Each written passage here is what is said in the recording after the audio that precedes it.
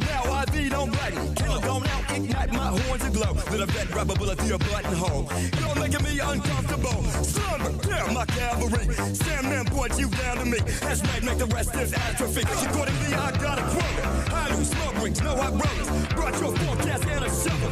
Bubbles buried in this jungle. Bubbles buried in this jungle. Bubbles buried in this jungle. Polar jungle, frozen butters. All my sculptures look so dusty. Don't wanna get go, yes you are. Security turn green cause I never lost. Fuck everything over up to guard. Black pen through my index push bars. Dogs can't talk, I'm smearing me. Don't have shit locked, I hear the proof. Betty from London about amusing me. Look if I ever let a bitch get used to me. Look if I ever let a bitch get used to me. Look if I ever let a bitch get used to me. What's going on, everybody? I hope everyone's having a fantastic evening, fantastic afternoon, fantastic pre-noon, no matter where you are in the world. I'm Hasan Piker, and this is the HasanAbi broadcast coming to you live from sunny California, Los Angeles, folks. We're live and alive, and I hope all the boys, girls, and Emmys are having a fantastic one because today's a beautiful day. It's a wonderful day. It is another Monday. That's right. Monday, October 16th, 2023, a couple days out of TwitchCon, where we will be going there.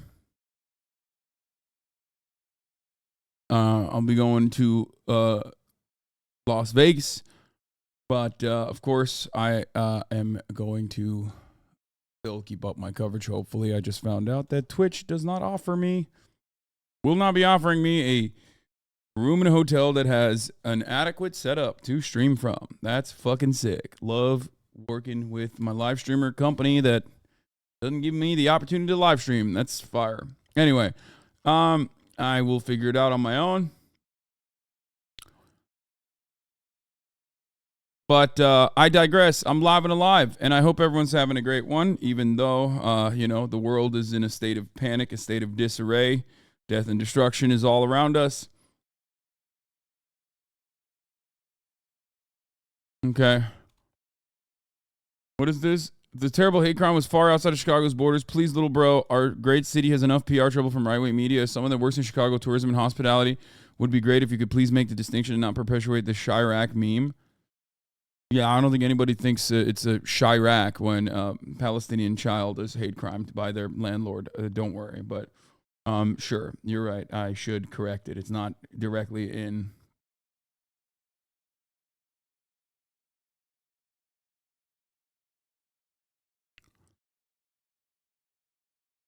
Chicago. Anyway, okay. The Hindustan Times wrote a piece on my article. On the fundraiser. That's terrifying. I'm a little worried. Okay.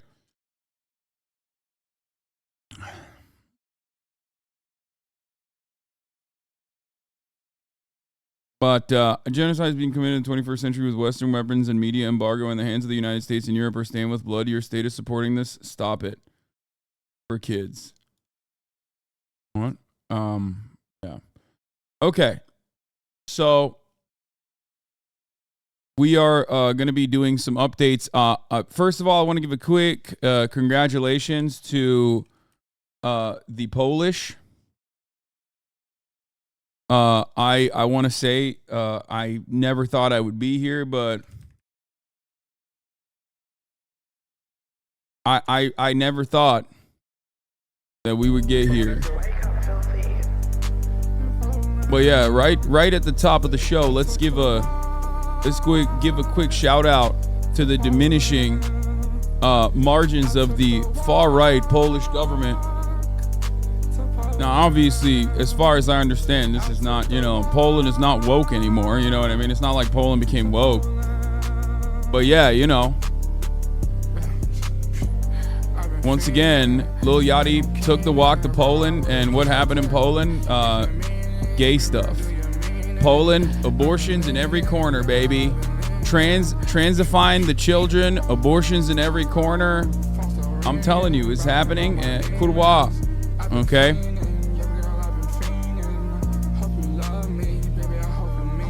There it is. Second exit poll in Poland is predicted that the governing right-wing populist Law and Justice Party won the most votes in Sunday's election, but will lose its majority in parliament. The official result expected on Tuesday confirms the second exit poll prediction, which has 2% margin error. And it's up to President Andrzej Duda and former Law and Justice MP to appoint a new prime minister to form a government. Poland's gay now. Gay abortions, transifying children, crime is legal. You know, that's it.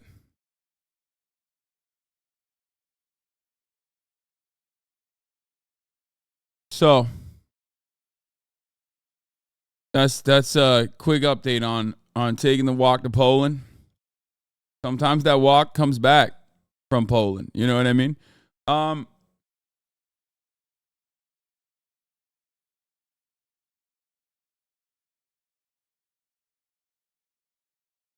You're the king of the people. No, I'm not. Okay, so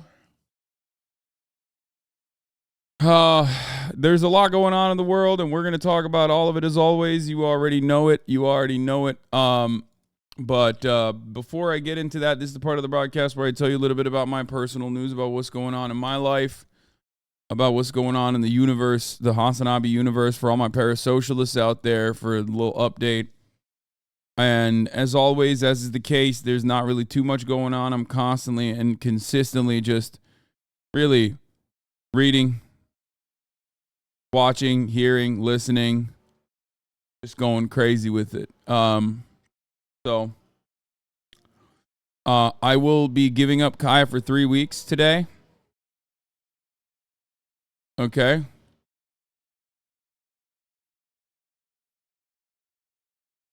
So Kaya is going to be going to training. She's already a very well-behaved dog, but she's going to love it. Like, she's going to puppy boot camp for 3 weeks, and by the time her training is over, she's going to be able to walk off leash everywhere. You think she's going to excel? 100%.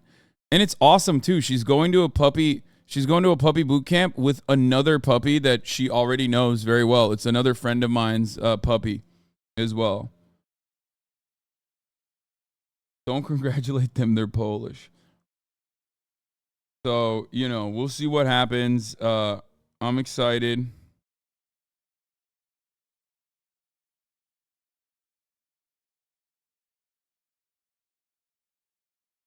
I'm sending her to military school. Yes. No, I'm not going to be making any blog content out of the puppy boot camp. She's 8 weeks. She's 8 months old.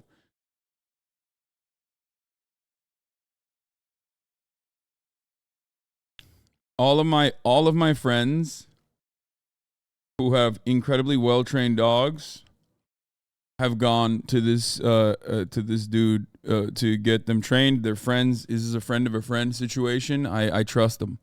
He's helped me already. I could technically go visit her as well. But yeah.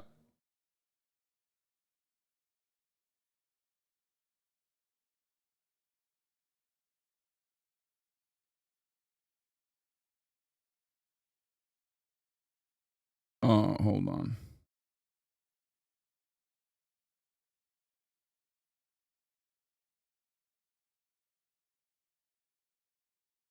I made you a stupid weeb edit. Okay.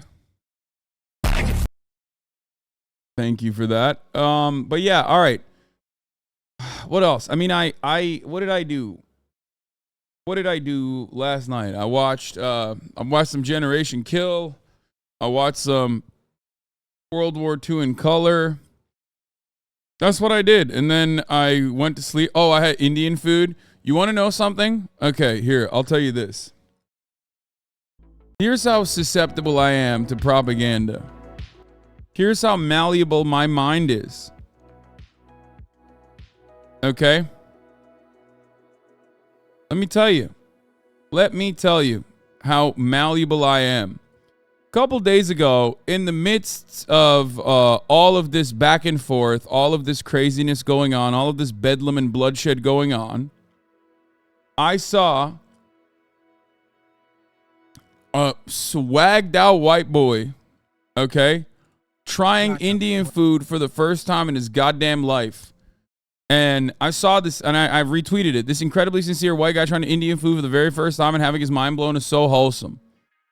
And like, you guys already know I'm a big fan, right? I'm a big fan of white boys, especially white boys with swag. But also, I'm a big fan of Indian food. So it wasn't going to take much for me. But after watching him enjoy the Indian food for the first time ever, man, it was like, I couldn't stop thinking about this shit, dude. Today we're trying Indian food. We got the buttered chicken, the garlic naan, the onion bhajia, the gulab jamun. I think I got that right. And this came with some sauce and a whole basin of rice. We went to India Oven in Bowling Green, Kentucky for a grand total of $35. Let's start with this onion bhajia. This is great. It tastes like an onion ring, but there's no onion inside. It just has onion flavoring. So it's kind of like a fry. I like it. I give this an 8. Now let's try a piece of this garlic naan. It's super thin. Bro, he already got that meat sweat, dog. He's like, bro, Indian food makes you sweat no matter the weather. It could literally be 32 degrees outside. It could be brick. And if you fucking open up some buttered chicken in your car, dude, your titties are going to be fucking lactating, okay? Oh, so good. He hasn't even started yet, and he's already sweating. My boy! Woo! Woo! Oh, yeah. God, I love Indian food so much. I love food so much. Fuck, okay. That seasoning is out of this world. It has a nice garlic parmesan taste, and that is cooked to perfection. I'm not even joking. It's thin bread, but it has so much flavor to it. In fact, this might be the best bread I've ever had in my life. 9.5. Now let's try this buttered chicken for the very first time. Look at that. Fork or nothing. So thankfully I had a fork in my car, but yeah.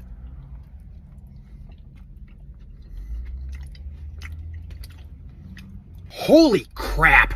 This might be the best thing I've ever tasted in my life. Okay, let me chill out. This chicken is like, it's like liquid. It just melts in your mouth, okay? And as for the butter taste, it does taste a little oily. But what I'm really getting is a cinnamon taste for some reason. And this is absolutely delicious. You get these giant chunks of chicken in here. You get a lot of it. This thing was $15, I know, but look how much preparation and work went into this thing. And it's a big portion. It would take me forever to eat all this and this broth and everything. This is divine. It is not the best thing I've ever had in my life, but it is truly divine. One of the best things I've had in my life. I give this a 9.9. I am absolutely blown away. I'm gonna be getting this a lot more. We're gonna break off a piece of this garlic naan and dip it in the buttered chicken. Garlic naan. My taste buds have been violated. That should be a crime. That I'm tweaking. Okay, let's wrap this up with the gulab jamun. Oh, dang it. Oh, I wanted to see what he had to say about that too, because that shit is also bomb. Brother, God, I love Indian food so much. It's so fucked up how good it is. It is so unacceptable how good that shit is, dude. And then, oh my God, the fucking gulab jamun. Oh, holy moly.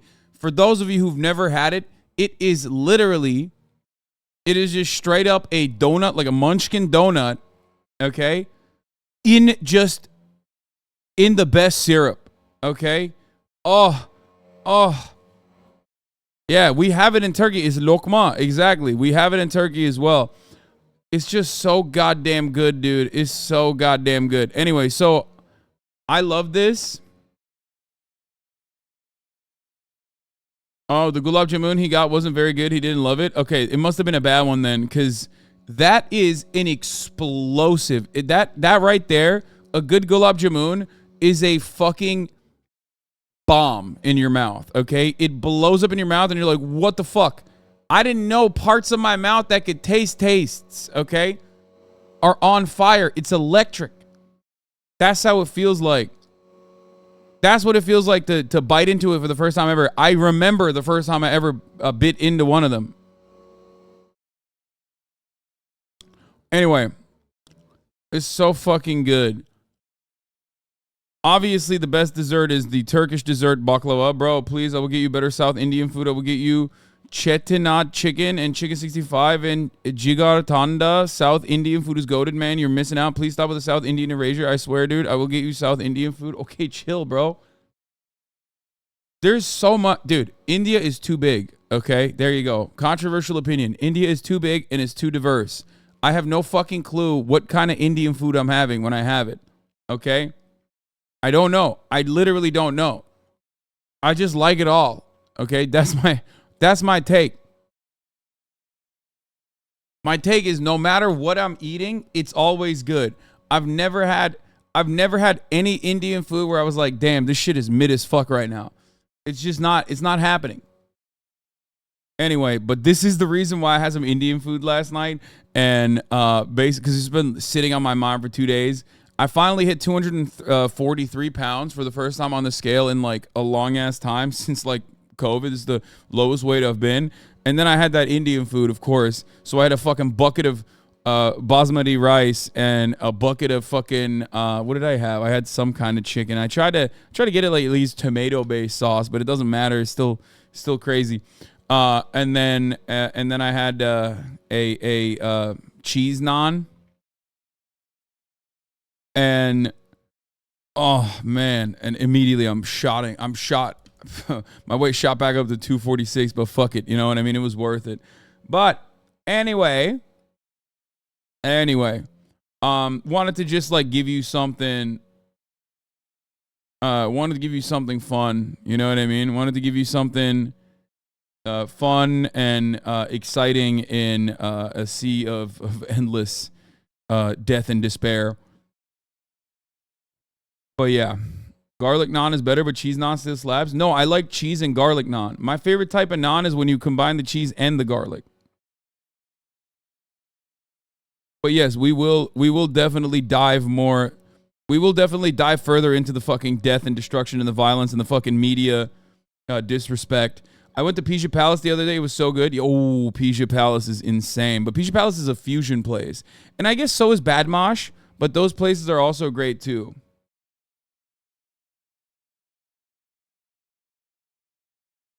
Anyway, no, Morales not in the background. It's the landscapers. Yes, I have tried Badmosh. Yeah, I've been to Badmosh a bunch. Pretty good. Okay, stop saying different types of Indian food that I haven't tried and I don't know. I don't know what they're called, okay? I don't know. Let's get into it. Did Themasius send a playlist? BBC admits they lied about the pro-Palestinian demonstrations. Yeah, I know. Budmush is how it's pronounced. Okay, got it. Thank you, Themasius, for the playlist. Gen Z W TikTok explanation. Oh, God, really? I feel like I'm going to cringe at this. Oh, no, this Irish guy. He's actually fine. He's all right. Here's the short. Hey, man. This is actually my place. Well, me I'm and my family have lived here off. for generations. Who told you that? This ancient book of made-up stories. Would you be happy enough just to piss off or die? No. All right, calm down. God, you're so confrontational. Plan B, let's share. How could that possibly work? I get the house, you get the shed. Are you kidding me? I get a few guns, alarms, a few cameras to keep an eye on you, and obviously nothing gets in or out, including yourself, without my say-so. But yeah, I think I'm willing to compromise on this. What the hell are you doing? Defending myself and my home? Oh, why are you so violent and angry? He just kicked me out of my house. Where were you for that part of the story? What's the headline here? Housing dispute, conflict. I'll just put it's complicated. New owner seeks peaceful house shed resolution with terrifying legacy tenant. All happy? You know, I don't feel safe. Terrifying legacy tenant? That's a terrorist. My own home I just stole.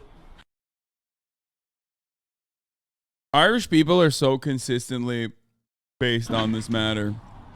Like unstoppable force. It's like when you want to see moral clarity on a situation like this, first people I go to is anti-Zionist Jews, both living in Israel and also living outside of Israel. Okay, who have an incredibly long history of adequately step by step, describing the wrongs that have been committed. And then the Irish, you know, they too have had some territorial disputes with the English, so.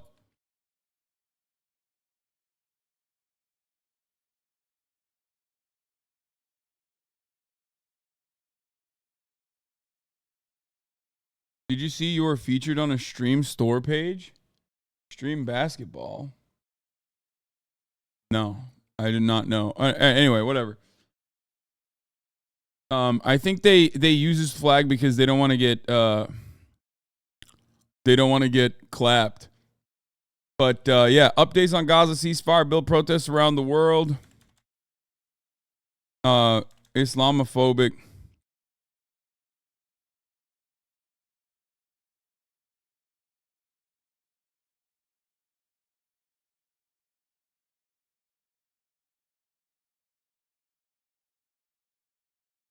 As we enter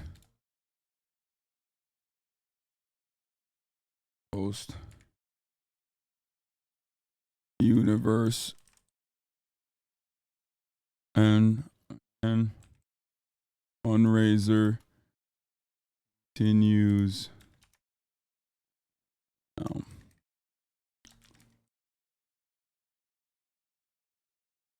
Okay. All right. I've blasted off. I'm live. I'm alive. We can let the people know. You can let everybody else know as well. Here it is. Your fundraiser isn't on your stream. Yeah, it is. Boom. Fundraiser still live. Are you going to watch Mohammed Hijab versus Piers Morgan? Really? Israel's ambassador to the UK says there's no humanitarian crisis. Yeah, I saw that. We'll talk about that. Biden says Gaza occupation would be a big mistake. I covered the Biden 60 Minutes thing. I covered the Biden 60 Minutes interview yesterday before I got done. Colombia and Spain have been saying some wild stuff. There is like a Spanish, there are certain members of, I think, the Spanish coalition government that have been extremely critical. There is a Tory in England that wants to charge Israeli administration, the Israeli leadership, with war crimes. There are some Spanish socialists that are also saying similar things. Barcelona is a twin city with Gaza, is a sister city with Gaza. It was a really sad moment from, there was a really sad post a couple days back. I remember from one of the like the Gaza Cultural Association or something that sent like a final message to Barcelona, saying, you know, we might not make it through this, but I mean, it was really, really fucking harrowing. It was really sad.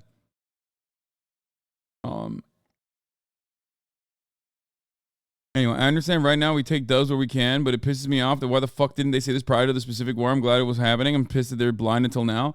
No, there is no W here.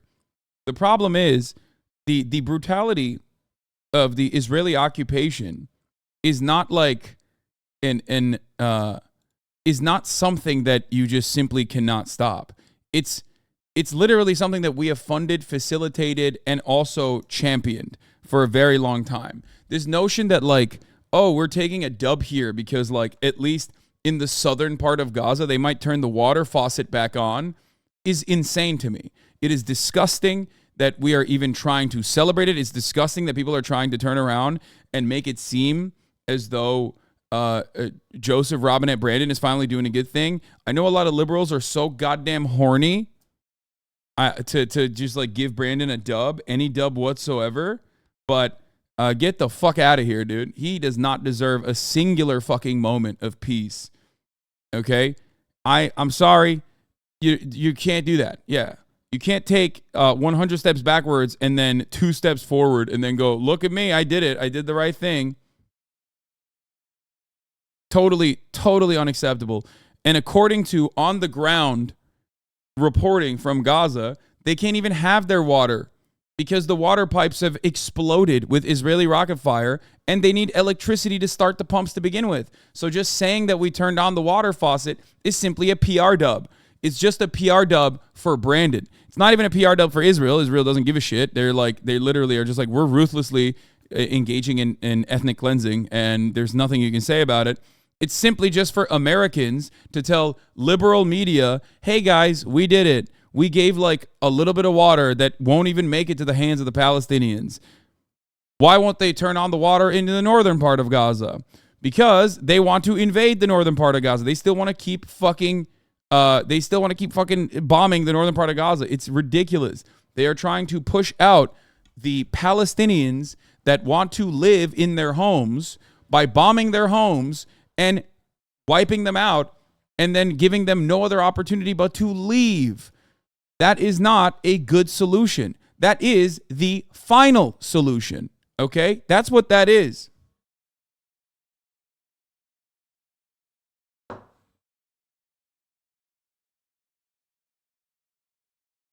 Anyway, BBC, here it is. In the UK, the Prime Minister Rishi Sunak visited, a Jewish school in London to underline his support for the community. The visit followed several demonstrations across Britain, during which people voiced their backing for Hamas, which many countries, including the UK and US, consider a terrorist organisation.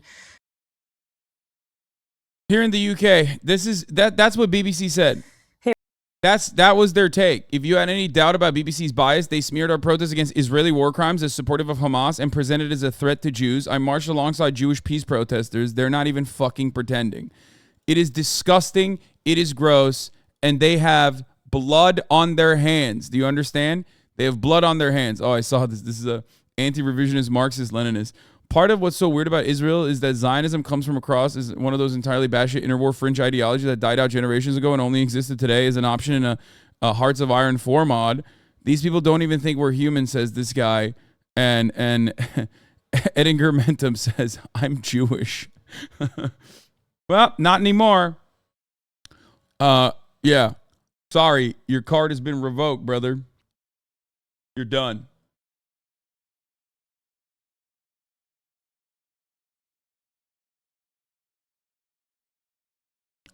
For the record, the BBC didn't do that as a simple mistake. They did that deliberately.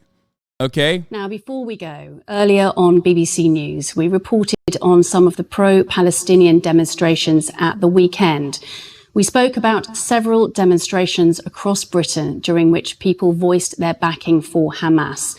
We accept that this was poorly phrased and was a misleading description of the pro-Palestinian demonstrations. Now, here's the weather. Now here's the weather.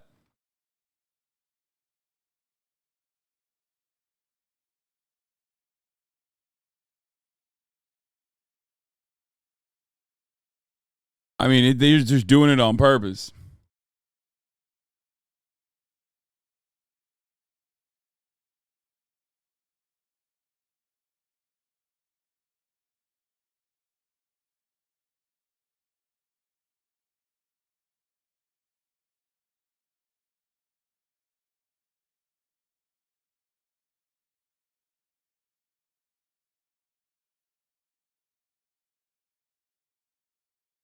Urgent. Palestinian prisoners club occupation forces arrested 92 Palestinians in the West Bank today. Yeah, we'll get into that.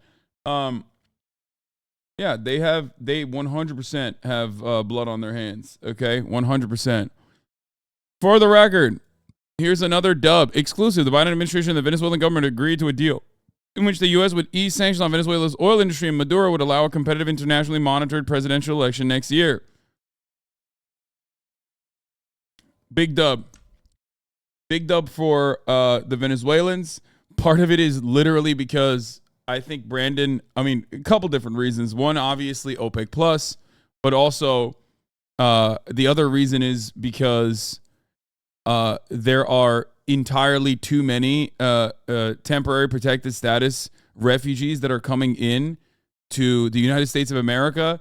And Brandon had to reckon with that reality and most likely recognize that, like, we have to let them have more money by participating in the global markets with their singular resource economy, even though their singular resource economy is also already not competitive with Saudi oil. Saudi oil is infinitely easier to sell. But yeah, this is a big Maduro W, I guess. Big Venezuelan W in general. When did an international oversight on developing socialist nations ever bode well for the socialists? Wait, what? How was that a W? When did an international oversight on developing socialist nations ever bode well for the socialists? Brother, at this point, first and foremost, every fucking election has always been internationally monitored. So you're wrong about that, okay? That's not a problem.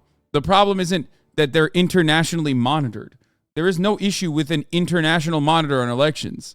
It's actually a good thing. As a matter of fact, Venezuela has always had internationally monitored elections, but you don't know that because you're too busy fucking repeating "tell us, sir" or whatever the fuck you read on a Reddit meme. Okay, there's no problem with an internationally monitored election. There's a problem with suppression. There's a problem with propaganda. There's no issue with an internationally monitored election, though. You guys are absolutely wrong, and you don't know the historical. You don't even know the history of it. I know Telesur is pro-Maduro. I know.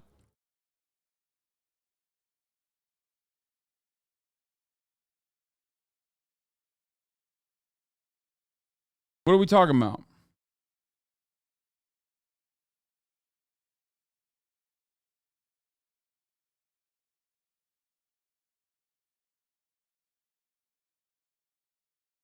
Almost every country has internationally monitored elections, by the way. Like, I don't know why American leftists have this like weird perspective on the matter. Like, what you think like Venezuelan socialists are like, oh man, I hate internationally monitored elections? No, it doesn't matter. International monitoring is actually good if you think, even if you like Maduro, okay? Even if you're like a big Maduro boy, which I wouldn't say I am, okay? That's still good for you, okay? So if he wins the election, then you can say it's internationally monitored, as he has before.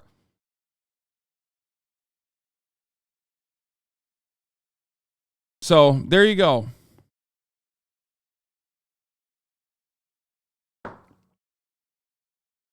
Anyway. Maria Corina Machado, who is running as a CIA asset in Sumate, which she is founded by U.S. aid. Well, that's the problem, is what I was going to say. International monitoring is not the issue. The issue is propping up a CIA-backed candidate that is beefed up by U.S. aid is the issue. Anyway. So.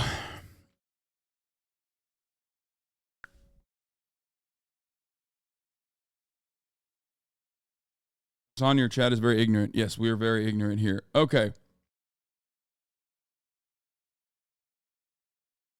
Delegates from the EU have been on site monitoring Venezuelan elections since the Chavez era. Yeah, that's why it's like a lot of people make hay about like Turkish elections too. And I myself am not exactly fond of the Erdogan government, but I myself, much like every other Turkish person, have to concede the reality that Turkish elections are not fair, but they are free. They're not fair, but they are free. What do I mean by this? It means that if there is a party, you can vote for it, and those votes will, for the most part, be counted. It's not like they go, hey, fuck that, we're not counting it. So when that actually presents a unique problem. A unique problem that you have to reckon with. A Turkish coalition government that is pro-Erdogan implies that there is at least still 51% support for Erdogan and his coalition government. That is terrifying. This is why many Turkish people who were actively pushing to unseat Erdogan, myself included, were genuinely destroyed when we found out that no, even after the earthquake and years of fucking rampant corruption, there was plenty of people who still were like, I don't give a fuck. I love Erdogan. I'm still voting for him. Fuck you.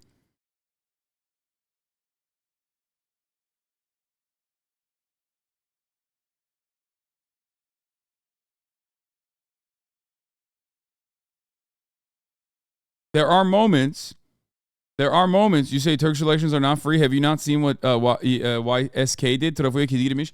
Abicim günün sonunda öyle böyle orada ufak sağda solda işler yapmaya çalışabiliyorlar. Ama eğer ki Türk election'ları yalan olsaydı İstanbul şu anda hala AKP'nin elinde olurdu yani. Bu kadar basit. Ve denediler, yapamadılar yani. Günün sonunda bu kadar. Bununla yaşamak zorundayız. Bununla yaşamak zorundayız. Evet, devletin %50'si, oy verenin %50'si mal. Malın önde gideni hem de. Bu kadar basit.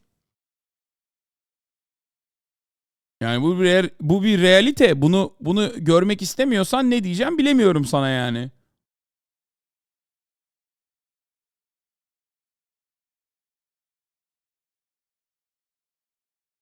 Başka bir şey yapamazsın ondan sonra. Yani günün sonunda bize o kopium yani hani bunlar hep işte aslında yok %70'i Türkiye'nin Erdoğan'ı istemiyor ama yalan yapıyorlar, ondan öyle kazanıyorlar. Yani bu doğru değil. Bu doğru değil. Kendi vatandaşımızı görmek istemiyoruz. Kendi komşularımızın bu kadar salak olabileceğini düşünmek istemiyoruz. Bu nedenden dolayı diyoruz ki kendimize yok abi aslında yalanla kazanmışlar. Yok. Yani bu doğru değil. Günün sonunda.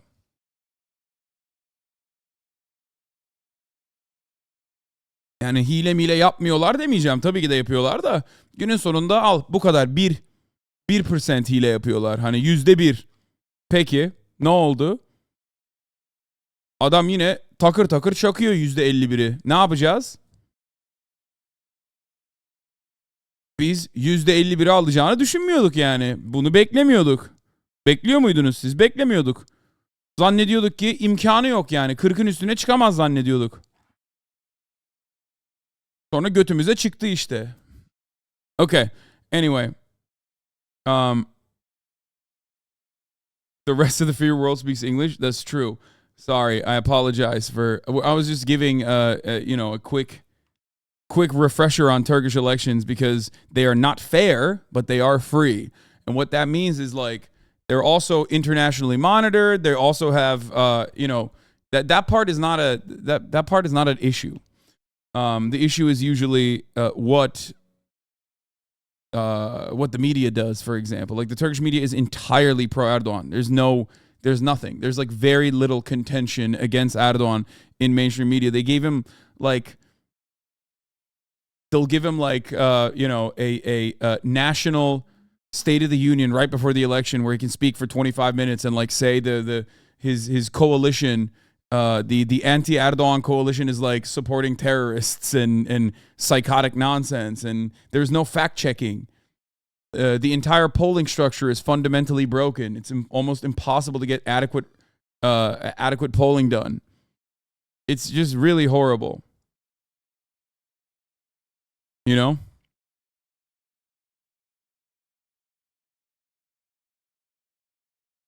I think one thing that we always have to remember is that you cannot turn a blind eye to the will of the people. Someone in the chat said the OAS facilitated in the coup in Bolivia, which is true. They did. But you cannot turn a blind eye to the will of the people. Okay?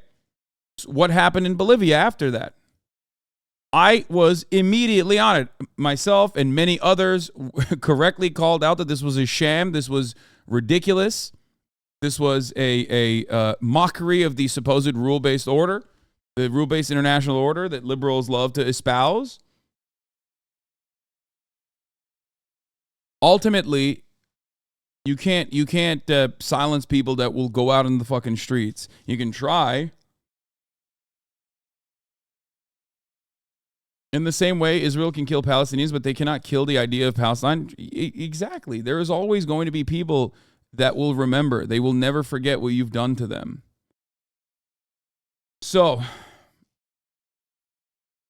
anyway, If Not Now is protesting. A bunch of the If Not Now guys hit me up and wanted me to promote their protests. They're outside of the White House right now. You know, solidarity with them. They're doing a great job.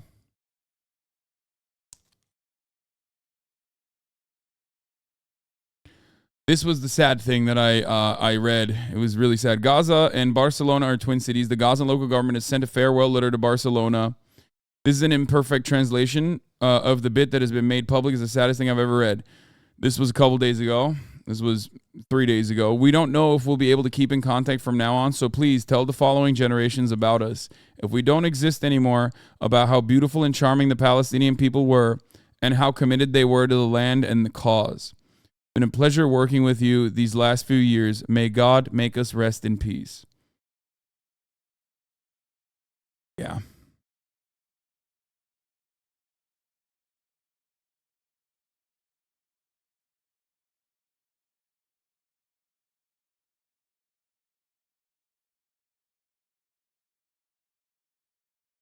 Yeah.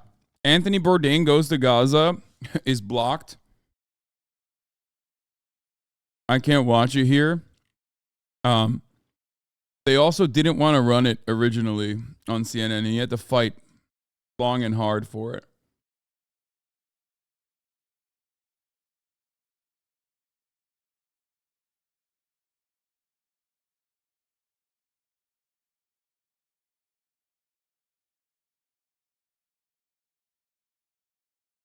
It's really scary that we're witnessing a modern day genocide and we can't do shit about it, but hope that Israel stops. Yeah. What do they mean by Twin City? They have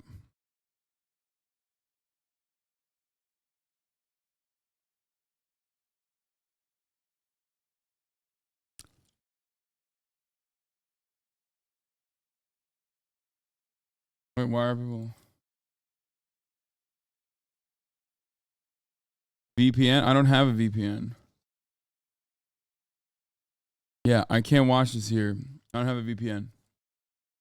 Yeah, I saw the Daniel Day-Lewis writing when his visit to Gaza in 2005, and I had no fucking clue. He was so awesome. Like I had no idea. So there was some new information that came out that Electronic Intifada posted about the Israeli radio show, but I feel like I don't know enough about it. But I mean, it's that is a thing that we were gonna dive into today. Okay.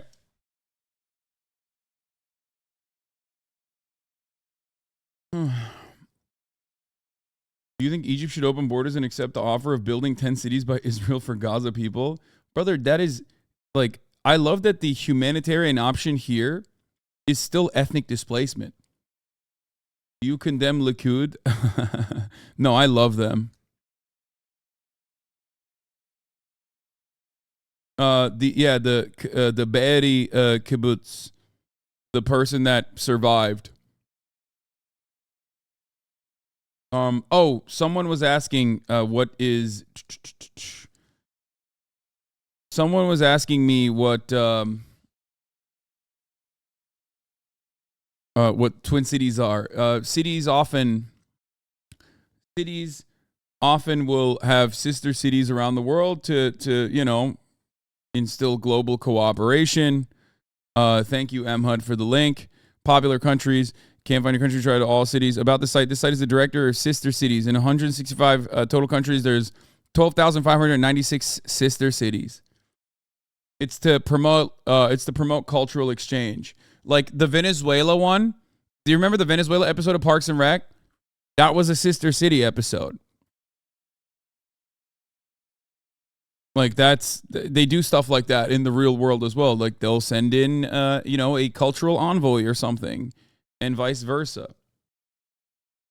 It's kind of like pen pals, yes.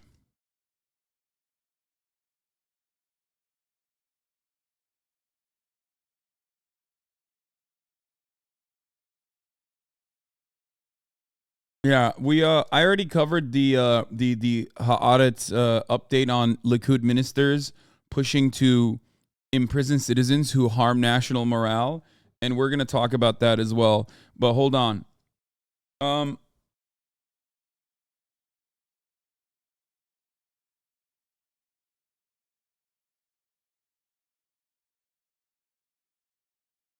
Sacramento has a sister city in Japan? That's crazy.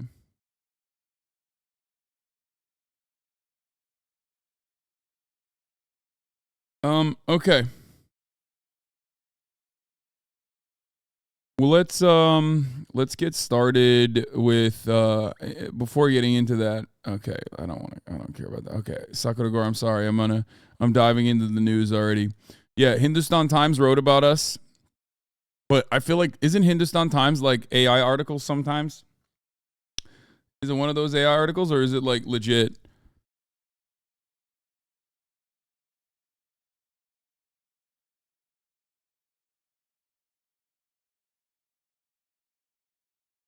I don't know. It's legit? Okay. That's sick. Well, nice write-up from Hindustan Times. So, all right, let's dive into it. Let's get started. It's time. Okay, let me, we'll get started with this and then we'll get into the Kibbutz Be'eri survivor and what she had to say. Immediate condemnation. But absent was the call for Israeli restraint that in the past would be part of U.S. reaction. Over the past 24 hours, as the U.S. Secretary of State shuttled through the region, there's been an apparent shift in the U.S. position. President Biden now advising Israel against any reoccupation of Gaza. What happened in Gaza, in my view, is Hamas and the extreme elements of Hamas don't represent all the Palestinian people. Damn, bro, where was that? Where was that like fucking 6 days ago? He's like, come on, dog. They can have a little bit of ethnic cleansing, and then we can talk about the people of Gaza. It's like 700 babies have been fucking ruthlessly massacred, and Biden now is like, you know, I just decided, I reconsidered, Jack. Maybe they are actual humans, you know? Fuck. Didn't think about that early on, but now I'm thinking about it.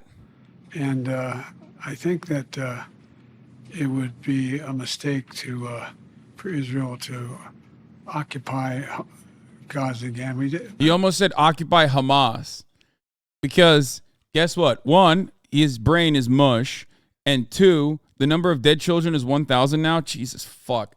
One, he's, you know, his brain is fucking mush, and two, it's because it is interchangeable. Anyone who tries to tell you that Hamas and Palestinians are separate while they're also simultaneously supporting Israel, bombing Gaza to fucking bits, is lying to you. They know that that is their justification. Their justification for bombing Palestine and bombing Gaza endlessly is because they make no difference between fucking Palestinian civilians and Hamas militants. Okay? They don't care. 1,000 children that have been evaporated by Israeli bombs were not Hamas militants, okay? But to going in and taking out the extremists, the Hezbollah is up north, but Hamas down south is a necessary requirement. Do you believe that Hamas must be eliminated entirely? Yes, I do. But there needs to be a Palestinian Authority. There needs to be a path to a Palestinian state. We work together to make sure that, to the best of our ability, this conflict does not spread. A possible reason for the U.S. shift may be a consequence of Anthony Blinken's discussions. In his meeting with Egyptian President Abdel Fattah el-Sisi, Arab anger at Israeli action was made public. This is a huge crisis, and I'm concerned that the Israeli reaction exceeded the right to self-defense and turned into a collective punishment of the Gaza Strip, which has 2.3 million Palestinians. In Doha, the Iranian foreign minister met the Emir of Qatar, Tamim bin Hamad Al Thani, who maintains relations with all parties to the conflict. In an interview with Al Jazeera, Iran's top diplomat said his country will not remain a bystander if Israel continues attacking Gaza. If the measures aiming at immediately stopping the Israeli occupations attacks that are killing children in the Palestinian territories, namely in the Gaza Strip and in the deadlock, it is highly probable that many other fronts will be opened. This option is not ruled out, and this is becoming increasingly He's an Israeli puppet. Listen, bro, he just lost his big homie and his big homie. Okay, a lot of people don't remember. A lot of people forget. You know what else is a sister state? Okay, New Jersey, bitch. Bob Menendez. He just lost his big homie, Bob Menendez. He's looking for allies. Okay, he's looking for allies. He's got to take whoever he can. And I mean, of course, I'm fucking joking. Obviously, Sisi's always. I mean, the Egyptian government has always worked at the behest of the Israeli government. Let's be fucking real. At least in contemporary history. Of course they're going to do that. What the fuck else are they going to do that? But what the fuck else are they going to do? Israel is an extension of America. Okay? Israel is an extension of America. Whatever Israel is doing is what America is doing. What America wants to do.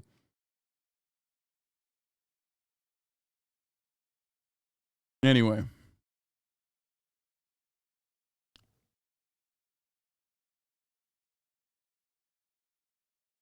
More probable. The Biden administration appears increasingly concerned about a wider war. A recommitment to a two-state solution, along with increasing efforts in humanitarian relief, may be part of a strategy to reassure Arab allies that the US can be a fair broker in the conflict.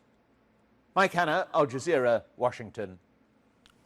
Let's go live now to Heidi Jo Castro in Washington, D.C. Heidi, it does appear there is this shift in the rhetoric coming from the US president when it comes to the Gaza war. What do we make of it? That's right, Malene, but it's notable that in this interview that President Biden gave, he doesn't even come close to criticizing Israel. Rather, this shift, if you want to call it that, it is that he's coming closer now to warning. Yeah, no, because somebody was like, hey, you know there's a massive Muslim population living in Dearborn, and they hear the way you callously fucking egg on and offer unlimited support to Israel as they are killing 1,000 children so far. Do you think that those people are going to just forget about that? Do you think that they're going to be like, no, this is actually pretty sick. Thank you for your endless support of ethnic cleansing. Do you want Dearborn mostly Yemen, Palestine? It doesn't matter, dude. It doesn't matter. I mean, I'm fucking Turkish. I'm not a practicing Muslim by any means, but do you not think that I don't see the way, the callous indifference that they show to all Muslims? Like, do you think that Muslims in general don't see that? Of course they do. Of course they fucking do. Everyone sees it. A lot of these people lived through the post 9/11 universe where they were constantly surveilled, constantly presented as a threat to America. You know what I mean? Yeah, they fucking see that shit and they remember it. There's no shot. Like,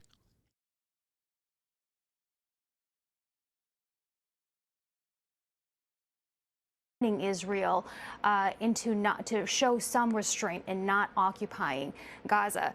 Now, he also expressed concern for the humanitarian crisis in Gaza, saying that he believed Israel, though, would follow international law and minimize civilian casualties. He also said that he was, quote, confident that civilians in Gaza would not be prevented from having. Yeah, you can't be pro-Palestine without simultaneously being pro-Hamas. It's the all Muslims are terrorist trope too. Yeah.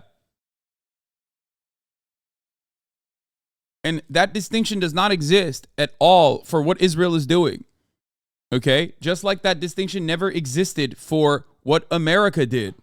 America's actions in Iraq, Afghanistan, and all around the MENA region is supposed to be considered terror. Incredibly successful acts of terror. And yet it doesn't register as such, because when you bomb entire fucking neighborhoods, okay, when you send in Cobras to fucking laser entire civilian populations and zap them off the goddamn map, okay, when you're doing that in Afghanistan or when you're doing that in Iraq, it is not considered to be an act of terror. It's only an act of terror if it is a militant group that is outside of the bounds of America's interests. Okay? That's it. Terrorism is a political designation. Nelson Mandela was on the fucking terror watch list. Even after he was democratically elected, he was still on the fucking terrorism watch list until 2008, guys. Okay? Get the fuck out of here. Like, it's just, it is a distinction made specifically so that you can just hand wave away all of the civilian casualties. That's it.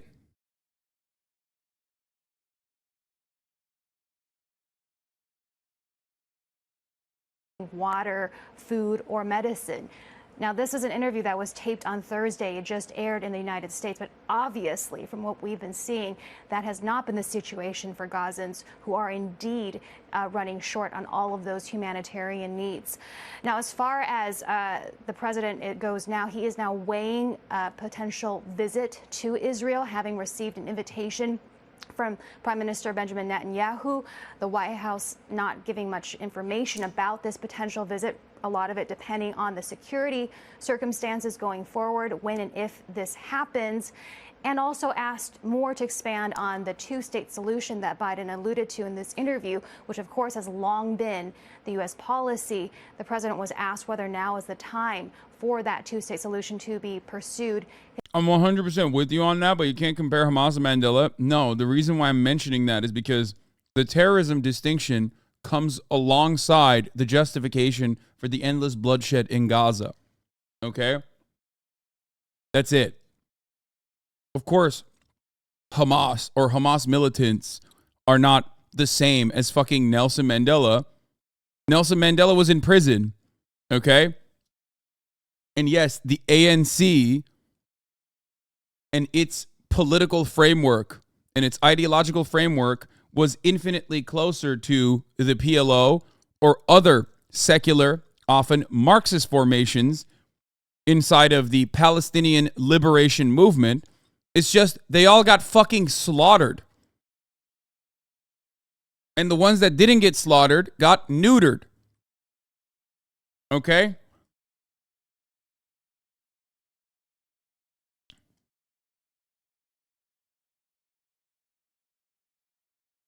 The point is, America still considered them to be terrorists.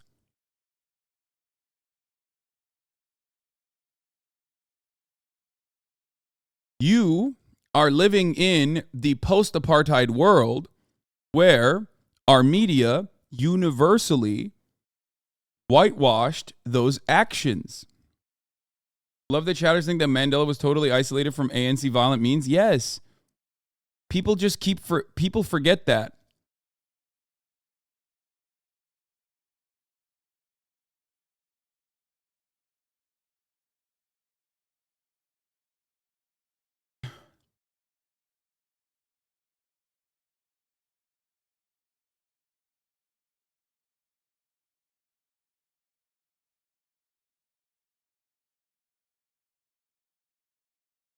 I'm unironically lost, to be honest.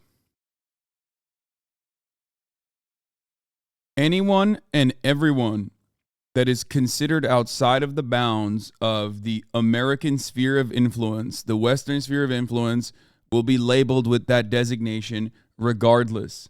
This does not mean... Wait, what? Wrong. ANC was non-violent, not a single violent act. Mandela learned from MLK, violence is never the answer, so nothing violent ever happened. So why did he go to Ethiopia and Algeria, you think? Why did Nelson Mandela... Wait, what? I was memeing. Oh, okay. I thought... Okay, I thought you were being serious. Okay, never mind.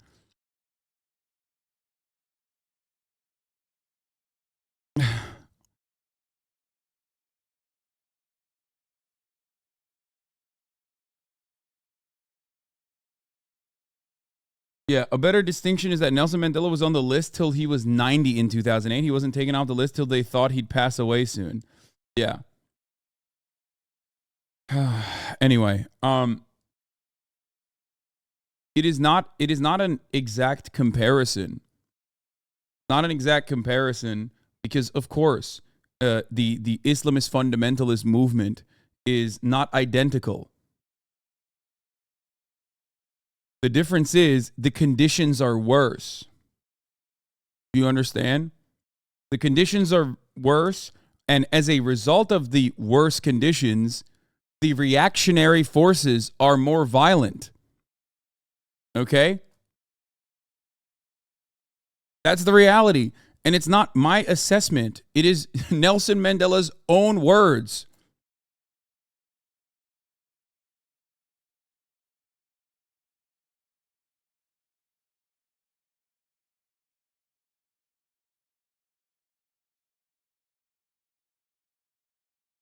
Anyway, it is absolutely insane to me that we are defending this.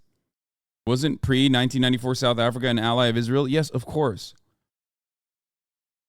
Anyway, it is absolutely insane to me that we are totally in support of this, okay?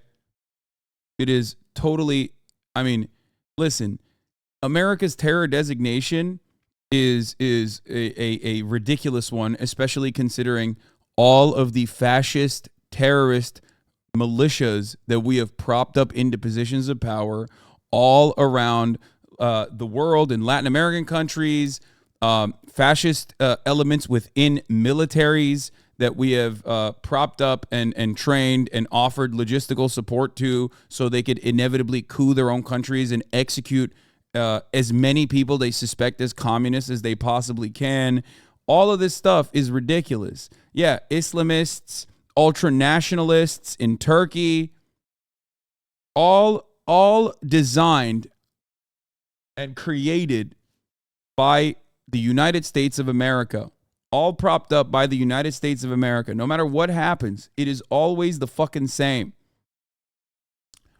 And then that's why the situation in Israel is such a perfect comparison to like what America has done time after time. The only difference is we are shielded from it because we're thousands of miles away from the pain we've caused for the most part. Israel cannot avoid it, like the top of the hour ad break, because they're right there. Gaza is right there. They haven't been able to finish their ethnic cleansing campaign.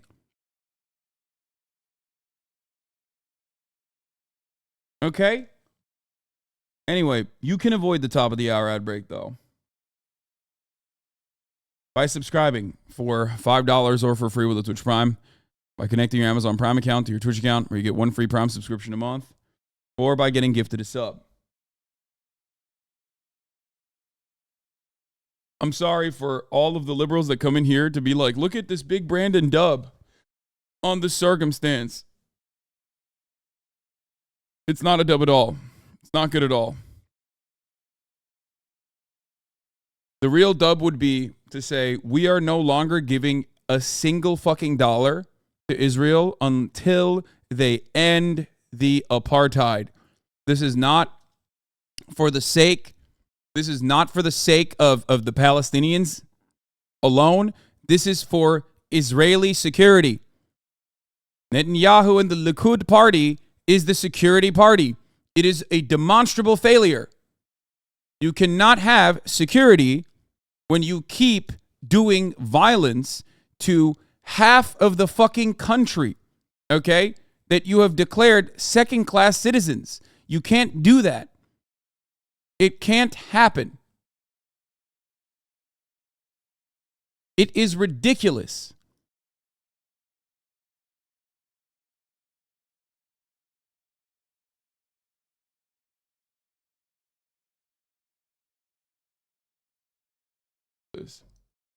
I'm from Iran. A story we always hear that Israelis have bought the land from Palestinians. I really don't know the truth of it. No, that's not true. That's not true at all. First of all, it was British mandate at that point. Okay? It's ridiculous. Like, are there actual land deeds for some? Certainly. It's still not just. That's number one. Someone still was living there. And secondly, people love using that as a counterpoint, as though that means anything. Oh, okay. Someone else sold that land, so I guess it's fine to like expel every single Palestinian deliberately from the entire historical Palestinian region. Ridiculous.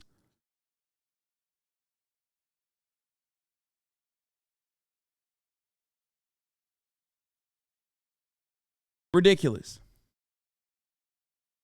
Someone rolled up on me this morning on IG about homosexuality being illegal in Palestine. Huh? Really? You should ask them where that mandate came from.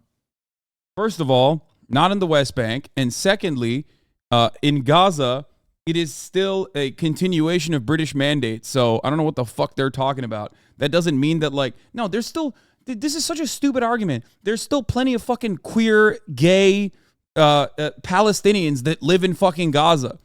It's ridiculous. It's a ridiculous fucking take. Okay? It doesn't matter. It doesn't matter what kind of administration, or even if it was Hamas directly being like, we're killing everyone who's a homosexual, that's our job. That doesn't mean you can fucking go in and be like, that's why it's okay to kill every person unconditionally. Okay? No one deserves to be fucking bombed and lose their homes and live in tent cities for the rest of their goddamn lives because, like, their administration that was last elected in 2006 is reactionary. It's fucking crazy. How are we not blaming the Ottomans for these two wars? What? You fucking kidding me? The reason why we're not blaming the Ottomans for these two wars... What two wars? What are we talking about?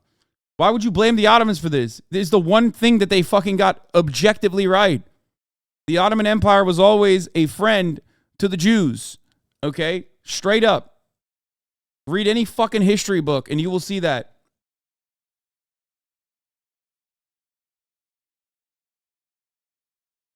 Always.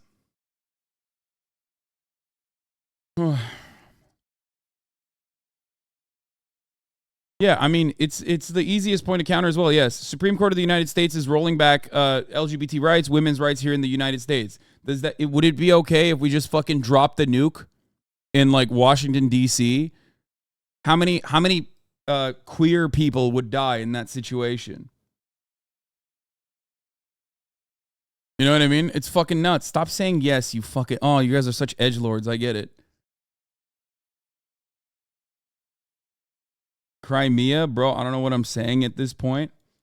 Yeah, okay.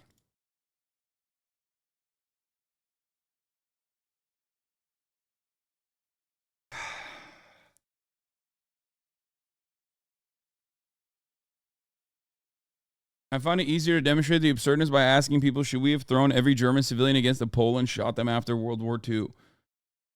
Yeah.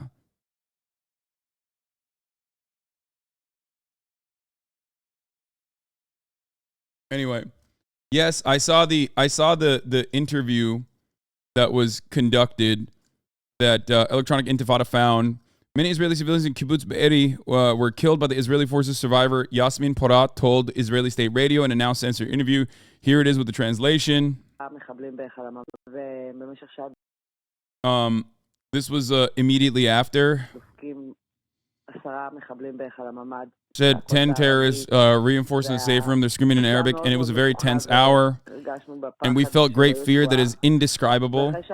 After an hour, they managed to break in, and they removed the 4 of us to a nearby house where there were already 8 other additional hostages. We joined those 8, and we were about 12 hostages with 40 terrorists that are guarding us. I'm keeping the story short. Do they abuse you? She says they do not abuse us. They treat us very humanely. Meaning, he goes, humanely? Really? Israeli State Radio host says, humanely? Really? She goes, yes, by that I mean they guard us. They give us to drink here and there. When they see we are nervous, they calm us down. It was very frightening, but no one treated us violently. This experience is not the same across the board, okay? This experience is not the same across the board for all members, clearly, of course. So this does not mean that like the Palestinian forces were behaving in a humane way. Some of them were literally doing school shooter shit. Like, what the fuck are we talking about? I mean, they strapped on GoPros. You can see literally in the fucking concert hall, there was dudes spraying the bathrooms. You know what I mean? You don't do that unless you're just trying to fucking kill as many people as possible. So make no mistake. I'm not saying that this is like across the board and every single person is like kind and great. And remember, she's also calling them, understandably, terrorists. So she does not have any interest in making the people that held them captive come out to look really nice and really kind. Okay?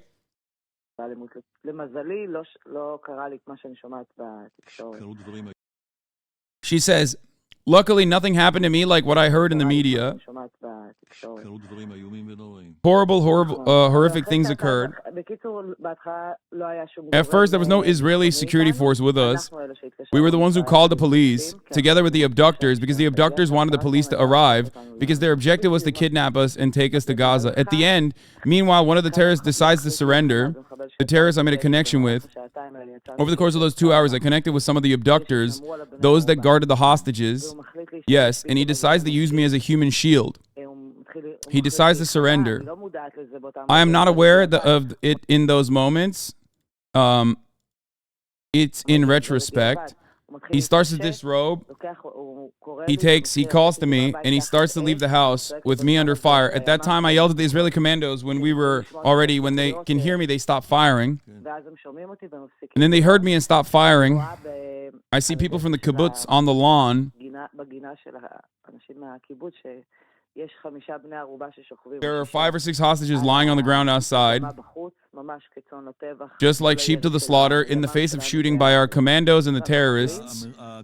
So the terrorists shot them? She says, no, they were killed by the crossfire. Understand, there was very heavy crossfire, so our forces may have shot them? She says, undoubtedly. When they tried to eliminate the abductors, Hamas, they eliminated everyone, including the hostages, because there was very, very heavy crossfire.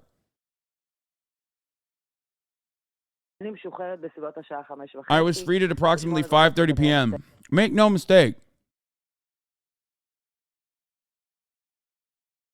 If, obviously, they had not barricaded themselves inside this fucking village, no one would be dead. So this is still entirely in the hands of the forces that were there. 100%. Okay? It is. The idea that, they are innocent in this account is not true. If you think that that is what I'm trying to say, you are mistaken. Okay? Straight up. I mean, it is not a failure of a hostage situation from Israel. It is a part of the policy of the IDF, for the record. The balls to the wall death dealing is not a failure in that hostage situation. It is the Hannibal doctrine. And it is literally the policy, which they claim now has changed. That is actually how the IDF is supposed to operate in that situation.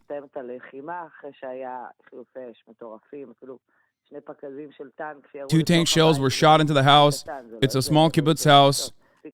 Nothing big. You saw it on the news. Not a large place. And at that moment, they were all killed. There was quiet, except for one woman limping, Hadass, in the garden. How were they all killed?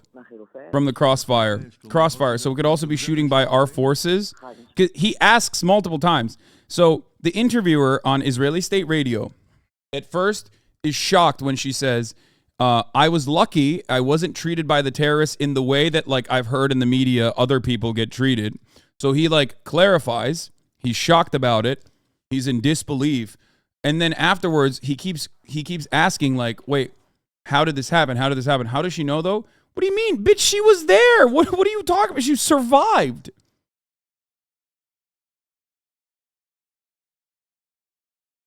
And guys, this is not like this does not mean that the forces in that village were the good guys, okay?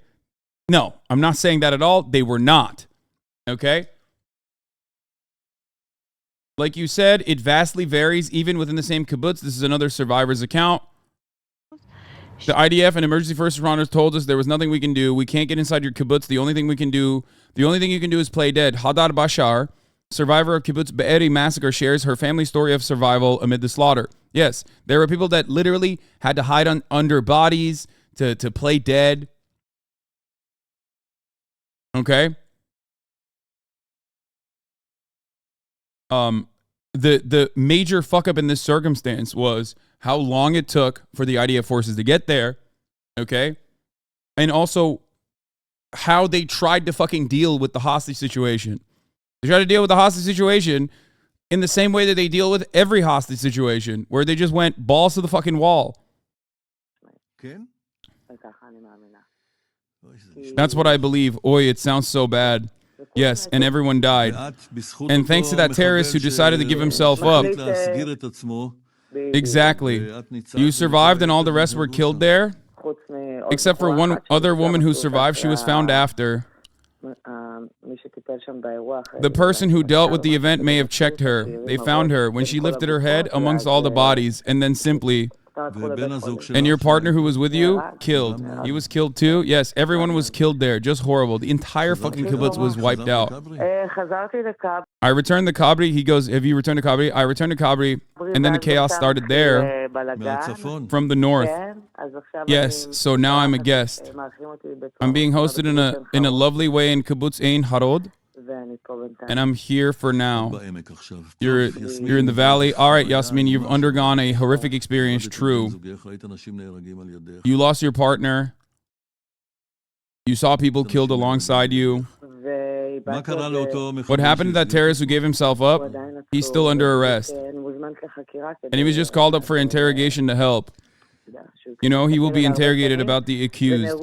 And sadly, dozens more of my friends were killed because dozens of friends? Yes, because it's a community. The trans scene, we go to the same parties.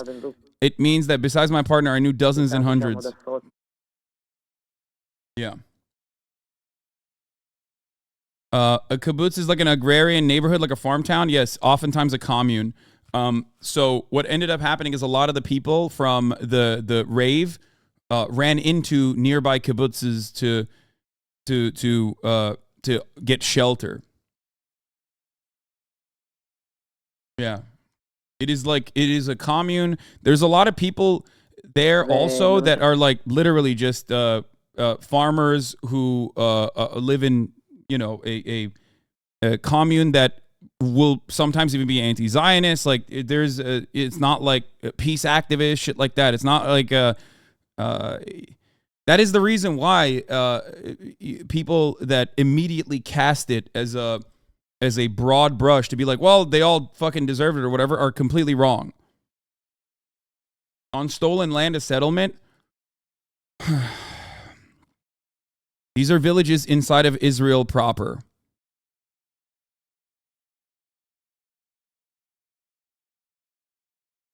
They're villages inside of Israel proper, full of children, okay? These are not people that fucking, like, it's like you're on stolen land, you know what I mean? The only difference is, like, America's genocide was successful and many, many years ago, okay? No, kibbutzes are not specifically a settlement. No, there's two different distinctions here to make, okay? There's some of those kibbutzes were there even before 1948, first and foremost. I don't know exactly the history of every single one that was near Gaza, okay? But they're communes. They're like literally fucking a bunch of hippies, okay? So you disagree with people like Professor Flowers then? I don't know who the fuck Professor Flowers is.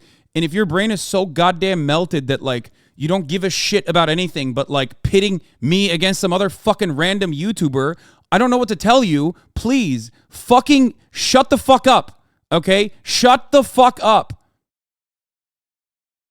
What are you doing? Like, oh, dude, what about I don't know, dude. It seems quite to me like you disagree with Xenogene, who is my favorite YouTuber. I don't know, kind of fucked up. It's real damning. Like, what are you, stupid? Like, fucking 1,000 babies have been fucking melted by Israeli rocket fire, and you're over here being like, this YouTuber disagrees with you. Like, I don't give a fuck. What's wrong with you?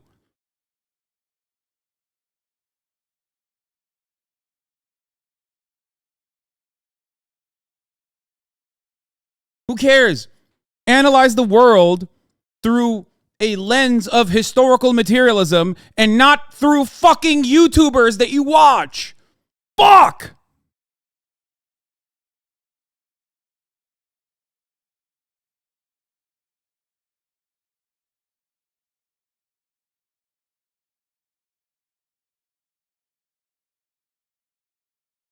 It trivializes the entire situation when you're an insufferable fucking debate lord about it. It's an ongoing genocide. Exactly.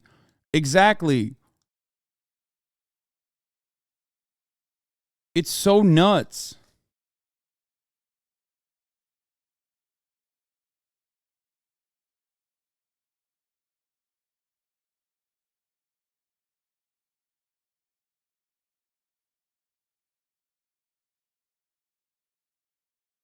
Anyway,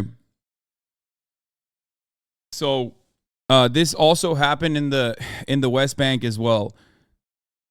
I make a distinction personally. You might disagree with me if you want, but I'm not a 1948er in the sense that like all Israelis that are living in Israel proper must be declared enemy combatants. I don't believe that. I think, one, it's immoral, and I think, two, it is also unhelpful, unproductive. You will usually not find an academic who agrees with you on that perspective as well. Okay? The idea is not to cleanse Israel of all Jews. The idea is to ensure that everyone can live there peacefully, coexist, and have equal rights and equal representation. Okay? It's ridiculous.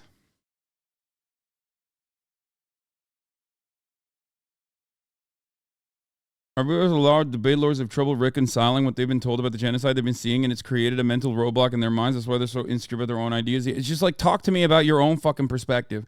Nobody who's leftist believes that. I don't know. I mean, there might be people who believe that. I don't care. That's Hamas and Hezbollah's goal, though. No, that's not even fucking true, okay? You might not believe it, which I don't really either, especially with Hamas, but it's not even true. You've just never... You have no idea what you're saying. It's not true.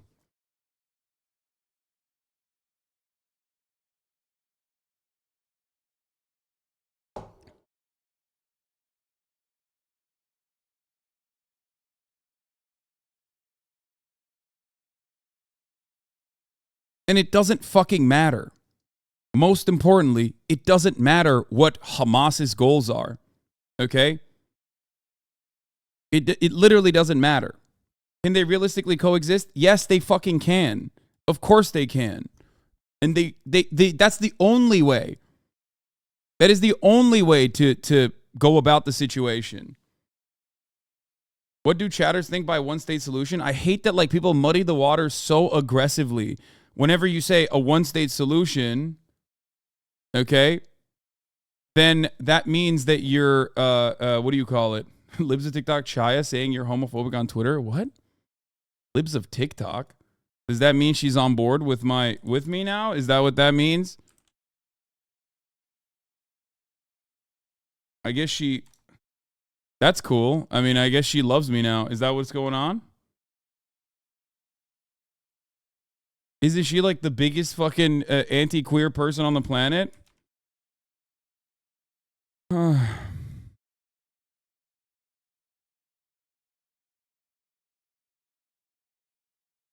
I don't get it. Also, I don't even see that. I don't see where where are you saying that? Where are you seeing that? Sorry.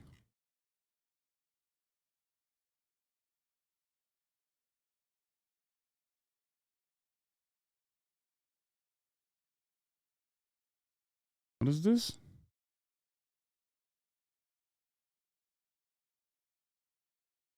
Oh, she's just, oh, dude, shut the fuck up.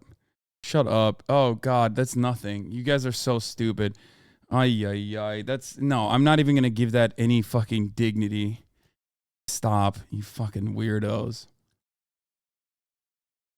There's an obvious distinction between the first 5 to 10 years of an occupation and later on, because many are born there with no say and ultimately are not represented by their government. The only practical solution requires all, like you said. Yes. The only way you can have a two-state solution is if the entire 500 to 700,000 settlers that are living in the West Bank right now are purged from the West Bank, just like how Israel forcibly removed 8,000 settlers from Gaza. Okay, and then afterwards, the Palestinians have freedom of travel and can fucking walk between Gaza to Israel proper, back to the fucking West Bank. That's the only way you can do a two-state solution, is by completely taking out and relocating almost 700,000 people that are now living in the West Bank. They are not supposed to be there. It is completely illegal. And there's no way to do that. And Israel does not have any interest in doing that, which is why I say there's no way to actually have a fucking two-state solution. It has to be a one-state, no apartheid, equal rights, right to return for all Palestinians, and reparations for Palestinians as well. And every single aspect of this is also directly written in international law. That is the other part of this. Even in the rule-based order, when we talk about this kind of thing, that is well defined, okay? This is all well defined. It's not a utopic view. It's not.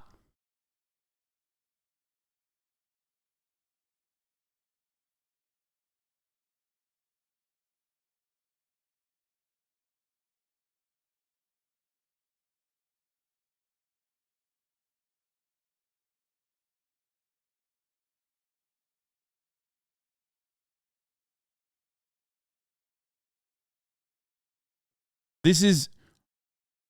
Everyone's suggesting a two-state solution. Look at the horrors of partition that India and Pakistan went through. It'll be unnecessary extra bloodshed. That's why I said 1948ers and two-staters have the same issue. They are decades too late. Yes, it will not happen. It cannot happen.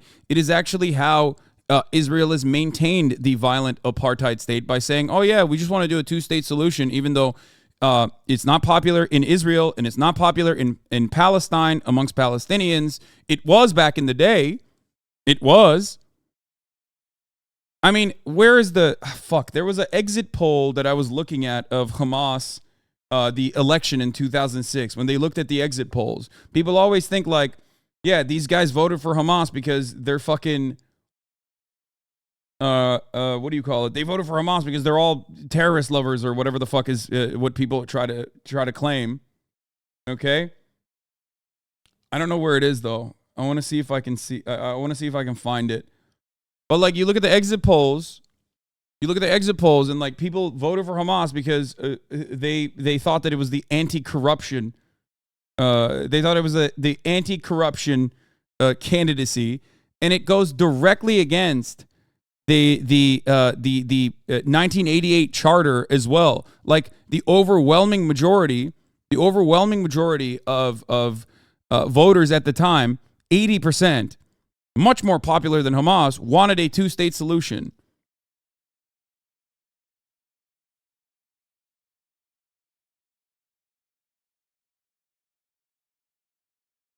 Not only does it matter, but it also is silly because, you know, 50% of the fucking Gaza Strip was not able. They were not even around when that election happened, okay? The fuck are we talking about? Let me see.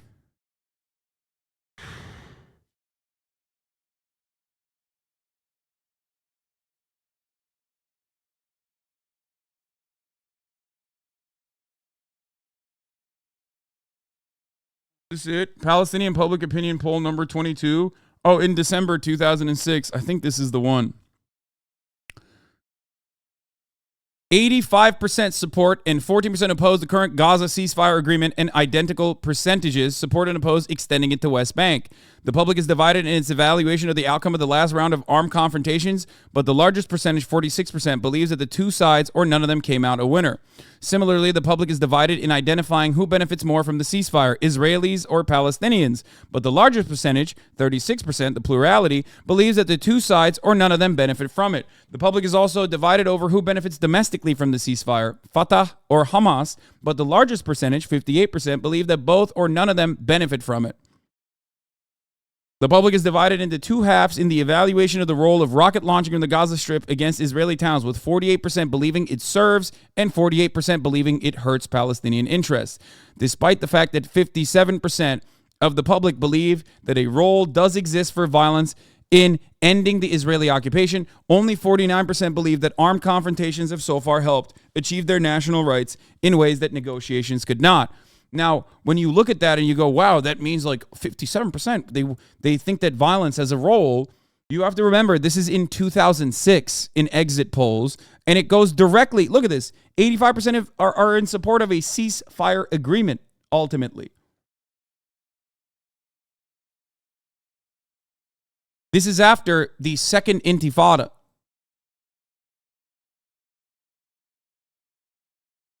It's after the first intifada.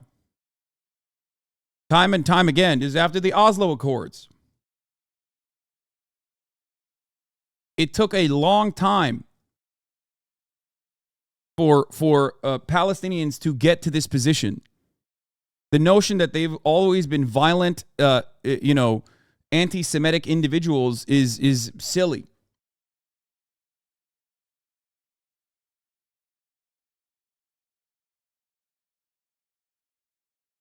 Anyway, what is this? Hamas published a video of their troops providing medical care to a female prisoner in Gaza who was captured on the first day of the war. Okay, we'll look at that in a second. Yeah, on the Wikipedia, the 2006 elections with source, 79% of the voters wanted a peace with Israel.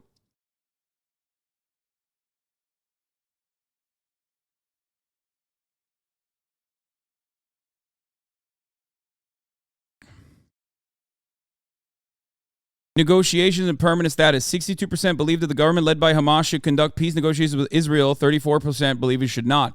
58% and 40% oppose mutual recognition of Israel as the state for Jewish people and Palestine as the state for Palestinian people in the context of a permanent settlement and the establishment of a Palestinian state. 58% support mutual recognition of Israel as a state for Jewish people and Palestine as a state for Palestinian people. 48% support and 49% oppose a package of permanent settlement along the lines of the Clinton parameters, the Taba negotiations, and the Geneva Initiative. But support for various elements of the package ranges between 28% and 63%. 49% support a plan known as the roadmap. 81% prefer a permanent status track of negotiations that would lead to permanent peace and an end to conflict. Palestinians know that violent means on their behalf will only yield worse outcomes for themselves. They know this. They have known this. They've known this from day one. They've only lost every single time there has been any kind of violent resistance to the apartheid. They know that already. They recognize that. Do you get it? Do you understand? They just don't want to fucking die. And the more you kill them, and the more you take territory in the West Bank, and the more you bully them, and the more you humiliate them, the more you are pushing Palestinians into the hands of more reactionary forces. That's it.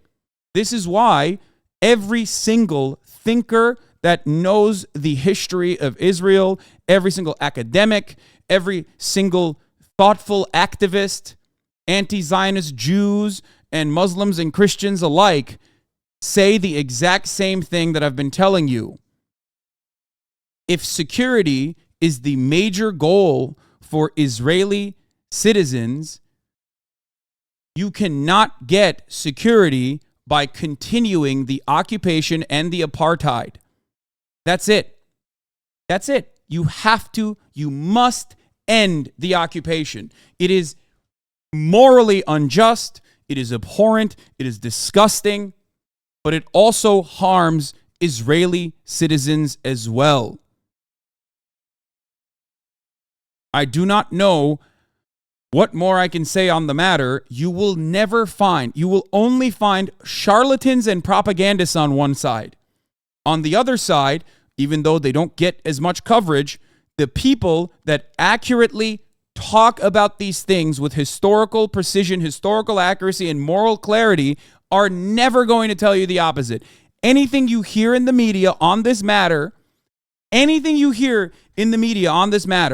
in Western media specifically, anything you hear from the IDF or any kind of like Israeli propaganda operation is going to be riddled with historical inaccuracies. It is going to be complete fabrications. It is always going to be a lie. It is so ridiculous. You are not going to be able to find a real serious thinker on this matter that disagrees with this perspective. Now, throughout time, there were varying degrees of, there were different schools of thought. Some people believed that a two-state solution was viable, right? So, depending on which moment of time you are looking at, you will hear other opinions, okay?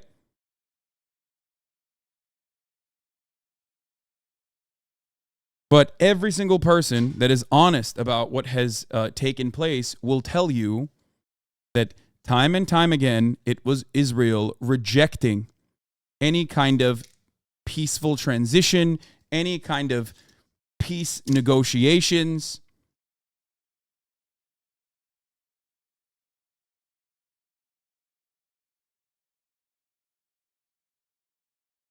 What is this? He's condemning precisely what he does. Is this projection? Is he being ironic? About what? What am I being ironic about?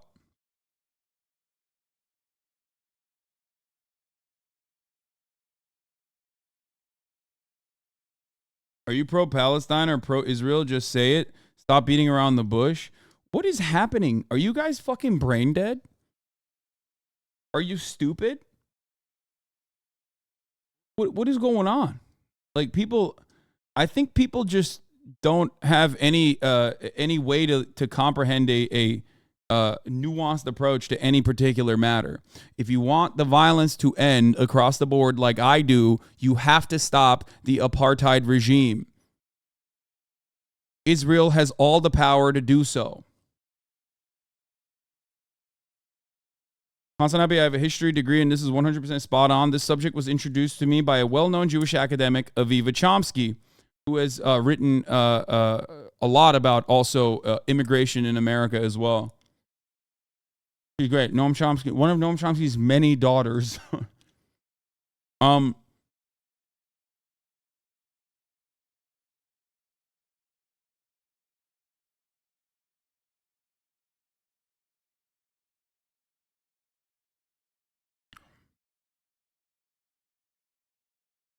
Anyway.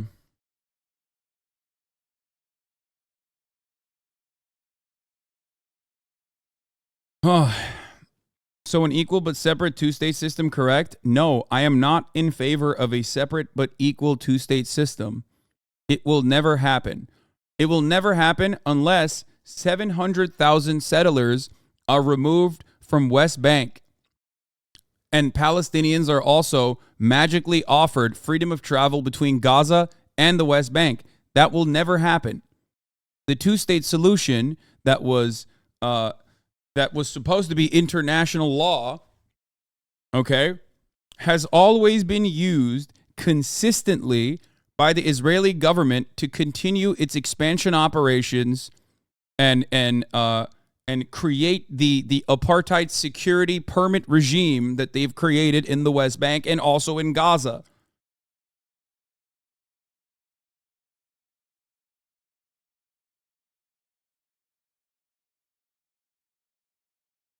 I think people are thinking there won't be a change in material conditions of Palestinians even after. They're definitely not going to get their land back. Name any indigenous people that have gotten their land back. Brother, you're comparing historical atrocities and genocide that happened hundreds of years ago to one that is currently happening in front of our eyes. We have the opportunity to try and stop it. We must. Okay? It's ridiculous.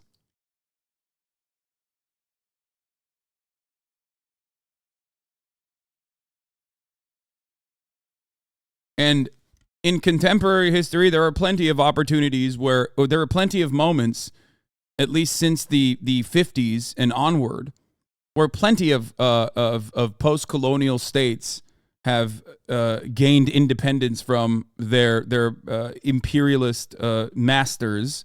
Algeria comes to mind immediately. You have Vietnam.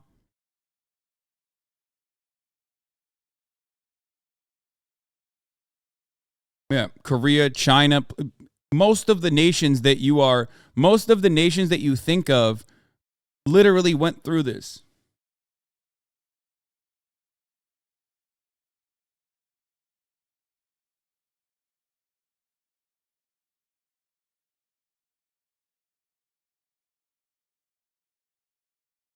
What do you think of the Iranians supporting Israel against Palestinians? They claim that pro-Palestine supports the Islamic regime. Yeah, they're Iranians living in America. Most of them came here after the coup. They're the same Iranians usually that say we have to glass Iran to save it. I'm not interested in their perspective.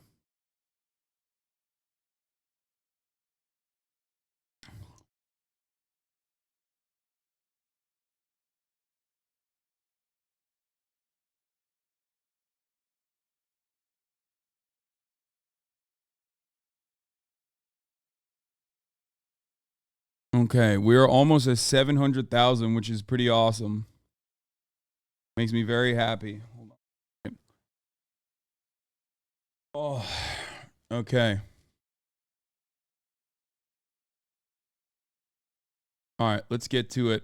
Let's continue with our coverage. Well, let's take you live to the Rafah border crossing. It's at the border with Gaza and Egypt. You can see the live pictures there. There's been some confusion about what's happening there. Let's bring you up to date with what we know, and that is that the Reuters news agency has been reporting sources in Egypt saying that a ceasefire has been agreed in southern Gaza.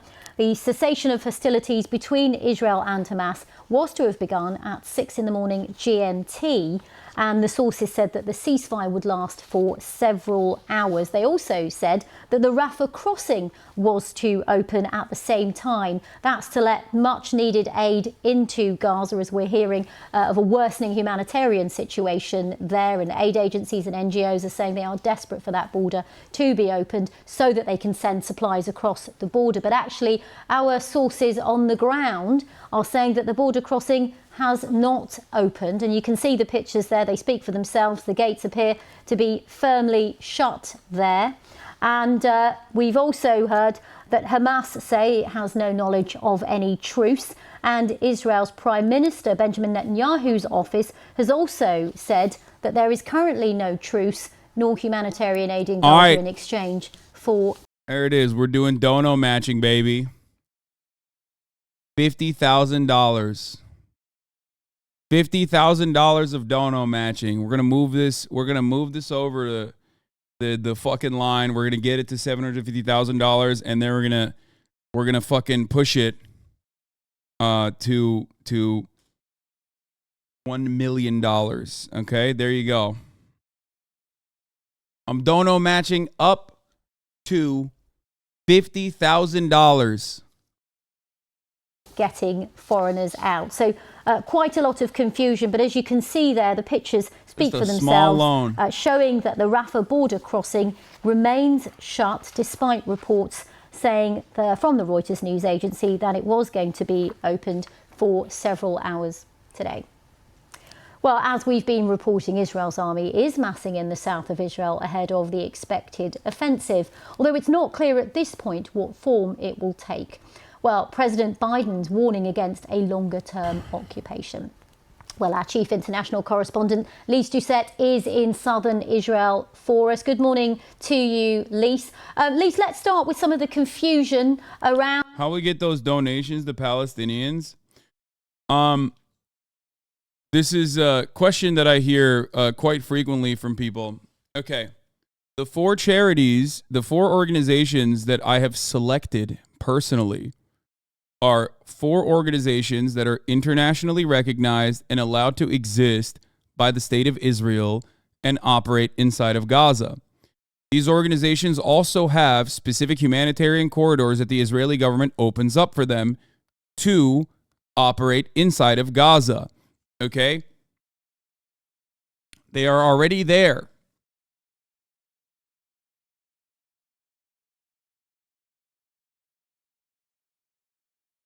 Not a good question, by the way. It's a bullshit question. People are fucking asking that. Some people might be asking that charitably. Many are not. Okay?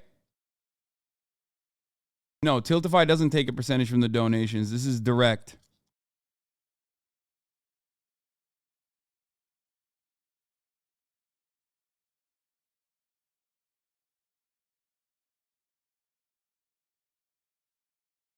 It's wild to me. Is wild to me that, like, in the eve of me fucking dropping 50 bands, your first question is, well, probably this is not going to get to the hands of the Palestinians. And then the follow-up usually is, Hamas is going to steal the money, actually. You're just giving money to Hamas.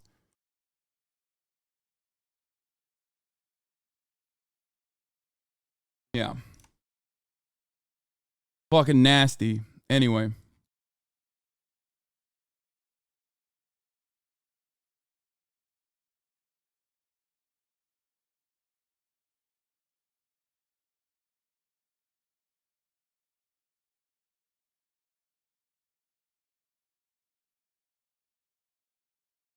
Would you just be concerned that Israel is bombing the humanitarian aid coming from Egypt? No, in the Rafah border crossing, they're just standing on the other side, waiting for Israel to give the go-ahead. Fucking disgusting that Israel's holding back on it. But here's the thing, okay? Here's the thing. Even the Israeli PR guy yesterday talked on LBC and said that they are opening up specific humanitarian corridors for aid to go in and won't reveal more details. But these guys are still on the ground operating every single day. And there will be need for this money even after Israel's ethnic cleansing and ethnic displacement campaign ends. Okay?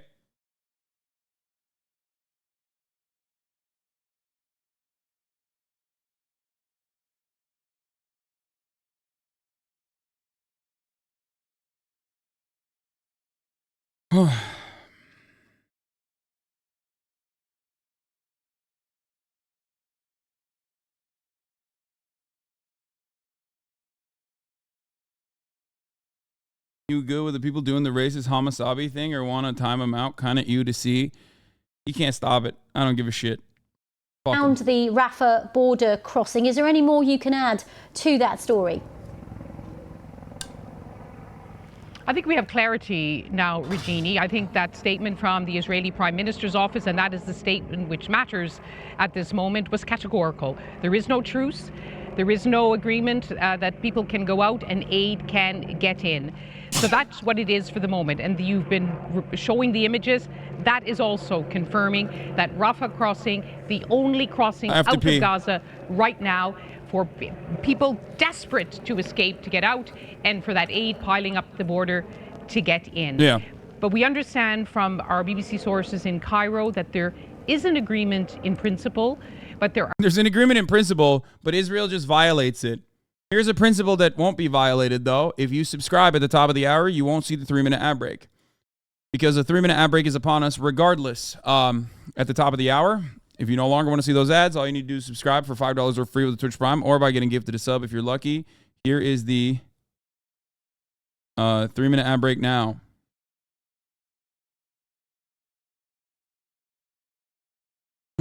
Oh my God, my banker freaked out. Hold on.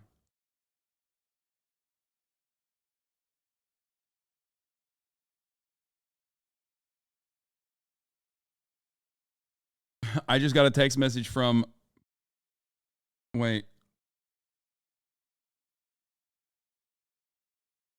I got a text message from my banker before I got it from my bank.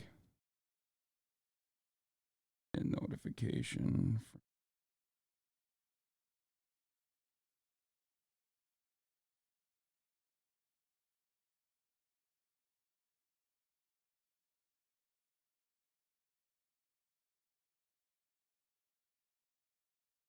Bro was pocket watching?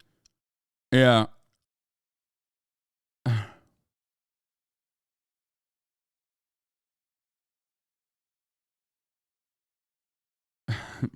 She freaked out. That's so funny.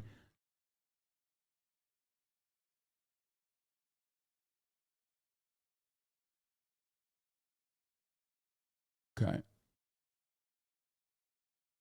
I don't know if you already said this, but the solution for you is a single multinational secular state where Jewish people and Palestinians have equal rights. If so, yes, I agree. Yeah, of course that's my solution. What the fuck? Why in the ever-loving fuck would I have any other solution? That is my solution to everything. Ceasefire is my goal for every conflict. Okay? Yes, that is my solution.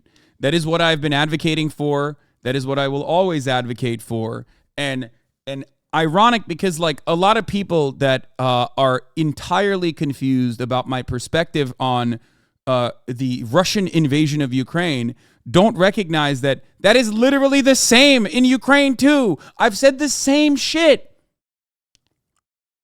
Like my commentary with respect to the invasion of Ukraine has been nearly identical.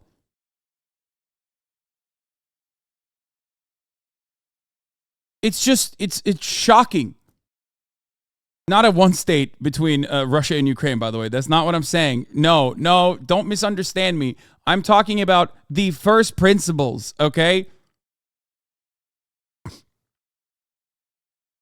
I'm not saying one state solution for fucking Ukraine. Don't misunderstand me. Jesus Christ. I mean like ceasing the bloodshed and the endless conflict.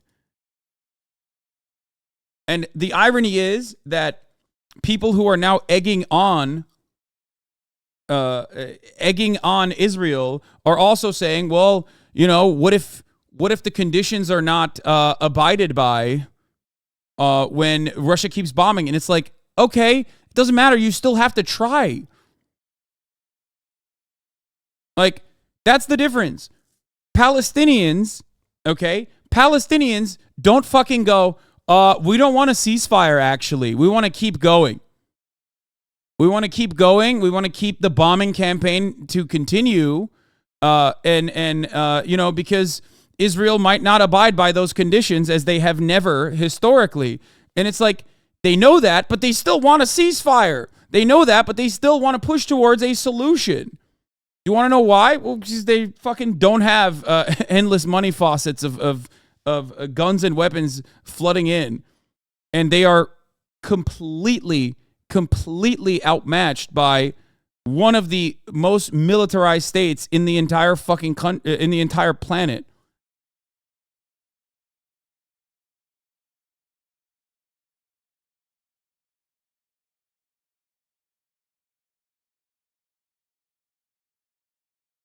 Eat ananas. Thank you for the 5. Get the subs. Deri Gel Satz. Thank you for the 10. Give the subs.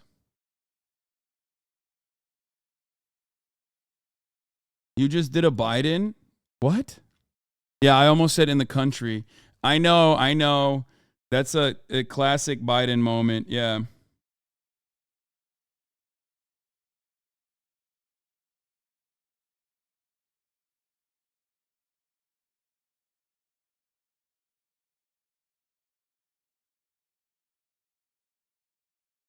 Shit, I gotta call the bank and tell them that this is my situation. Okay, I am. I'm gonna. The trainer is gonna pick up Kaya soon. Are still some so very sad. important I gotta pee. I'll be back. And very tricky issues to sort. First of all, Egypt wants to have guarantees that its staff operating that crossing will be safe, that there's no danger of an errant missile, of an attack of the kind that we saw earlier in this war. Secondly, the Israelis want to have a mechanism of a way to inspect all of the lorries coming into Gaza. They want to ensure that there are no weapons hidden amongst the food and the fuel and the medical supplies, which are so desperately needed in Gaza. There was one hopeful account that perhaps these issues could be sorted by Tuesday, but given the complexity of this moment, the intensity of this moment, and so many pieces to be put in place, I think we just have to watch it hour by hour. But Regina, you can imagine the disappointment, the anger among those thousands who have spent days without eating, sleeping, washing properly. They heard the report that it could be open, that they would finally escape. And these are families with children who are traumatized by what's been happening, people living through the worst nightmare of their lives. And now they've been told to wait again. And of course, not really sure when that window to the world will open. And Lise, we've just had another source, a Hamas official, saying that there's no truth to the information about the opening of the Rafah border crossing or the temporary ceasefire. So as you say, we've had both Israel and Hamas pouring scorn on those reports that it has reopened for now. But you talk about the people massed at the border, but of course there are more than 2 million people in Gaza who are also in a worsening situation. Yes, we remember a few days ago the funny, not funny thing about Israel saying there's no agreement is that the Israeli government spokesperson we saw yesterday was saying they don't control the Egyptian border, but here we are. Yeah, I mean, if you believe that for even a second, you are a child. Of course, I have been saying this nonstop. Of course, they have no control over the border. Like it's completely controlled. Everything is controlled by Israel in that region. Like it's ridiculous. And not just Israel, America, okay? The notion that we do not have a say in this conflict is fucking preposterous. We control everything there, okay? We are the ones seeking the psychotic, far-right, fascist, ethno-statist Israeli government upon everyone in the Middle East. They are doing it with our weapons. They are doing it with our bombs. They are doing it with our go-ahead. Israel is America's forward operating base in the Middle East. Understand that. Reported Israel's evacuation order saying that the more than 1 million living in the north of the Gaza Strip, where Israel wants to focus in these early phases, its military operations, were told to leave immediately within 24 hours to go south. And after the shock of people being told to leave who had so few resources to leave, were scared to leave under the non-stop bombardment, within hours, thousands started moving. And in recent days, many Gazans have moved south. And that has meant that the south, as we've been hearing from our reporter, Rishti Abu Alouf, the south is now at breaking point. Food, fuel, water, they're all running out as well. And everyone is on edge there.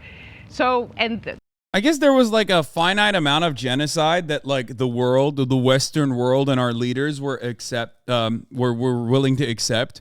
1,000 children. I guess that's the number. Now we know, it's good to know that this time around it's 1,000 children. It's going to continue growing, by the way. It's going to keep getting worse and worse until, the American media and the American State Department and all of our elected representatives go, all right, dog, you've gone a little too far here, 1,000 children. I mean, can you fucking dial it back a little bit?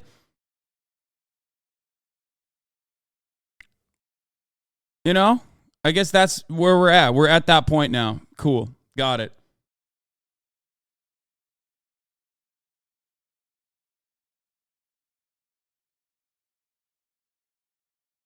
True, you proved your consistency once again. You never derailed. These NATO freaks proved that they don't have a moral or political consistency. They shift and choose where to apply their morality, and not saying Ukraine have a right to defend themselves, but Palestinians shouldn't, and saying Israel is Ukraine is such a brain-dead take. Are they deliberately saying that knowing it's false, but want to appeal to the masses, and that's even worse?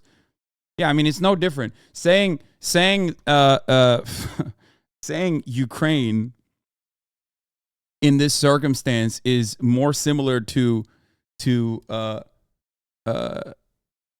the Israeli government is just as fucking ridiculous as like Russia saying the inverse, where they're like, yeah, we are just like Palestine. Because that's what Vladimir Putin's been saying. And it's like, are you fucking insane? Like, are you out of your mind? No, you are literally doing Israel shit, okay? You're doing Israel shit. Stop saying shit about Ukraine like the Ukraine conflict started in 2022. I'm not saying that shit about Ukraine. I'm not saying that at all.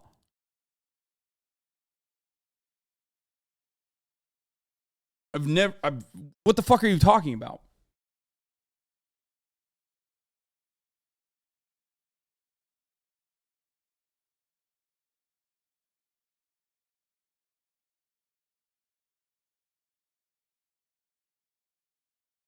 There are hospitals in the north who have simply said we simply cannot up sticks and go. There are babies on incubators. There's severely injured in hospital beds.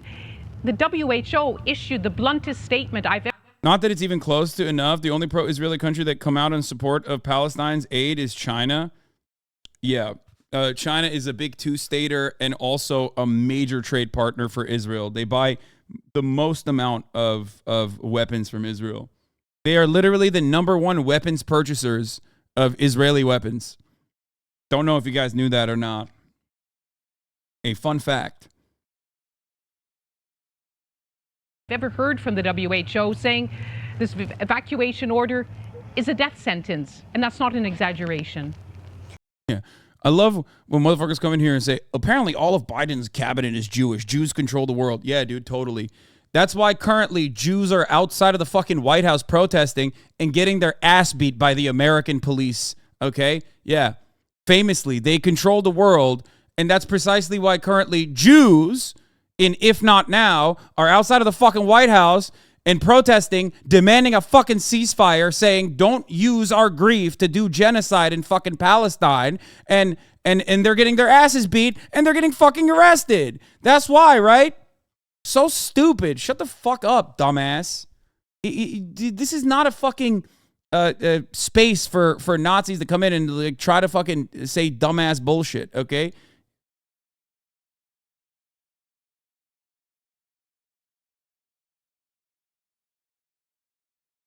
Ridiculous. Ridiculous. I hate it. I hate this, like, and this is 100,000% Zionist propaganda that has taken hold. Like, people going, oh, all the international Jewish community's interests are represented by Israel. Like, shut the fuck up. That's not true. It's anti-Semitic to claim that, okay? It's anti-Semitic when the ADL claims it. It's anti-Semitic whenever who the fuck claims it. Dude, it's such a small percentage willing to speak out. How about that girl crying on campus? They want me dead. I don't care. I don't care. Okay? It's ridiculous to look at like individuals, okay? It's ridiculous to look at individuals going, oh my God, I feel like I'm under attack. Hasan's personal banker, thank you for the 5 gifted subs. The reason why I don't think or consider or even mention like the Kahanist protesters, the American Jews that were like, we got to bomb fucking Israel, we got to bomb Palestine into rubble, like we got to build a parking lot in Palestine. Their voices do not fucking matter, okay? Their voices ultimately do not matter. Because you know whose voices do matter in the process? The Israeli government's voices, okay? And they're very openly saying that. I care more about what the Israeli government is doing. I care more about what the Israeli government is saying. I do not give a fuck about like individual American Jews and how they feel about it, okay? There are plenty of American Jews that have historically been at the forefront of Palestinian emancipation and all matter of demonstrations. So many academics, so many members of academia, so many historians, so many activists, so many advocates. It does not matter. It is fucking ridiculous.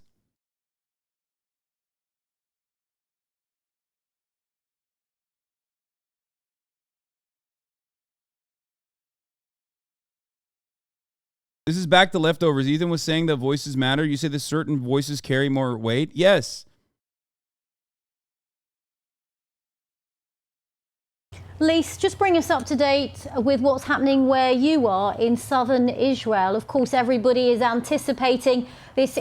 What? And those Jews are in the room with us right now. If you are unfamiliar with like the hundreds of thousands of hours and pages written on Palestinian emancipation, written by Jews, that is your fucking fault.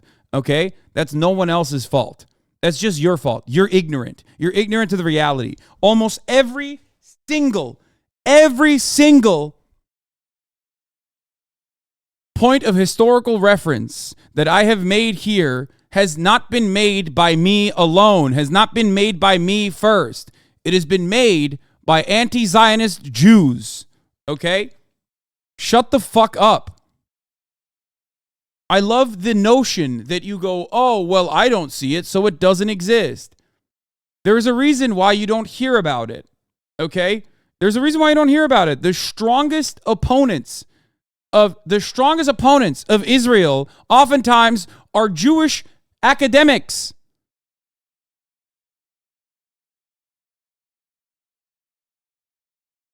It's ridiculous.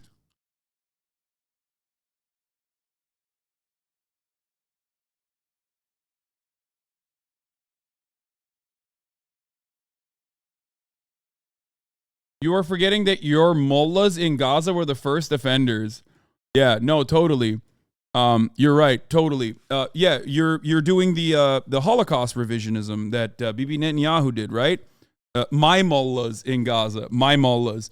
Yeah, who put that mullah in power? Oh, that's right.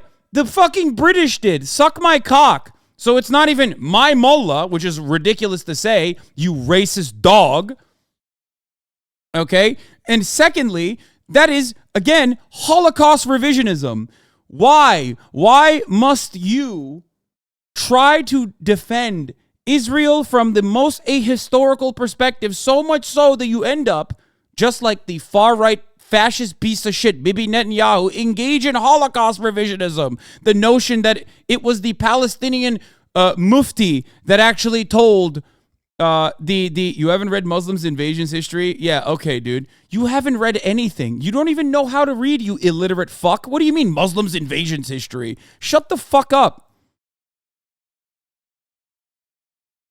The fuck do you mean? Why don't you explain that to the leaders in Hamas as well? Why did you not talk to Hamas at HasanAbi? Ask them why they had to be so stupid. What does Quran have? Worse things than any book? It's about remembering dead ones, not what it did. So one Muslim from 4 billion Muslims featured in elections and lost is a progress for you Muslims? Chuckling on dead people, nice one. Dancing probably in Turkey. So did you dance till midnight when this happened? Motherfuckers died at Pentagon. Do you have any shame? It is always the dumbest fucking baboons that come in here to try and fucking defend this shit. Always. Always.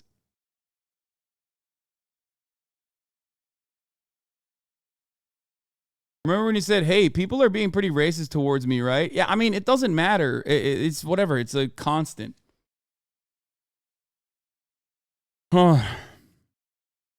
It's funny because that person does not know anything.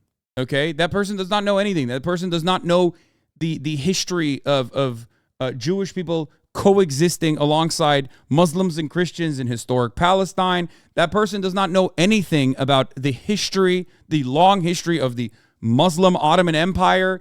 Like, he just doesn't know anything. He's just in here to be like, yeah, you're fucking Muslim. Why don't you talk to Hamas personally? I bet you celebrated when all these Jewish people died, all this shit, you know?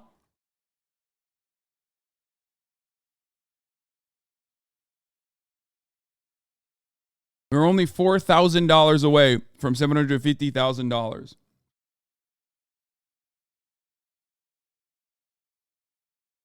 Israeli offensive. What Do you think it would be a victory for Palestinians if they were able to flee to other Middle Eastern countries? They would be happier, right? Fuck no. That would not be a victory, dude. What the fuck are we talking about? Of course it's not a fucking victory to be forcibly expelled from your ancestral land, dude. What do you mean?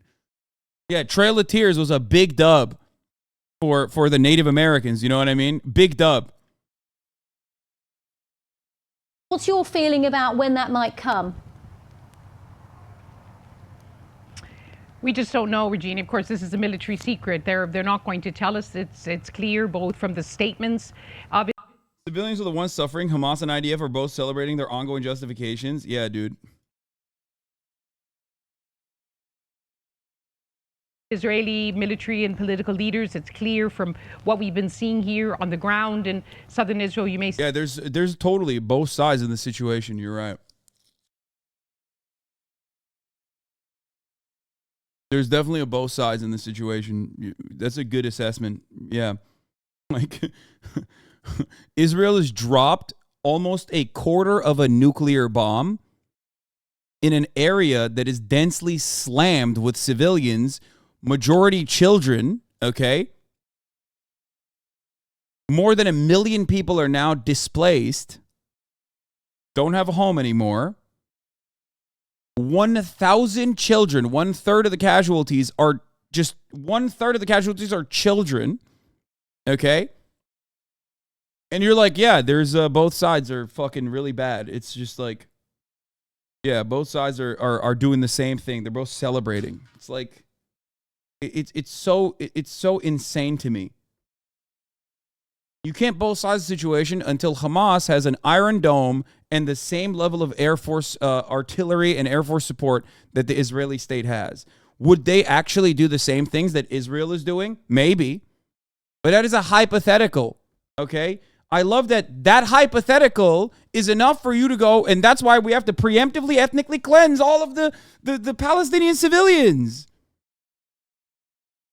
It's always a hypothetical genocide that we must stop, and therefore we have to do genocide to stop that hypothetical genocide, which ironically is making people more fucking angry, understandably. And it's making Israelis less secure.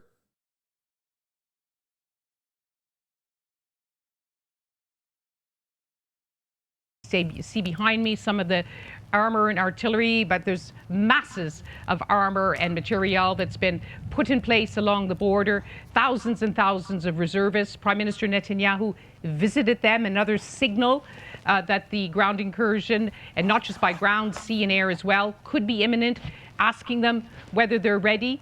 We heard yesterday that one of the border towns, which at one point is less than a mile from Gaza, Sderot, where we've spent many days over the past 10 days, that whole community has now been evacuated. People all along this southern belt have been told to leave. They've also been told to leave the border with Lebanon. Can we say Ukraine is a both sides thing? What do you mean a both sides thing?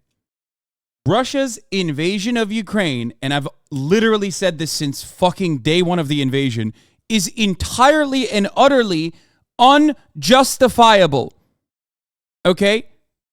Unfucking justifiable. It is unbelievably cruel and unfucking justifiable.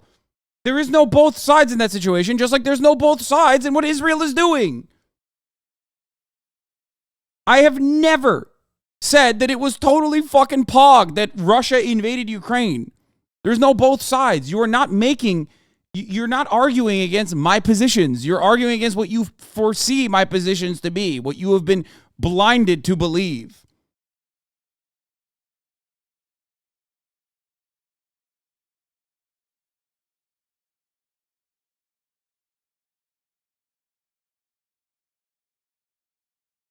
It's so fucking weird, dude. What about Ukraine's crackdown on leftist labor laws and the shelling of ethnic Russians in eastern Ukraine? Yeah, I'm not going to fucking go through this one more time with a bunch of fucking debate lords on the other side of the equation, on the pushing Z side, okay? Tiltify, thank you for doing this. Oh, there you go. Shouts out to Tiltify for facilitating the donations. It was very nice.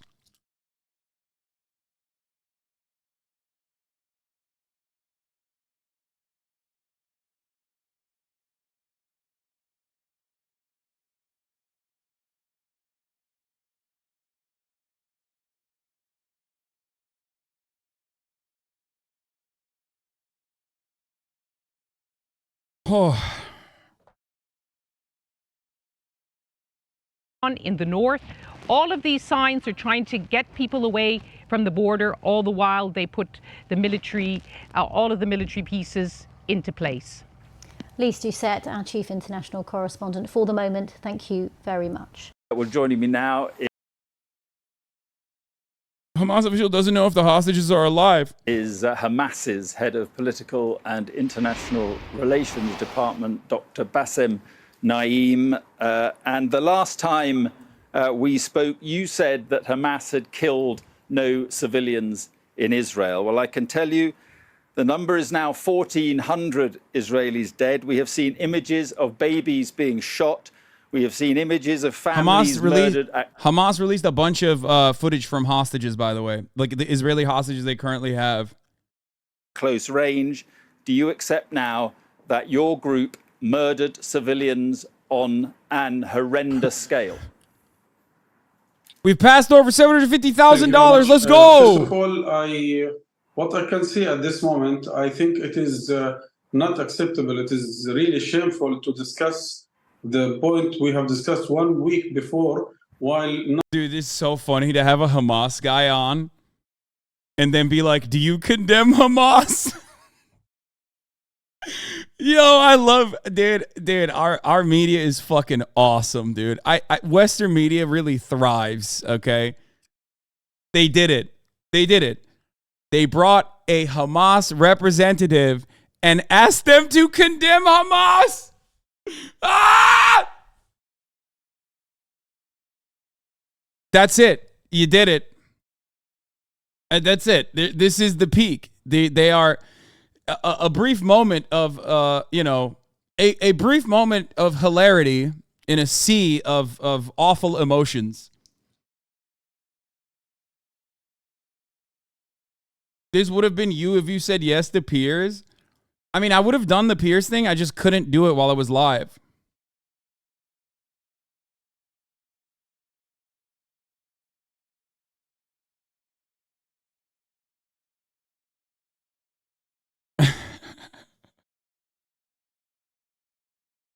Yeah, here, this is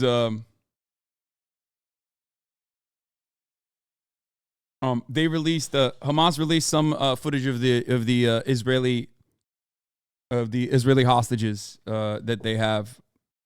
In a second, I'll show you. But now 3,000 Palestinians killed, massacred by Israelis, including 65% of them are women and children. And we have seen 55 families totally eradicated from the civil registry. And you cannot prove that they. You cannot prove that they were killed by Palestinians. No, Dr. Naim, Dr. Naim. I want to talk. I mean, he's also ridiculous. He's like, you can't prove that we killed him. I mean, brother, they don't need to really do that. You know what I mean? Like, you had GoPro strapped on. You know what I'm saying? I'm a big fan of chat poking the bear and pushing your buttons. However, it genuinely sucks when the trolls come out for doing an objectively good thing, which is helping the Palestinians trapped in Gaza with almost no global support. And as soon as you condemn Hamas, I'll be happy to make a dono. Thanks, man. Yeah, I have a million times over. Yes. I'm glad that you are going to be making a dono, Saggy Nate. I want to talk first. No, I want to talk first about what you have done in Israel. We have seen videos, Dr. Naim, from your own gunmen shooting at civilians and cars in a kibbutz from cameras attached to your own gunmen. I mean, he's right. The journalist is right. That it is ridiculous to be like, oh, dude, you can't prove that. No. They don't have to prove it because you kind of proved it. You did it. All the Zoomers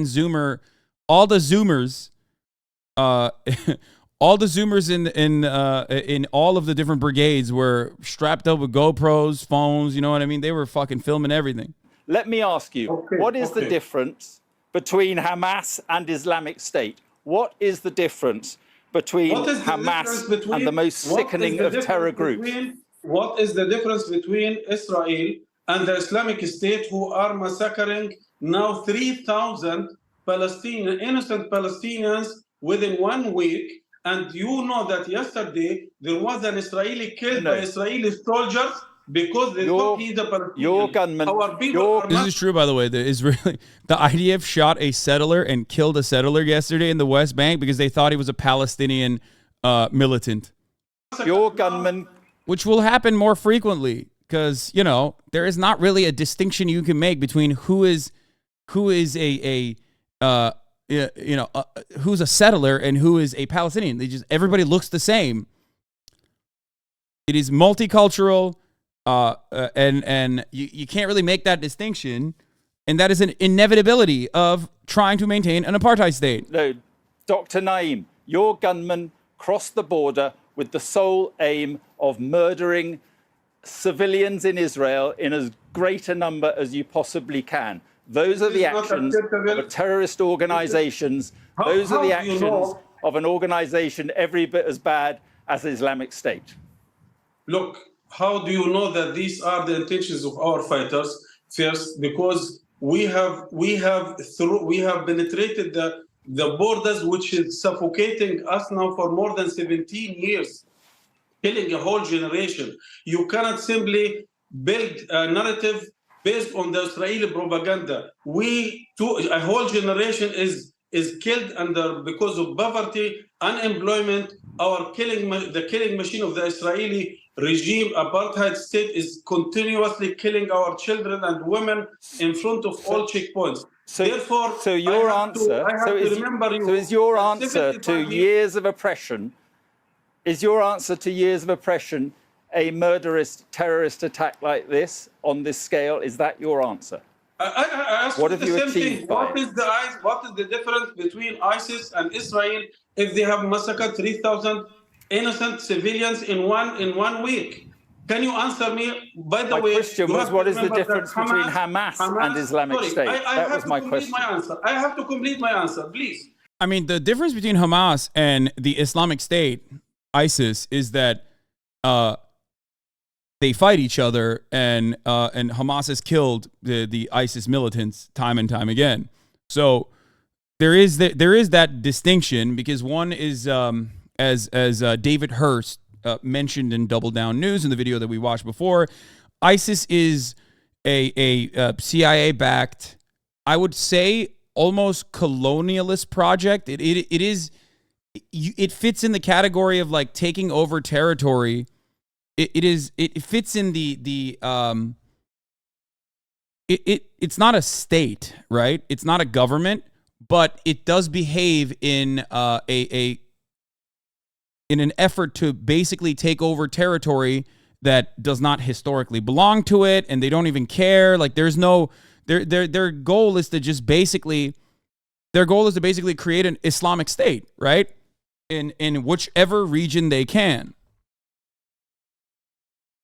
So the difference between that and Hamas would be, while both are Islamist fundamentalists and both are violent to varying degrees in whether it's a retaliatory effort or trying to gain more land or gain control over land, one is a resistance movement which ostensibly is supposed to stop being a violent movement the moment that there is no need for resistance. The other, there is no stopping until, they are completely until they're completely wiped out. This distinction does not mean that I am in support of Hamas, nor am I in support of ISIS, obviously. This distinction is an important one to understand, and it's really sad that people will look at this and go, oh, you're offering nuance in this situation, which means that you must be in support of both. Typical Muslim, loves it. No, my job is to explain things to you so you have a better understanding, so that you have a better solution to the problem. Okay? Analysis is not a justification. Haas, you're turning into your uncle. Okay. You cannot. I am not in an investigation from your side. I have to answer the question. No, you should not direct me how to answer the question. Hamas was the first group here in the region and the first government who in 2008 have militarily attacked ISIS group in Gaza, and our people killed during this operation. They are very 18 minutes left on the donation match, FYI. Oh, okay, nice. 18 minutes until the 50,000 dono matching continues. 18 minutes. I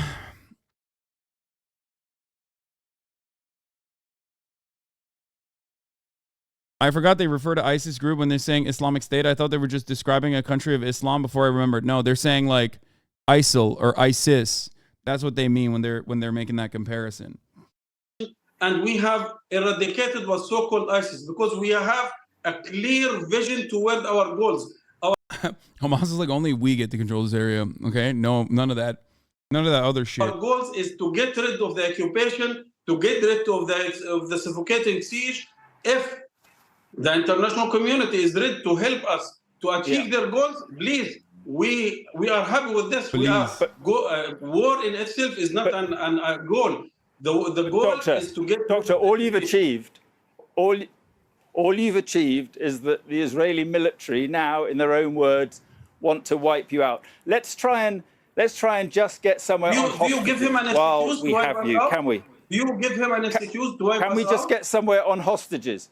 Can we just get somewhere on hostages? Are you prepared to release all or some of the hostages that you have in return for a ceasefire? Are you prepared to do that? This is good. Now this is productive. We have told all the mediators clearly and officially, we are ready to release all the civil hostages at the time the aggression is against our people is stopped, because morally and practically, logistically, it is impossible to do such a step. But at the time the aggression is stopped, we are ready to release the civil hostages. So you will release the hostages in return for a ceasefire. Is that what you're saying? But I hope that we will have if they release the hostages, that gives Israel the go ahead to destroy even more. No, I 100% they will release all the, as he's saying, the civilian hostages, which means that those who are IDF or those who they took hostages as like enemy combatants, they won't release yet. But yeah, no, I think that I don't. The question always is this, okay? What if they don't do that? What if they release the hostages? And it's like, what if they say that they're going to release the hostages in an effort to start a ceasefire, and then they don't release the hostages? And it's like, okay, well then you just keep bombing like you have. This doesn't change anything from the Israeli perspective. Israel doesn't even give a shit about the hostages being released because they partially consider it to be bad PR for them. Hostages alive at the time the aggression is ended, because yesterday Al-Qassam Brigade has announced that 9 of the hostages or the captured people are killed under the Israeli bombardment. And 9 of the hostages so far have been killed under Israeli bombardment, according to the Qassam Brigade commander. 2 days ago, 13 others were killed, including 4 foreigners. If they continue this bombardment, are all the hostages are killed without are all the 22 hostages alive at the moment? Are all the hostages, the 199 hostages, are they? He says he doesn't know if all the hostages are alive. It's 22 as of today. I told you this already, not 9. Okay, 29, not 9. That definition is sketchy. Who's a civilian in their eyes? I thought settlers aren't civilians. No, I'm fairly certain that they make a distinction between fucking babies and women and children versus people that they have people that they consider prisoners of war, the non-civilian hostages. I do not know. I don't know why you're asking me. I do not know if they consider all adult men to be enemy combatants and prisoners of war, or if they I don't know what the distinction is, because women can serve in the IDF as well. So I don't know if they're making that distinction or not. I don't know what percentage they consider to be what percentage of the hostages they consider to be enemy combatants. I think they said they were going to release foreign nationals. Yeah, I can see that as well.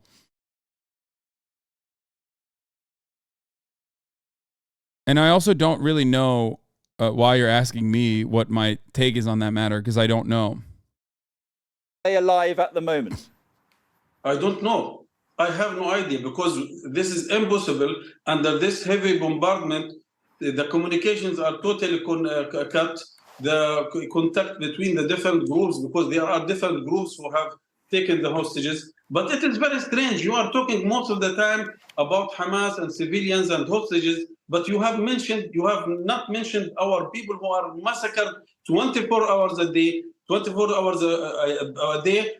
By one word, you are not even mentioning these children beheaded by the Israeli weapons, supported by the British government, only by one word. Most of the time in this interview and the interview before, you are talking about the same propaganda of the Israeli media. But your response has been the most appalling terrorist attack on this. Remember, Hamas said that they would execute hostages if Israel did not cease its bombing campaign. First, they took the hostages and said, we took these hostages because we want to negotiate and we want to build a port. We want to build a port in Gaza, and we want to do a prisoner swap. Okay? Then they also said, in the immediate aftermath of taking the hostages, they said, we have placed these hostages all around the Gaza Strip. So if you bomb the Gaza Strip, you're going to be bombing your own civilians. You're going to be bombing your own citizens. Okay? So they said that they would, I don't know what the term they use. It's like, it's not a direct translation, but like, we will democratize the violence that you're dealing towards us by putting the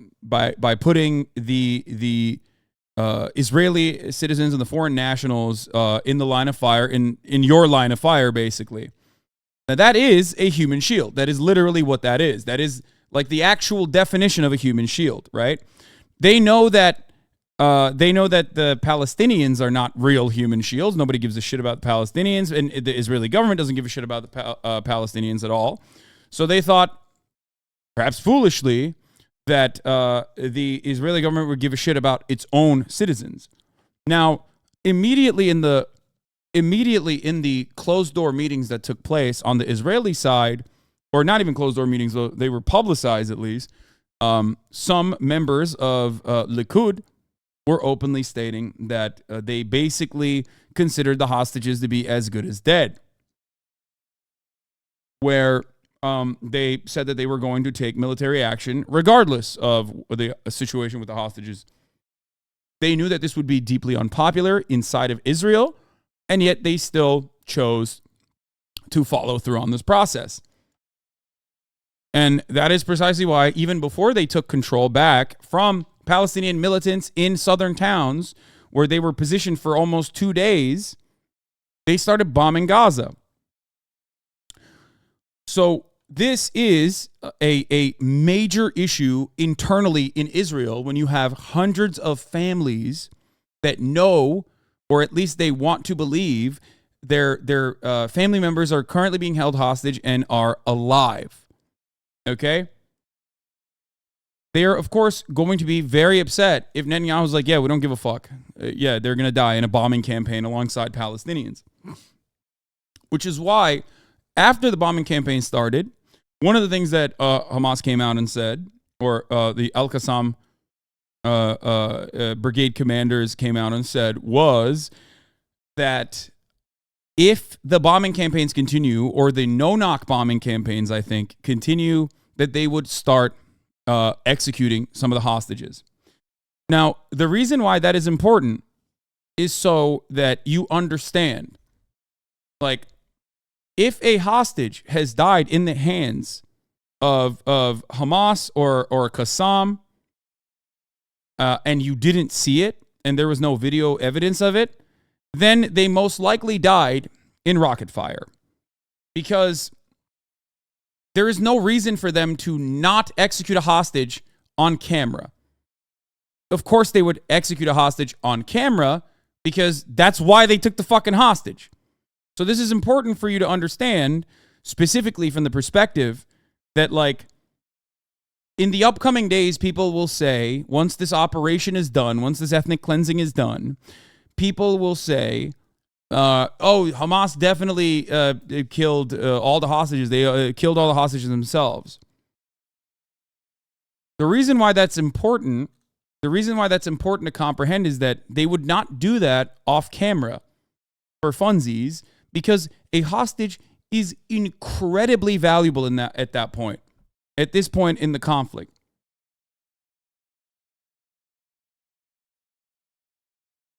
And for the record, in an effort to showcase the situation and probably try and do propaganda internally inside of Israel, Hamas has released videos of some of the hostages and the condition that they're in.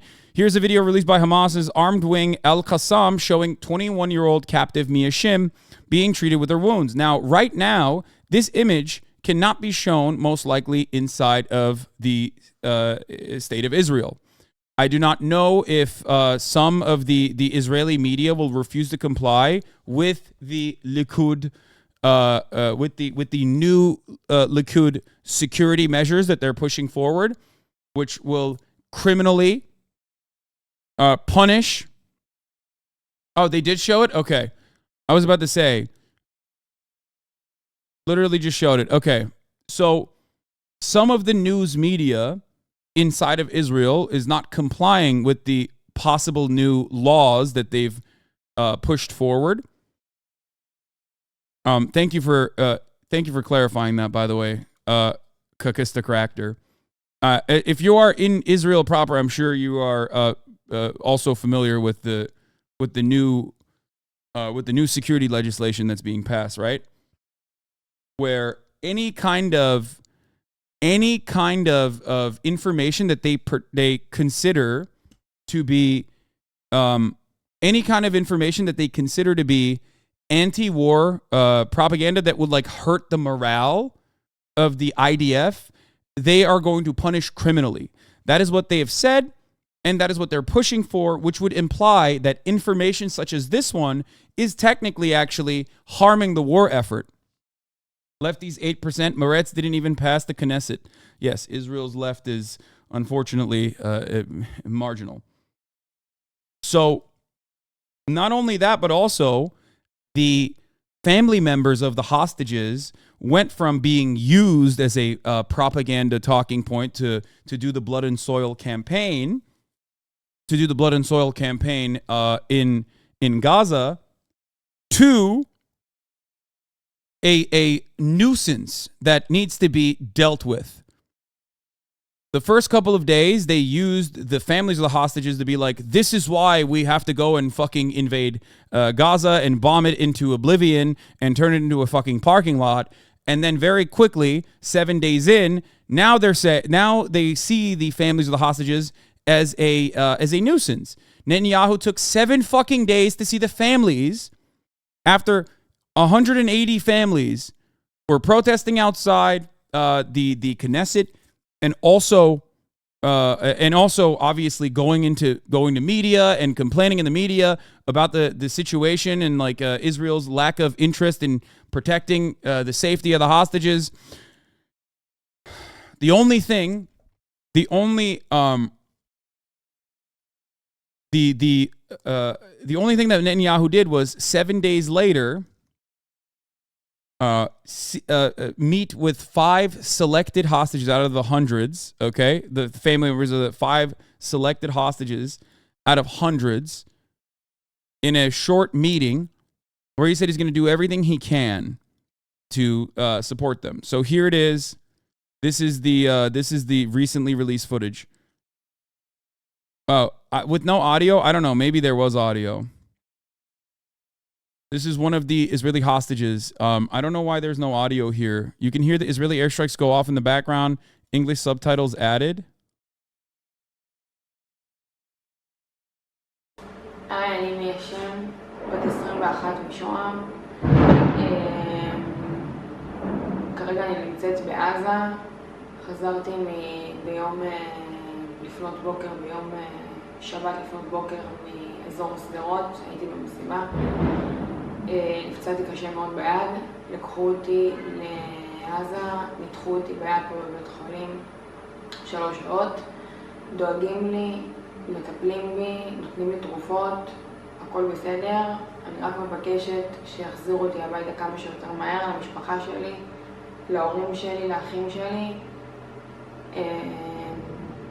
בבקשה תוציאו אותנו מפה כמה שיותר מהר. בבקשה. תודה. Yeah, so the reason why they released this information, oh shit. Hold on 1 second.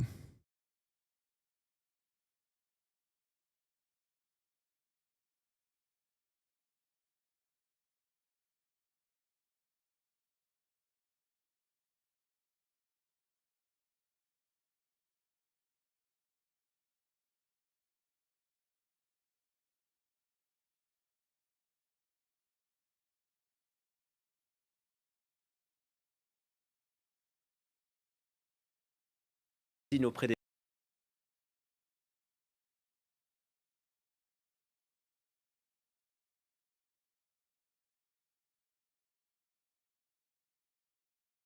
On retrouve l'invité de ce journal, Majed Bamia. Bonjour, merci de répondre à ces questions sur France 24. Bonjour. Vous êtes observateur permanent adjoint de l'État de Palestine auprès des Nations Unies. On est clairement là de retour dans un engrenage infernal, sans issue, avec des morts par milliers. D'abord, est-ce que vous condamnez les attaques du Hamas, 1200 morts, des civils, des militaires, sans compter les dizaines d'otages retenus par le Hamas ?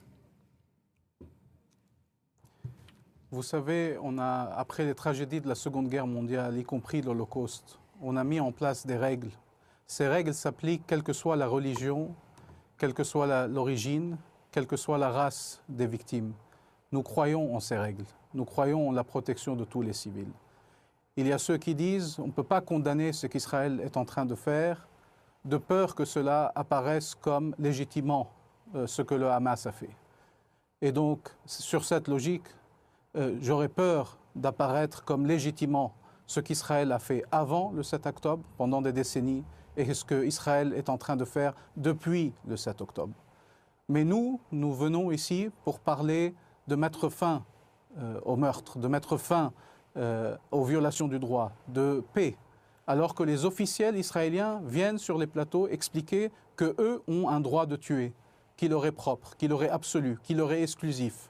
Ils viennent pour expliquer que c'est normal de parler des Palestiniens comme des animaux, qu'ils veulent affamer Gaza, qu'ils ont coupé l'électricité, l'eau, l'essence sur la bande de Gaza, que maintenant les hôpitaux sont dans l'état qu'ils sont, qu'eux peuvent bombarder des camps de réfugiés, des hôpitaux, des écoles, sans devoir donner des comptes. Et tous ceux qui ont contribué à ce sens israélien, que leur vie valent plus que les vies des Palestiniens, dont les vies ne comptent pas du tout, qu'eux ont le droit d'imposer 17 ans de blocus sur la bande de Gaza, qu'eux ont le droit de bombarder Gaza, pas une fois, pas 2 fois, 7 fois et 8 fois, qu'ils ont le droit de tuer des milliers de Palestiniens, des enfants, des familles entières, par vingtaines, qui sont en train d'être massacrés.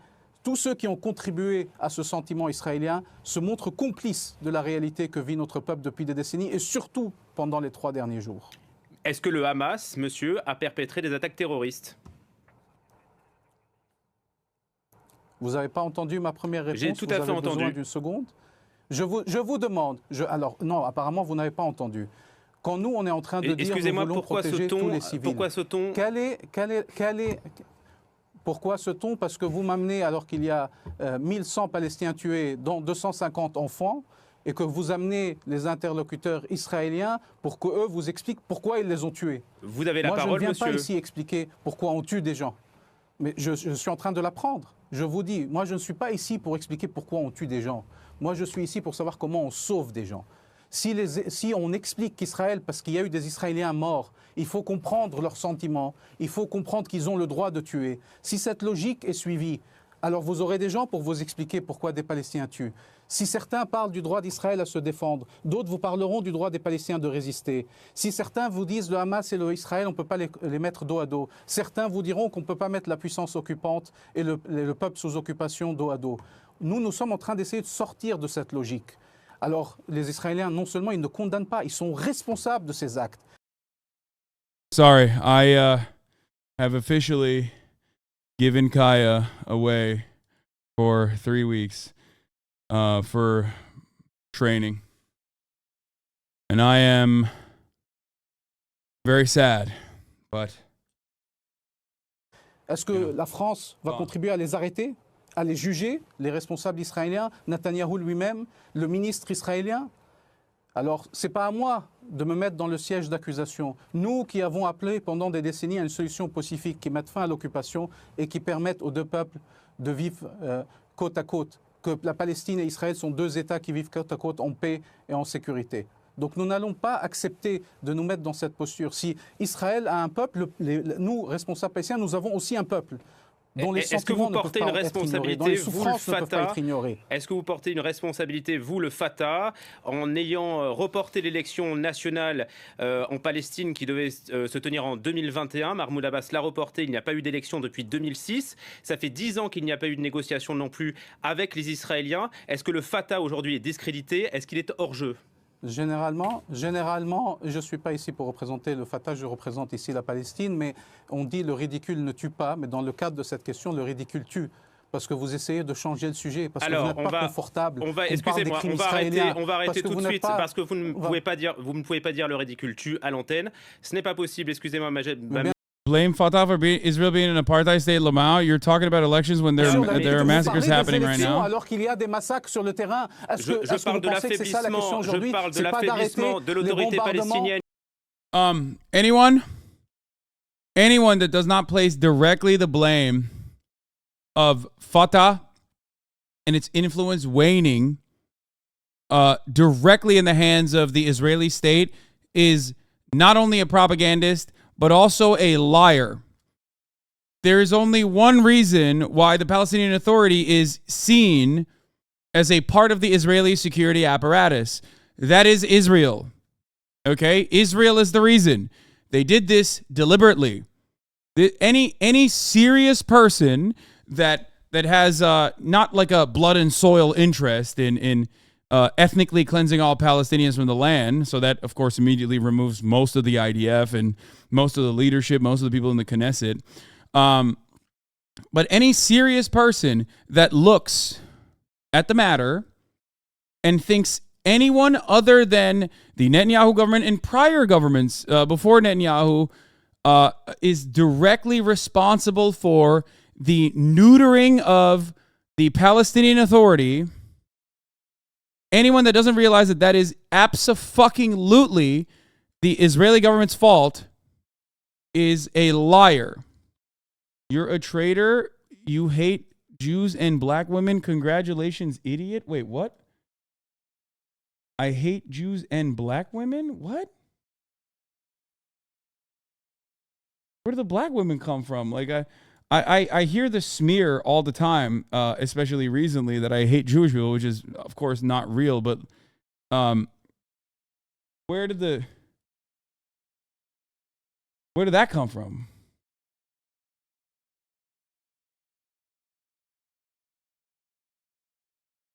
Wait, did Nicki Minaj come out as like offering critical support, uncritical and unconditional support to Israel or something? Like, what's going on? I mean, it'd be very odd because it's like, I don't even... Israel doesn't fuck with black people too much. So, you know.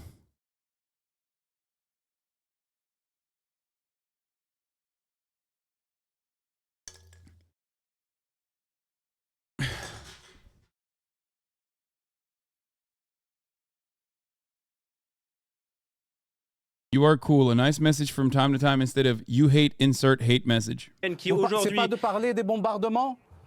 Vous voulez pas du contexte de l'occupation, mais vous voulez du contexte des élections palestiniennes? Vous êtes sérieux? Je vous parle je suis quelqu'un de responsable et je vous parle I'm an en official and I speak to you from a position of responsibility. Si Do you interrupt your Israeli guests this way, where racism goes so far as to interrupt the Palestinian official who responds to you with the pride of his people, with the suffering of his people? If your feelings are affected, think of mine. When you speak things that have nothing to do with it because you don't want to talk about Israel, who are bombing a civilian population, which has nothing to do with it. A civilian population which is killed. Come and let's chat about the Palestinian elections the day after the massacres. Excusez-moi, monsieur, je vous parle de politique, je vous parle de l'affaiblissement du Fatah, de l'autorité palestinienne, qui aujourd'hui... The Palestinian Authority, which is today no longer in Gaza. Can you explain this weakening? This is such a stupid question. The only reason why it's weakened is because of Israel. That's it. I know, I assume the reason why he's trying to do that is to say, like, Palestinians love Hamas. That's why they deserve to be killed. Right? Like, I suspect that is the reason why he's saying that. And he's trying to make that he's trying to basically put that puzzle piece. Except the fucking reality is that, yes, I don't think a PA guy is going to openly admit that. But the reality is, I can admit that. I'm not a PA guy. You know, I'm not a Palestinian Authority member or anything like that, so I can tell you exactly what the reason is. The reason why the Palestinian Authority is seen as feckless and completely neutered is because that is precisely what Israel did. This was the policy of Israel. This was the policy of the Israeli government. To prop up Hamas, not in its inception, by the way. They did that as well. But I'm talking about like in contemporary Israeli politics, the goal was always to basically treat only Hamas as the negotiating party and to utilize the Palestinian Authority in the West Bank as a part of your security apparatus. That's why. That's why they personally absolutely destroyed any kind of like cooperation, any kind of genuine path towards normalized relations, a two-state solution, by treating the two-state solution as nothing, by taking it and shredding it to pieces. Comment est-ce que vous expliquez cet affaiblissement-là? Est-ce que vous voulez continuer la discussion? Est-ce que vous voulez qu'on mette fin à cette interview? Mon rôle, c'est de continuer à parler en espérant que... Israel has went for an intentional weakening of any agents who wanted a diplomatic solution. Even most Israelis don't know this. That part is true. But also, when you look at even Hamas, who is Islamist fundamentalist and willing to engage in violent retaliation, okay, the violent retaliatory side also, at the very least, according to their new charter, is willing to concede to a two-state solution, which is, of course, hilarious. I mean, you might not believe it, which is understandable. I do not know if they are genuine in that consideration at all, but it has never even been treated as a serious thing. And every single time there has been an opportunity for concessions, whether it be fucking Hamas or whether it be Palestinian authorities, assassinations continue.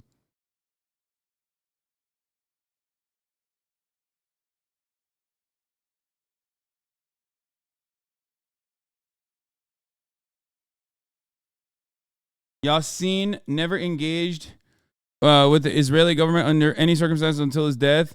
They were even secretly killing Israelis and spies without making it public back in the 70s and early 80s.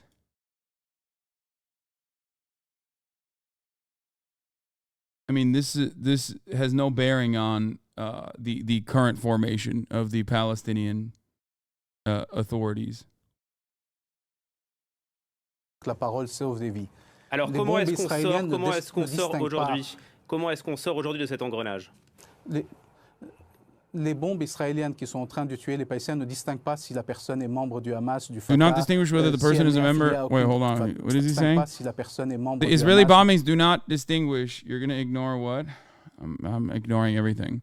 The only thing I'm not ignoring is the top of the hour ad break, which comes at the top of every hour. If you no longer want to see those ads, though, if you want to continue ignoring those ads, all you need to do is subscribe for $5 or for free with a Twitch Prime by connecting your Amazon Prime account to your Twitch account.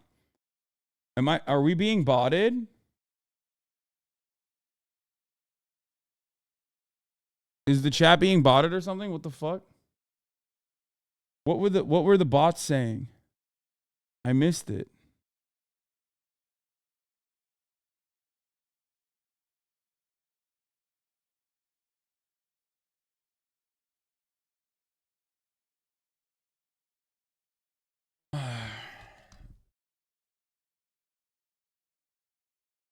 Can't tell.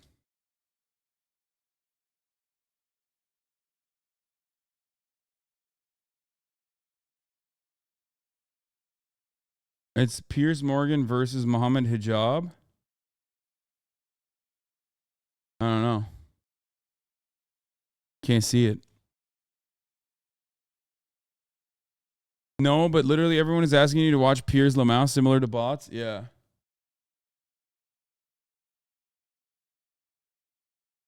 Welcome back. Last week I interviewed the Daily Wire's Ben Shapiro. Piers Morgan versus Mohammed Hijab. I mean, this guy is like a fucking Muslim debate lord. I mean, we'll see what he had to say. Du Fatah, si elle n'est affiliée à aucune. Les enfants de quelques mois ne sont affiliés à personne qui sont en train d'être tués. We're in the process of being killed. How do we get out? D'abord, on met fin au massacre. First, we put an end to the massacre. It is said that all civilians must be protected. It is said that international law must be applied. Those who violate it must be held responsible. We work to end the occupation and for the coexistence of two states. So the Palestinians cannot live under occupation forever. We have a right to live in freedom. All the people have a right to live in security. Oh yeah, I forgot to run the ad. Thank you, Chatter, who reminded me. Truly, I tell you, these are the bases of our international system. And to say that the system applies to everyone, except when it comes to Israel and Palestine, Israel has an absolute right to defend it as our ally, unconditional support. Those who say Israel of today, with this far-right government, for the occupying power, that it is an ally, should be ashamed to say that it is an ally. It is shameful to be allies with those who colonize, who blockade 2 million people who commit crimes. Well, I mean, they are. I mean, it makes sense for the French to be on board with that, though. I mean, come on. I mean, they got a couple colonies to this day. You know what I'm saying? Like, can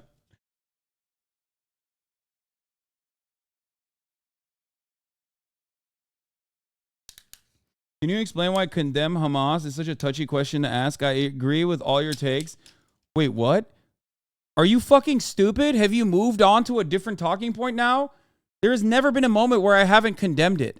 It is fucking ridiculous. What is happening? Yes, dude. How many times do I have to do it? At a certain point, I'm going to have to be like, this is a little racist, I think. I thought it was a meme. I literally thought it was a meme where people just like consistently come in here to be like, dude, condemn Hamas, condemn Hamas, condemn Hamas. Like, the fuck? Bro, I promise, when I wake up in the morning, I say, I condemn Hamas, I condemn the Islamic Jihad, I condemn the Al-Qassam brigades, I condemn all Islamist fundamentalists. That's how I wake up. I literally wake up and I say that, first and foremost. And then every waking moment of the day, I say it over and over again.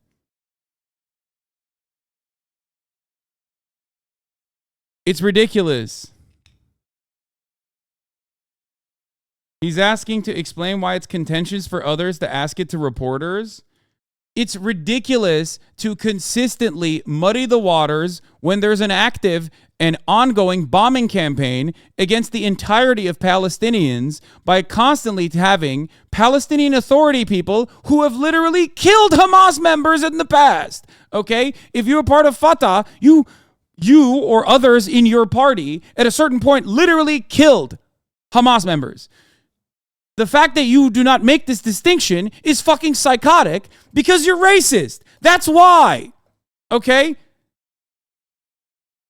To come to someone like myself living in America who simply just has the name Hasan but looks very fucking white and be like, well, do you condemn Hamas? Do you condemn Hamas? It seems like you don't condemn Hamas over and over and over again after I have made such condemnations a million times over is obviously a recognition that this has nothing to do with like condemning violence.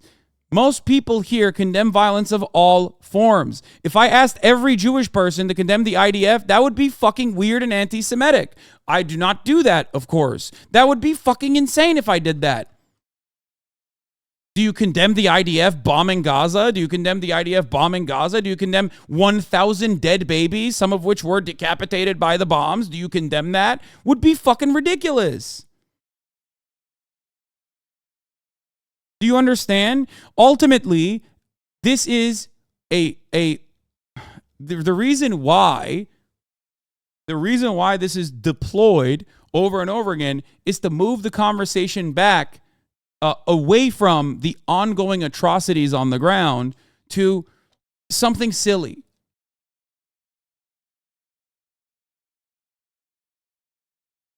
Something that has been established. I do not want a violent retaliation, a violent retaliatory force that is propped up as Islamist fundamentalists to be the governing body of Palestinians. But the only way to destroy that is not by consistently bombing Palestinians while simultaneously neutering the Palestinian government on the other side of the West Bank.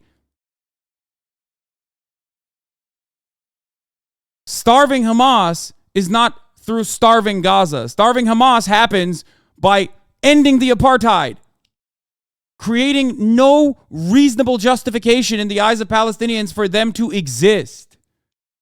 There is a reason why this fucking random brigade that originally had like 3% support in its inception has become more, or was like literally a fucking Islamic charity backed by the Muslim Brotherhood, has turned into a force to be reckoned with. That was done deliberately by the Israeli state. Even the absolute best people around me, Israelis, nicest people, all say flatten Gaza. That is the Israeli mentality right now. The people want it. They don't see it as a genocide. Sadly, they're as insane. Yeah, I mean, sucks.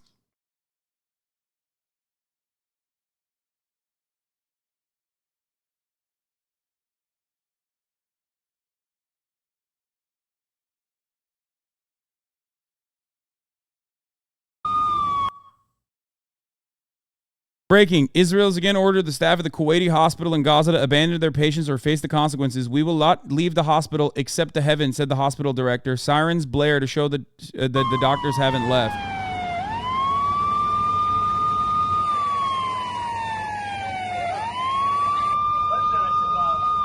This won't stop Israel from rocketing this hospital. I'm just going to say. They have done it before, and they will do it again.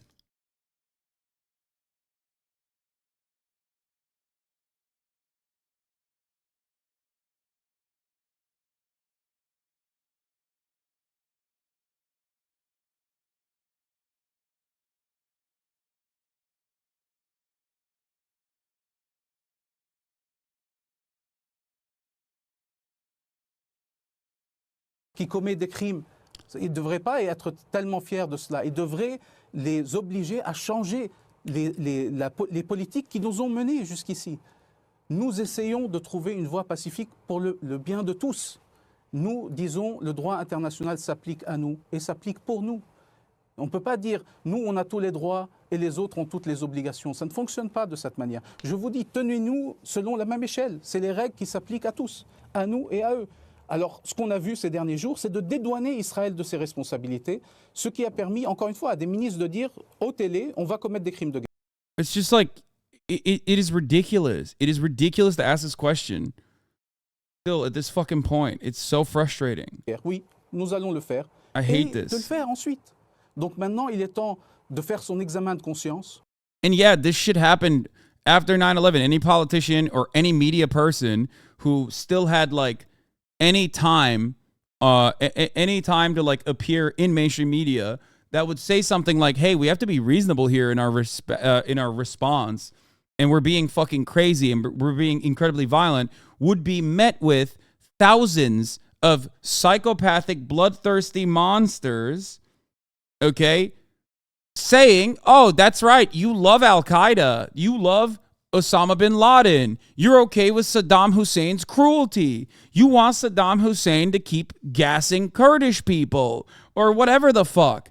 And it was all a lie. It was all ridiculous.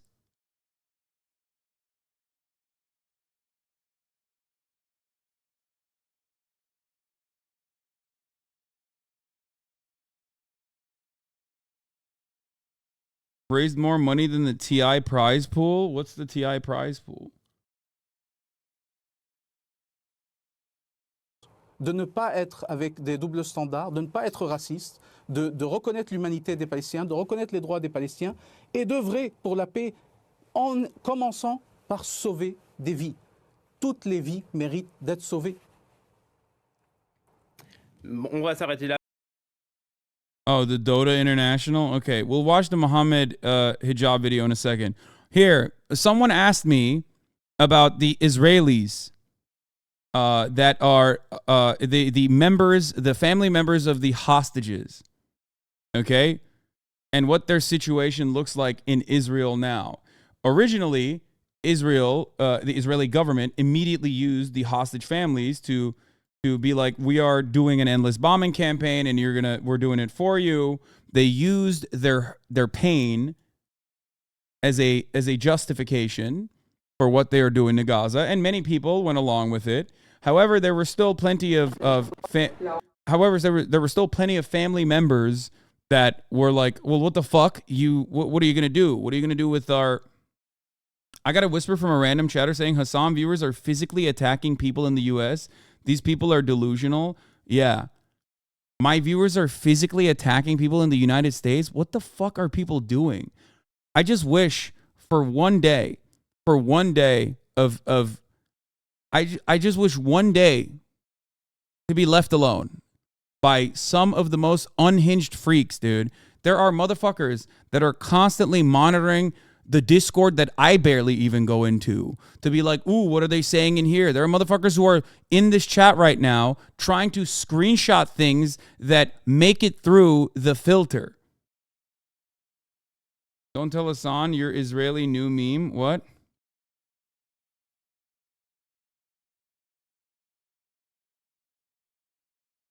Come on, call up your 30-year-old tech bro mafia. What?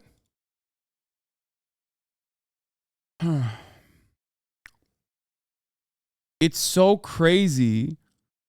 It's so fucking crazy. It just, like, I really, really, really wish people would just, like, chill out and just leave me alone. It'd be really cool if you could just, cover the news. Yeah, that's what I'm doing, but I can't do it. They go after my friends. They try to fucking drive a cudgel between myself and others who are like-minded. You know what I mean? It's so obsessive, and there's nothing I can do about it. There's no way to stop it, especially because so many of these people, and I do feel for them. I want them to be better.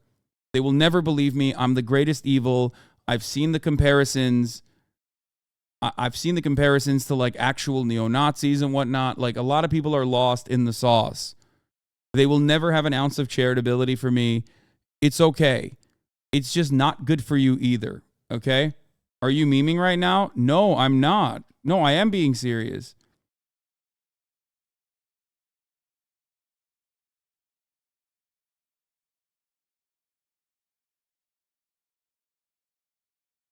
No, there are literally people that clip. They can't catch me saying something that they can misconstrue. So when they don't have that, the next thing that they can move on to is just like harassing fans and harassing followers and clipping shit in the chat out of context. And, I don't know, just actively trying to yell at not only my friends and the people I raid and all this other stuff like Caroline and many other commentators that also have a position of Palestinian emancipation, but like they're just deliberately trying to drive a wedge between myself and Ethan It's awesome people even doing the Chris Rufo type shit, talking about calling people like you alt-left because your impact is just as bad as the far right. I know.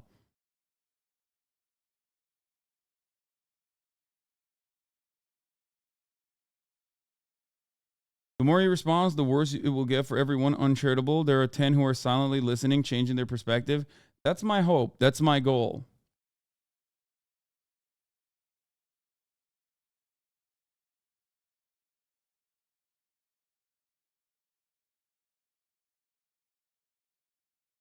Anyway, as we were talking, here it is. Israelis are now, like the Likud supporters on the far right in Israel is now going as far as to harass the families of the abducted individuals at their headquarters near Hakiria military base in Kaplan, Tel Aviv. One passerby called the father a traitor and said he hopes his daughter dies. They're also fucking spitting on them and shit too. I don't know why the spitting thing is so crazy. They do it all the time. I've seen reports of like...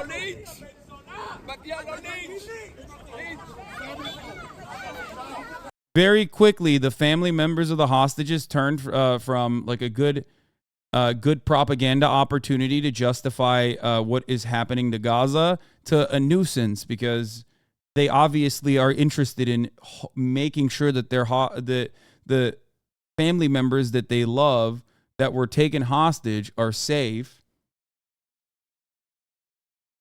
This is why fascism is self-defeating. It is cancerous, and it ultimately is a suicide cult. It ends up killing itself.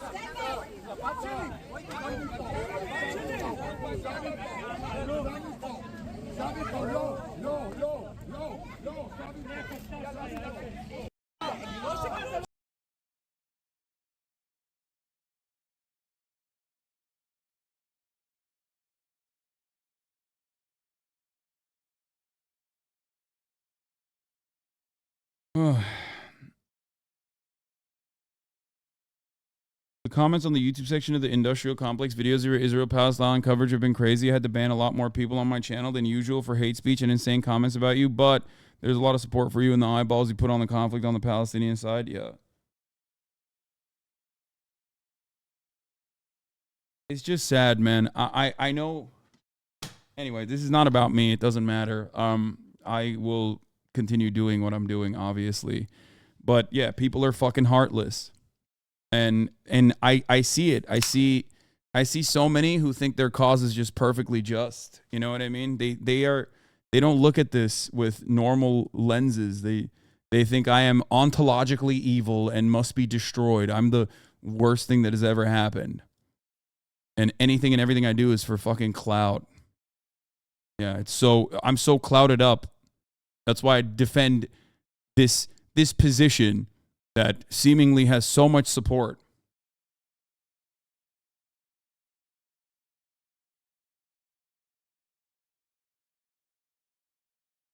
There's never been a moment in American history, at least in the last couple of decades, where people have offered more than 9% approval to the Palestinian side of the Israeli-Palestinian conflict. And there's never been a moment there's never been a moment where the Israeli side went below 50% popularity.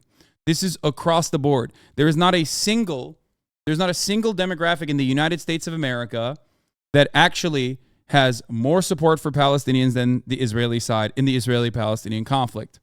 This is why I was so deeply frustrated earlier today when dummies who have just like only recently learned about all this stuff were talking out of their asses on the issues. What's his face? No opinion here. This is like, I couldn't deal with it anymore. I had to fucking respond to him like, dude, shut the fuck up. Here. Look at this. If these poll numbers surprise you because you see a bunch of people tweeting pro-Hamas stuff, first of all, who the fuck is tweeting pro-Hamas stuff? Like, what the fuck are you talking about? Who's tweeting pro-Hamas stuff?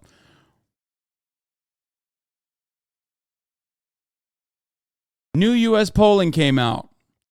71% on CNN, 71% call Israel's defensive war justified. Only 8% say it's fully unjustified. Washington Post, 78% say U.S. support for Israel is appropriate or insufficient. Just 18% say it's too much. Pro-Hamas faction is loud, bad, and still a minority, thankfully, says Guy Benson. Majority of Americans say Israel's response to Hamas attack is justified. That's shocking to me. You mean to tell me in the white supremacist, Islamophobic, imperialist state that people are actually saying that it's totally valid to just nuke as many Muslims as possible, just like we fucking did time and time again in Afghanistan and Iraq? Wow! I'm fucking shocked! This is why do not take anyone seriously when they go, Hasan is doing this for fucking clout. Yeah, dude, what kind of clout am I getting? Are you fucking stupid?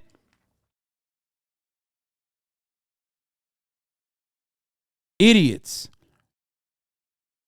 If you see these poll numbers surprise you, you must be a fucking idiot. Why would that be surprising? Everybody that has been in this advocacy, everybody that has done advocacy for Palestinians in perpetuity know that there's never been a moment where Americans have ever had any care or consideration for the Palestinian plight. They have not. Remember that most Twitter users aren't in the U.S. Absolutely no one absolutely no one who's been an advocate to end the apartheid has ever been shocked by this. The entire Western media is manufacturing consent. You are fighting made-up people and entirely out of your element on this. Please go back to writing about how we should melt the poor.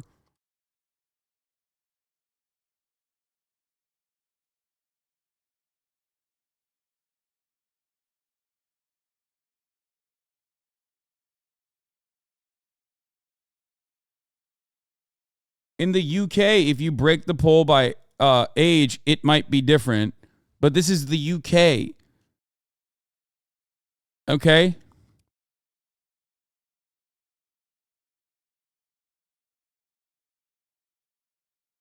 %39% say they sympathize more with the Palestinian side in the UK.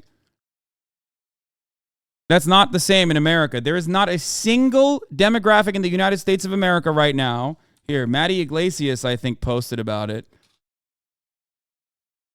That fucking egghead. Where is it? There is not a single demographic in the United States of America, including 18 to 24, that actually offers more sympathy to the Palestinians. There's not a single one. The one that is like at least closest to 50-50 is the 18 to 25 demographic. But beyond that, there is not a single demographic. Let me see if I can find the poll. I'll show you. And that has been consistent. That has been literally the same year over year. Yeah, here. This is it. Here it is. Younger Americans are less supportive of Israel than older ones, but I often hear this exaggerated somewhat. Israel has lopsided support even in the youngest cohort. Look at this. Thinking about the war between Israel and Hamas, should the U.S. government publicly support Israel, publicly criticize Israel, not even publicly support Hamas, by the way, or support Palestinians? Like, both of those would be deep, like, support Palestinians would be the appropriate question here, okay? Support Hamas would be the inappropriate framing that they would engage in when they write these kinds of polls, okay? But they didn't even do that.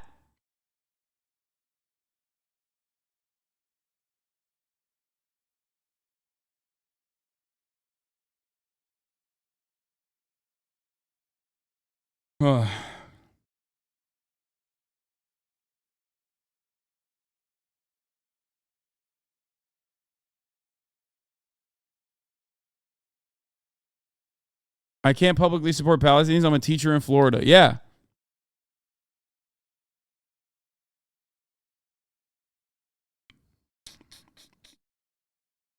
Whenever an Israeli spokesperson asks an international spokesperson if they condemn Hamas, it is done.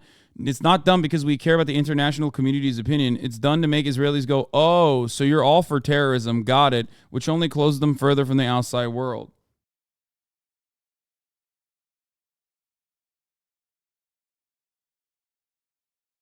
Why would anyone view criticizing a government a bad thing? To be honest, I don't fully trust these polls. The idea that a majority of people think the Israeli response is justified is insane, especially among young people. Maybe I'm just optimistic.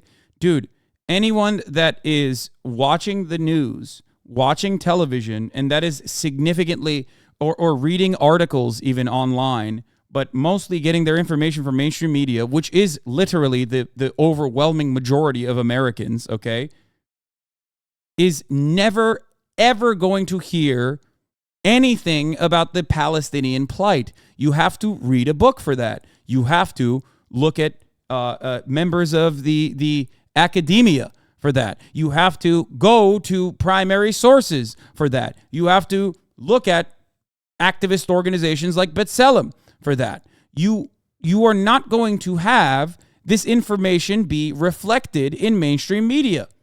It's not. There is a reason why people feel this way, but there is also a reason why I personally believe that when you do show the truth, when you do actually show the truth about what is going on the ground and what has been consistently going on the ground, that you can change people's minds on the matter. That is what most fear.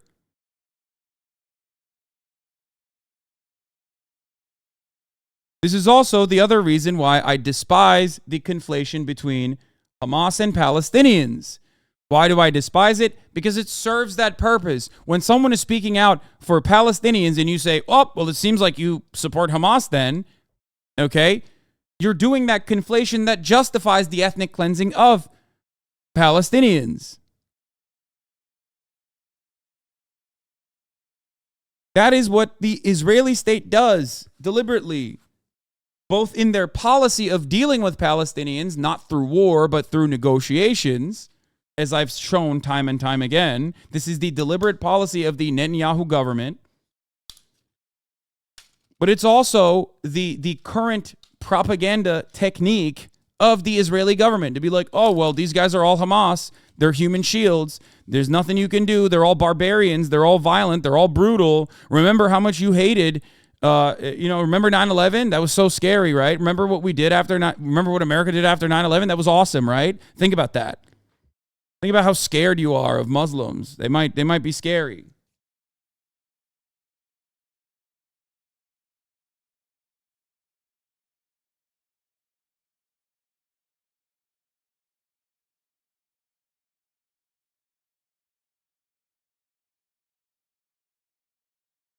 But what do you expect the IDF to do after that terrorist attack? Aren't all the consequences expected?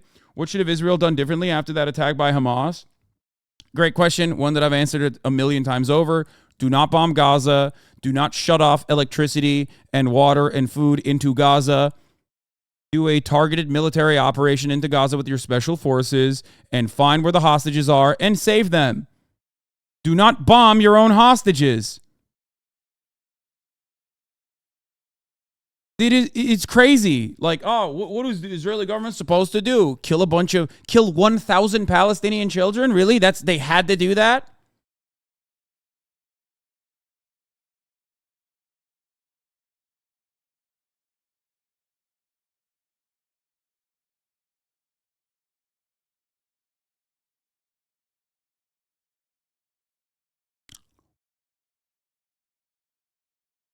The best thing that you could do in this circumstance, by the way, is to, one, ceasefire, initiate a hostage swap agreement, and then ultimately end the occupation,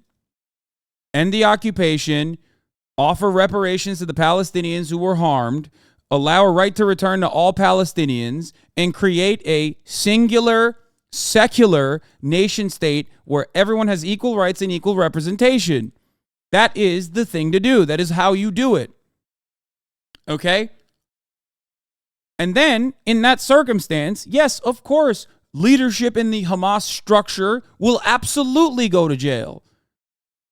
Those who have killed children, those who have killed babies on both sides will go to fucking jail. That's what's supposed to happen. Of course.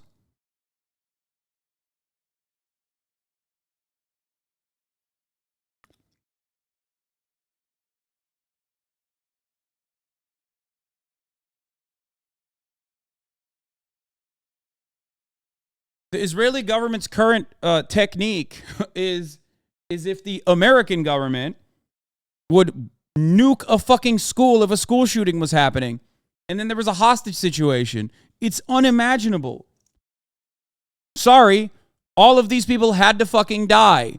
But of course, you can understand that that would be psychotic in that circumstance. Why? Because those are your fellow Americans. The school shooter is your fellow American, and the other people who are victims in that circumstance are also fellow Americans. The reason why you can't understand that for Palestine is because you don't see Palestinians as human beings. You see Israelis as human beings. You don't see Palestinians as human beings. You see them worthy of the death and destruction that befalls on them for the crime of being born on a different side of the fucking border.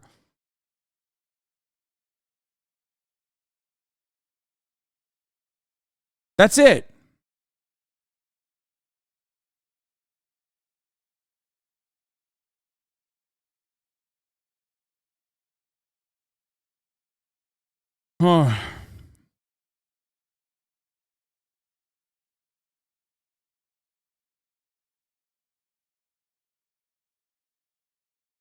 That's it.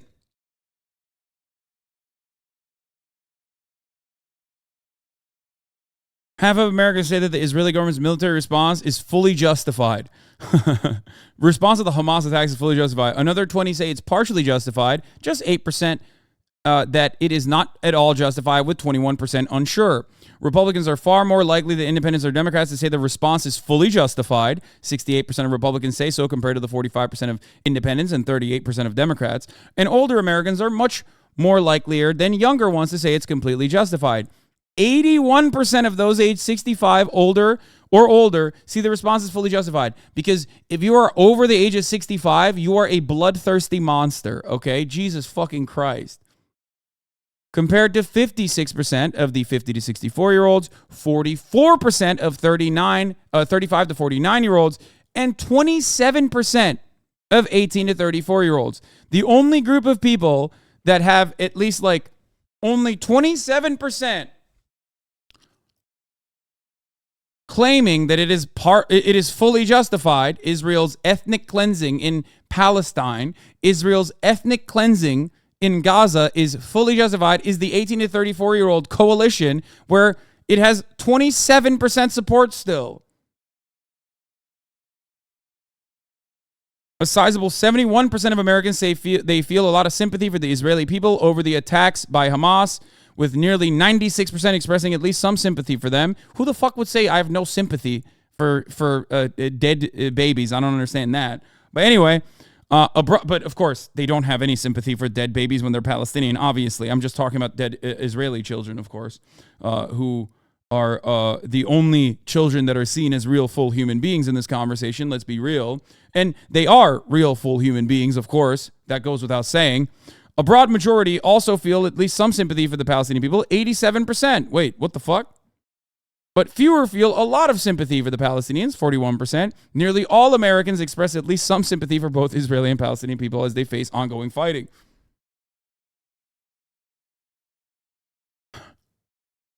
It's so funny to be like, I feel really bad for the Palestinian people, which is why the bombing must continue.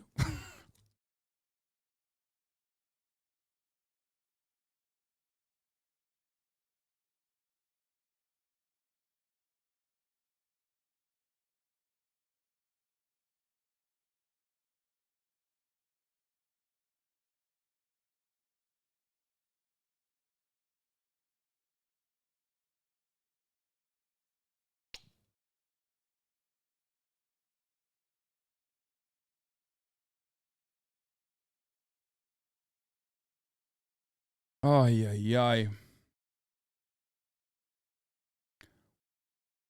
crazy. Yeah, the morale will improve. The bombings will continue until morale improves. The Guardian has sacked its own cartoonist, Steve Bell, who had worked at the paper for over 40 years over a cartoon of Benjamin Netanyahu, which the British Daily has labeled as anti-Semitic. How is this anti-Semitic? The West continue exposing themselves. This is an obvious reference to Lyndon Johnson and the Vietnam War. A lot of people have made this comparison, and I'd say it's a pretty good one. Firing someone over this is ridiculous.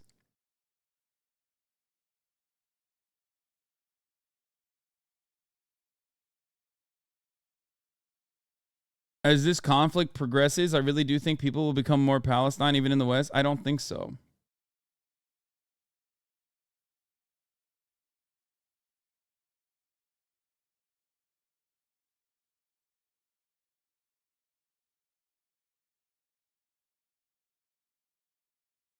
I don't think Mehdi Hasan was fired, but I do think he was sidelined because he's Muslim and he has been defending Palestinians, even though he literally will say exactly everything he needs to all the time to just be like, Hamas is, they're monsters. Like, he will offer so much more coverage to saying the same things that everyone else would say.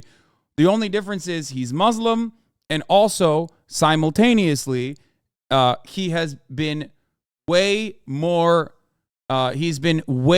sympathetic to Palestinians than the other anchors.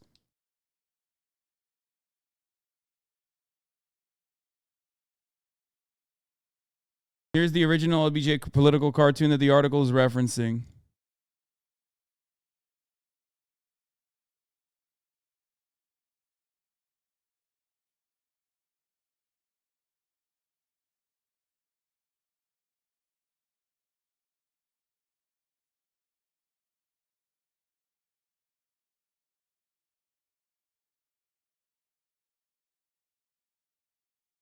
I don't understand how so many people are for Ukraine, but not for Palestine. My mom thinks Hamas and Palestinians are the Russia of this equation. How do I talk to her about this? It's you can't really.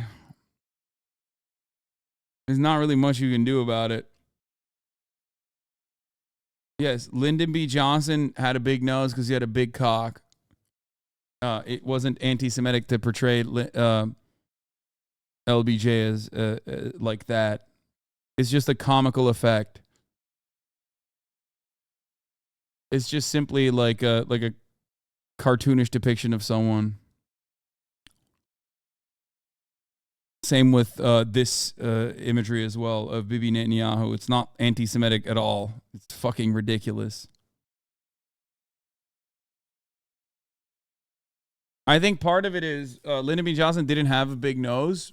He did have a big cock, though. And I think they're saying, like, his nose is long because, like, Pinocchio.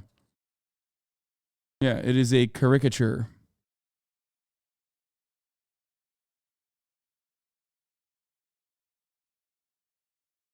Anyway.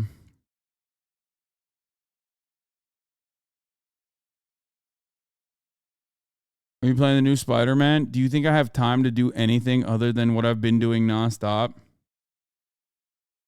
Joined. All right. Here, this one is important as well. Israel-Hamas war. It's time for Hamas to pay the price, says Israel's ambassador to, by I guess, the Britain. ambassador for Israel to the United Kingdom, Zippy Hottabelli. Hello. The Hello, UK. joining us on the programme this morning. She says some unhinged ass shit here. What updates do you have for us, first of all, from Israel this morning? So, as you know, Israel is now in the 10th day of this war that Hamas started in the horrible massacre of the 7th of October. Many Israelis are traumatized and shocked from the atrocities that the world have seen in the last few days. I've seen so many families devastated, destroyed. They executed children in front of their parents. They fired on babies and beheaded them. They hurt pregnant women, raped young women. Those atrocities are the type that no Western leader can stand and say, we can just carry on. Those type of terror actions, brutally and barbarically committed to innocent Israelis, need to be answered by a Western coalition that we can see now. President Biden, Prime Minister Sunak, all the Western leaders, they all support Israel's right for self-defense, because you cannot imagine British Prime Minister that those type of atrocities will happen in his home in Manchester or in London, and the British Army won't respond. What's the view on the humanitarian crisis in Gaza this morning? There is no humanitarian crisis because there isn't. There is no. You're a piece of shit. You're disgusting.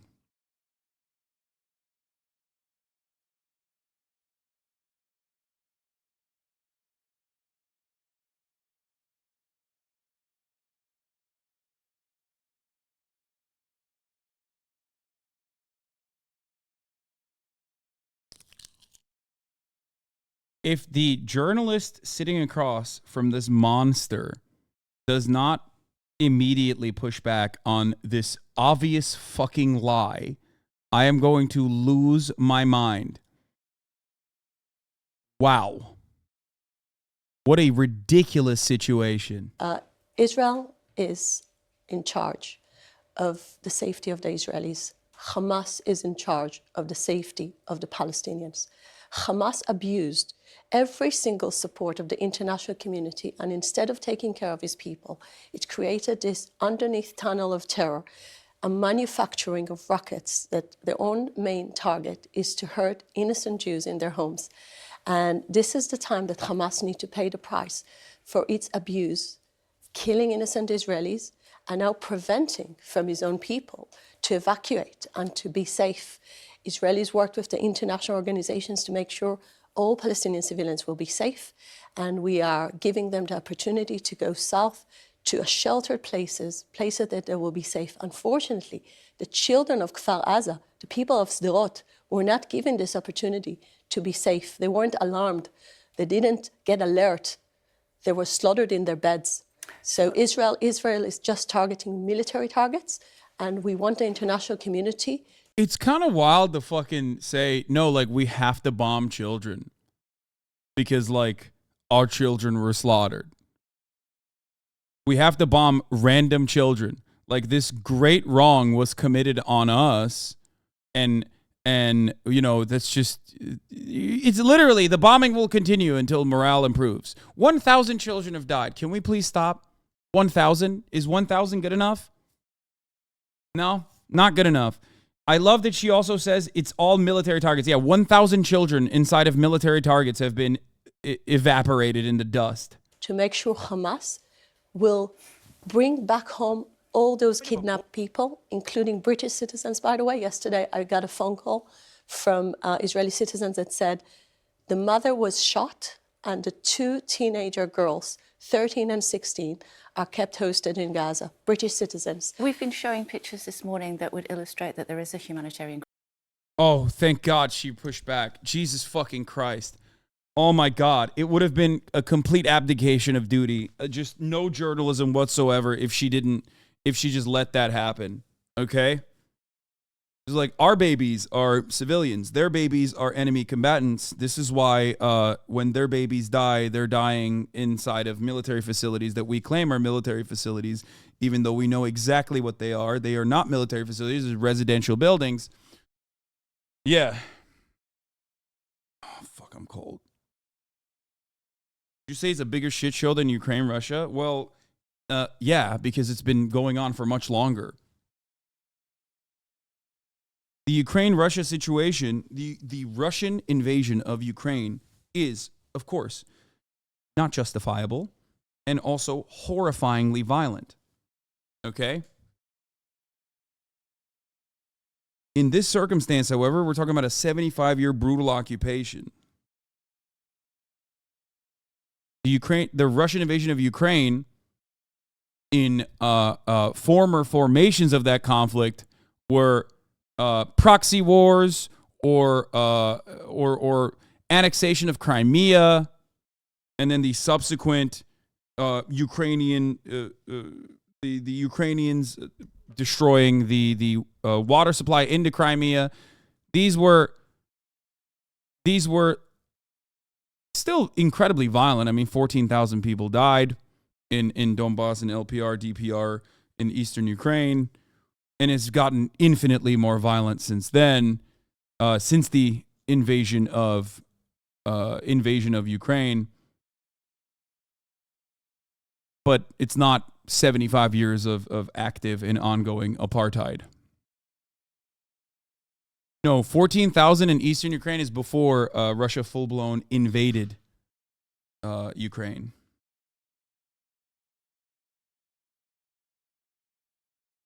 It's weird to have it's odd to have, like, to make comparisons to atrocities.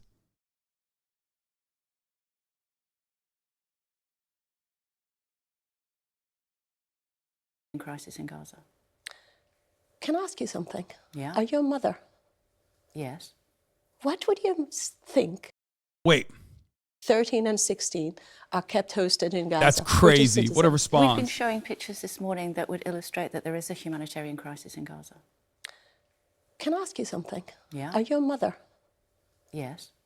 What would you think if your children would have been executed in front of your eyes? Would you expect your government to think about those Nazis committing those crimes and to say, wait a second, first of all, we need to protect the enemy, and then to protect my children?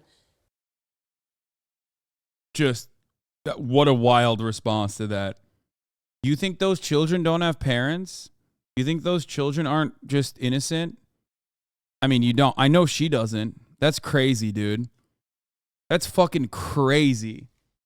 Yeah, those Nazi babies. Listen, I'm telling you, man, the greatest fear of the Israeli government is a Palestinian child. Okay? They are non-fucking stop butchering, slaughtering children, okay?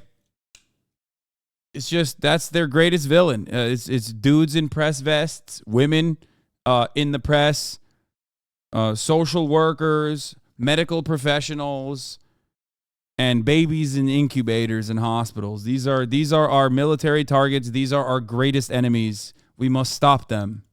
Your children come as priority to your prime minister. So do you know that? We have been showing images this morning that illustrate.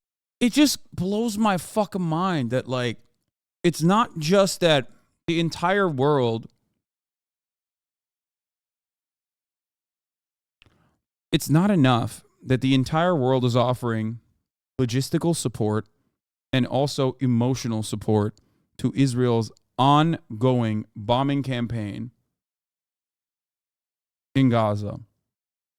It's not enough. You also have to literally sit there and tell me it's justified. You have to tell me it's justified that I have shut off the water, the electricity, and the food of a population inside of my open air prison that I've been operating for years, that I keep bombing in perpetuity. Illustrate that there is a humanitarian crisis in Gaza. So blame Hamas and ask Hamas why they started those atrocities, walking around. So you acknowledge that there is a humanitarian crisis? I'm saying there is no. Israel is working. So what do you think is happening? What is happening? There is a war in Gaza, a war that Hamas started by committing a horrible massacre on innocent Israelis. The world has seen that. Wait a second. That are innocent civilians. Just I want to say and give a little bit of a context. Yeah, she can't say that there are no such thing as innocent civilians in Gaza because they're not human. Like, she just can't do that.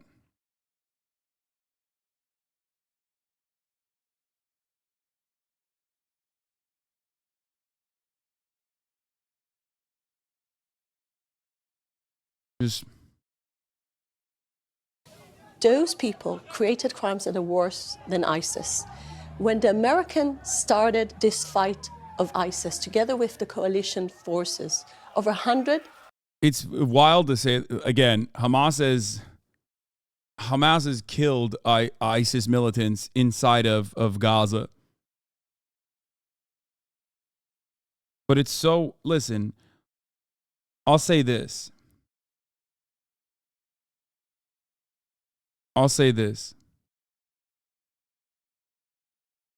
It is kind of hard for her to try to morally justify bombing babies. It's not an easy thing to say. I'll hand it to her. It's difficult, especially when someone at least has an ounce of credibility, and they will say, it's kind of fucked up that 1,000 children have been slaughtered mercilessly over the course of the past 7 days in your endless bombing campaign as you shut off the electricity, the water, and the food into Gaza, your open-air prison that you operate, that you bomb mercilessly. Okay?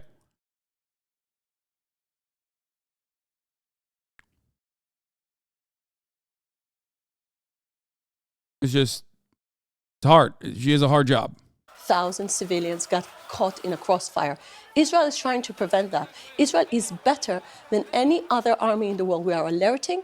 We're giving them the opportunity to have a shelter. We're doing things that no other Western army did in the past. Better than any other army in the world. That's crazy to say that. First of all of these other armies are pieces of shit too, but it's ridiculous to say that and not expect someone to go, dude, you're cutting off their electricity, their water, and their food. And you've been doing this for 4 days, 5 days now. What the fuck are you saying? This is straight up this is literally like a Nazi commander being like, listen, everything that we're doing in Poland is just, and it's perfectly reasonable. We have to do what we have to do. We're the most moral military out there. We're doing it super morally. There is no circumstance in which there is no fucking circumstance in which this would be appropriate under any condition.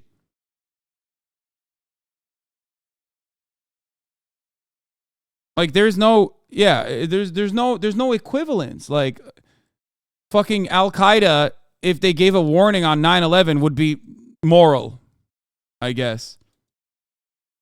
After all, Americans have voted time and time again for people to prop up Islamist militants and invade different parts of the Middle East and consistently control it. Would that be okay? Sorry, listen, Osama, he gave a 5-minute warning before he fucking dropped the 2 planes. You know what I'm saying? That's the morality. If only he had done that.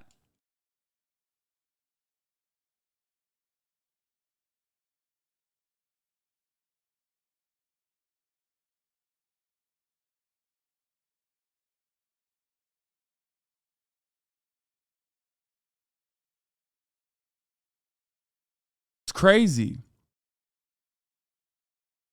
Can I tell you something? Better than any other army in the world? Yes, no army. So where were they defending your people last Saturday? We sailed. Oh, that's so good. Oh, damn. Okay, she's being filthy with it. That's correct. That's a correct question. Yeah. Where was your army? Were they too busy fucking killing fucking Palestinians in the West Bank? Is that what they were doing? Because that was what was going on. Is that what happened? You got a little too comfortable? Because you did. You did get too comfortable. You thought you had this surveillance shit down pat. You stopped listening to your own interior security. You stopped listening to Shin Bet, members in the Shin Bet who were telling you, stop doing the shit that you're doing in Al-Aqsa and Sheikh Jarrah. Stop fucking killing Palestinians in the West Bank. Stop utilizing the rest of the IDF resources to operate in the West Bank with no fucking scrutiny whatsoever.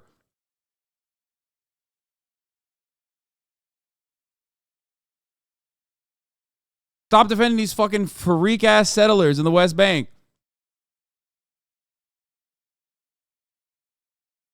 Journalists like her give me hope? No. The person sitting across from the UK ambassador to Israel is a fucking demon herself. It's just that the liberals in British media have to at least at a certain point do a little bit of due diligence. You know what I mean? Protecting the people of Israel, and this is why now we need to make sure Hamas won't be in our border.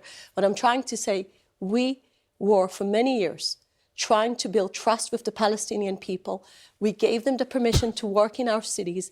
We were trying to build a better future. About the innocent. That's such bullshit, dude. That's bullshit. Civilians that are losing their lives at the moment. And now we lost so many people. You're saying that it's not a humanitarian crisis. How can you say that? The humanitarian crisis at the moment is in Israel. Are you saying they're subhuman? There is no. Actually, they made the Jews subhuman. They treated them as subhuman. When you're taking babies, cutting them and tying them together and burning them to death, you're treating them less than an animal. Just the Nazis treated Jews like that. And are Gazan civilians responsible for that? The Hamas is responsible for that. Exactly. And what about the collateral damage of the Gaza Hamas civilians? is responsible to that as well. because they're the one who preventing from their people to get a shelter. Israelis gave them the opportunity to find a safe place in South Gaza, and they need to take it, because this is as the best it can be. And I'm going back to the World Coalition fighting ISIS. So Mosul was a place where 100,000 civilians were killed. I don't want to go back to your history by targeting German cities. Dresden was a symbol of that, because you knew that this is the only way to beat the Nazis and make them surrender. This is the reality that Israel is facing. Cruel. The Dresden line is wild. They just like, they love using that one. I've heard it so many times now, from all the way from Naftali Bennett to fucking every single person that has ever appeared in British media.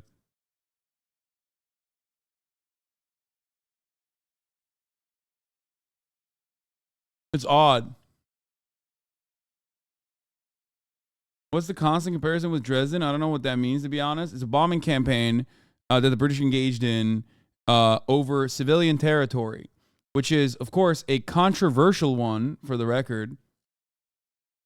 It is not necessarily one that is it is not necessarily one that is like unconditionally supported overall.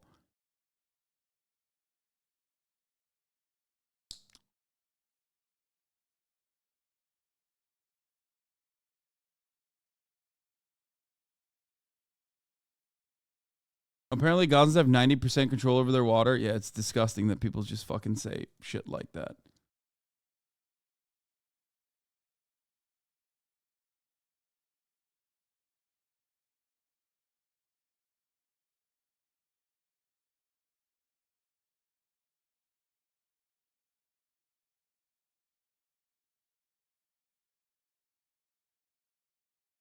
Also, yeah, even then, Dresden having manufacturing factories, or having like Dresden having manufacturing factories is a little bit different than Gazans not having their own fucking water. It's not like England controlled the electricity and the food and the water, and then they shut that faucet off and then started bombing Dresden. Like, ridiculous.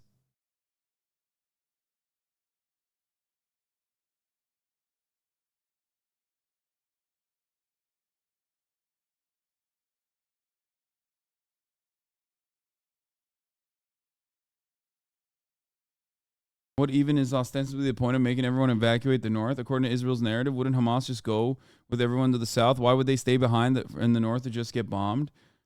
I assume they have something in their surveillance that believes that there's more tunnel systems in the north than the south, or maybe they consider it to be more viable land. I don't know. I actually don't know what the real reason is for why they want to overtake the north. I mean, I suspect that it's just like they're going to do they're going to do a complete ethnic cleansing campaign up there and then take it afterwards. But ultimately, it doesn't even matter, because they are. Ultimately, it doesn't matter. Is there an actual tunnel system? Yes, there are. Like that. A couple things that people assume is propaganda, but is not. It is actually the truth. One, yes, there are extensive tunnel systems underneath Gaza in certain parts. These tunnel systems are used in order to get parts for rockets and in order to manufacture them. Okay? Because Israel controls everything that goes into Gaza. So that is their tunnel systems that go into Egypt in an effort to get parts for weapons and the like. Another thing that people think is propaganda, but it's not actually propaganda, is that, of course, Iran helps Hamas. Iran sees Hamas as a destabilizing force against Israel.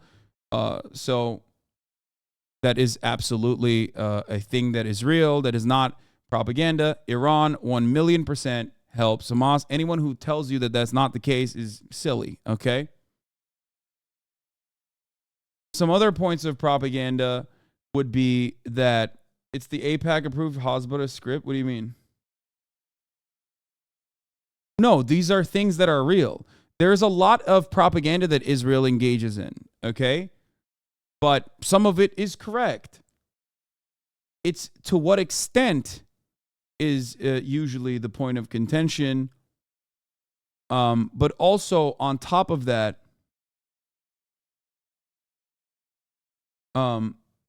is it a justification for Israel's actions? And it's absolutely not.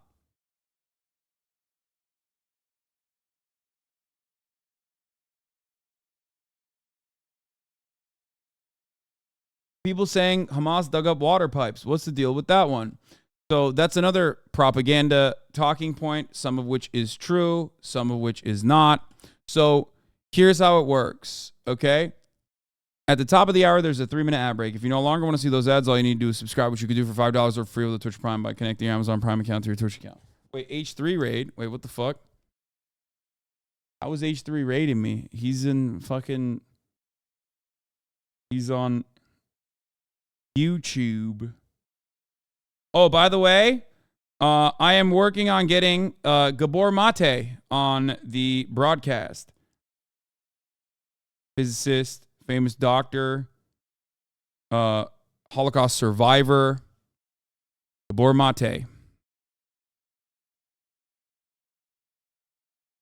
That's right. His video has been going viral. Not today, or did I say physician, not physicist? Sorry. Fuck. God damn it. Fucked it up, dude. God damn it. Now he's not going to come on.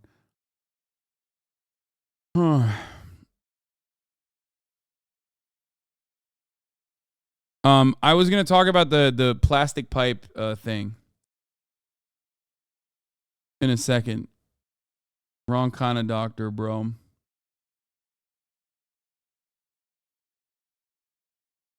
I'll explain what where the water pipe thing comes from. On. Hamas literally put out a video of them digging up water pipes. It's not kind of true. No, it is true. The water pipes, the water pipes, as far as I understand it, that they dug up is from. It's not connected to actual water that is going into Gaza. It is from former settlements that do not have any water going into it. And from what I understand, and this is coming straight from Elint News, HasanAbi head and an OSINT guy, I remember he reached out to me to talk about the water pipes, is that it's kind of true because obviously PVC water pipes or even cement water pipes or concrete water pipes you can't use for actual bombing purposes. You can make some explosives, incendiary devices off of it, but you can't actually make those missiles. Those missiles come from Iran, as I've explained before. So here it is. As a matter of fact, Al Jazeera actually covered it, apparently. Here, if you want to see that, here it is. Gaza, Hamas, and the New Middle East by Al Jazeera World. This is from 2 years ago, where they actually went and talked to a bunch of Hamas dudes and asked them what they were doing with the pipes. Here it is from Elint News. He says, Hasan, I saw some questions about stuff and rocket manufactured by Hamas. They do often do this on scale. This Al Jazeera documentary was invited to watch them and show how they repurpose the pipes and stuff for this. If you have time, from 23:30 to 27:30 in the documentary from 2 years ago shows if you're interested. Hilariously, the pipes are from an illegal Israeli settlement that was abandoned in northern Gaza in 2005 and now used as rockets. One of the propaganda points is that they're like utilizing it for the actual rockets that you see, but that's not true. But it is true that they dug up the pipes. That video is real, of course. This is they actually did dig up the pipes. It was from, like I said, a abandoned settlement. Another thing about another propaganda line is like, oh, the Gazans are like monsters, like Palestinians are monsters, and they destroyed the greenhouses that were left behind by settlers. Except the greenhouses were supposed to be given as a conciliatory prize to the Palestinian leadership at the time, and they were not. And most of the greenhouses were destroyed by the settlers who were on their way out before they were forcibly removed by the Israeli military.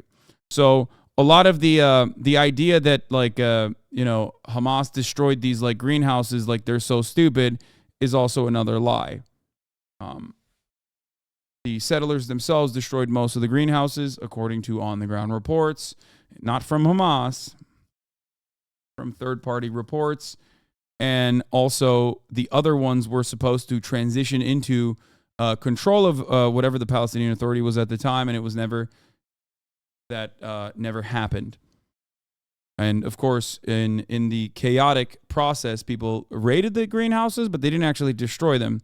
They just never got the proper way to utilize the greenhouses from the Israeli authorities.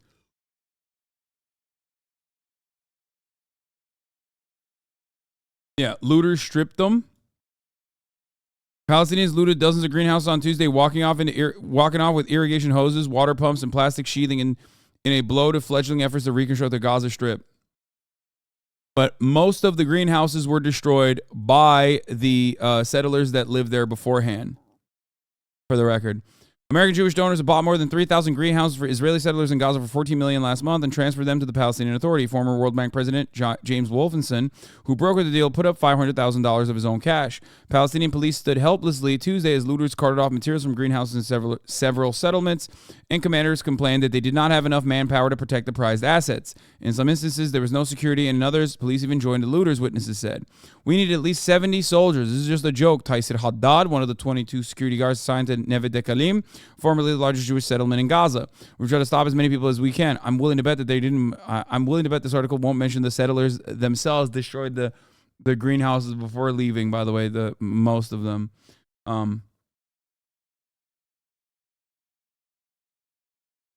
Hamas launched an amphibious assault just minutes ago. Wait, what? How? Where?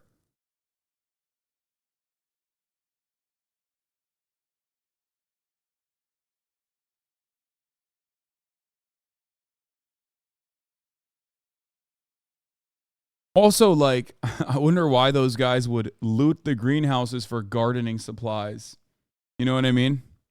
Wonder why.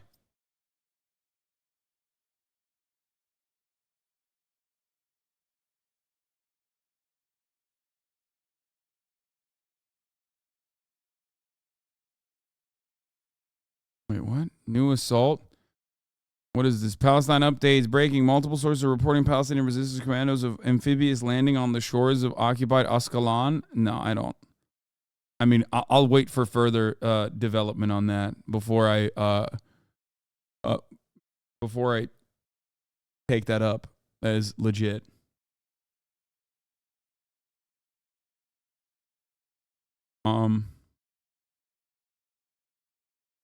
The greenhouses were then repaired and the exports blocked by Israel, making them a net loss, with fruits being dumped on the side of the road.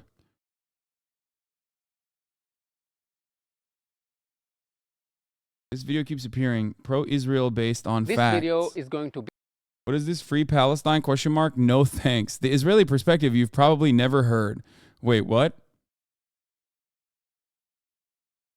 Free Palestine, no thanks, is not an Israeli perspective I've never heard. It's the only Israeli perspective that gets mentioned in mainstream media. Hello? The fuck? There are actually Israeli perspectives that never get heard in mainstream media. That is the 8% of Israeli leftists, some of which are anti-apartheid or anti-Zionist.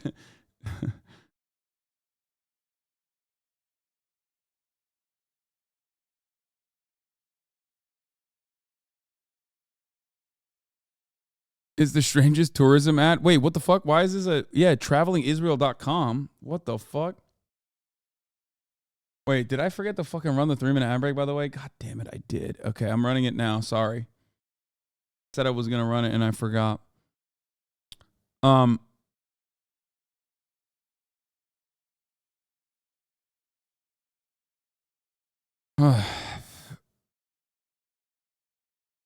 Okay.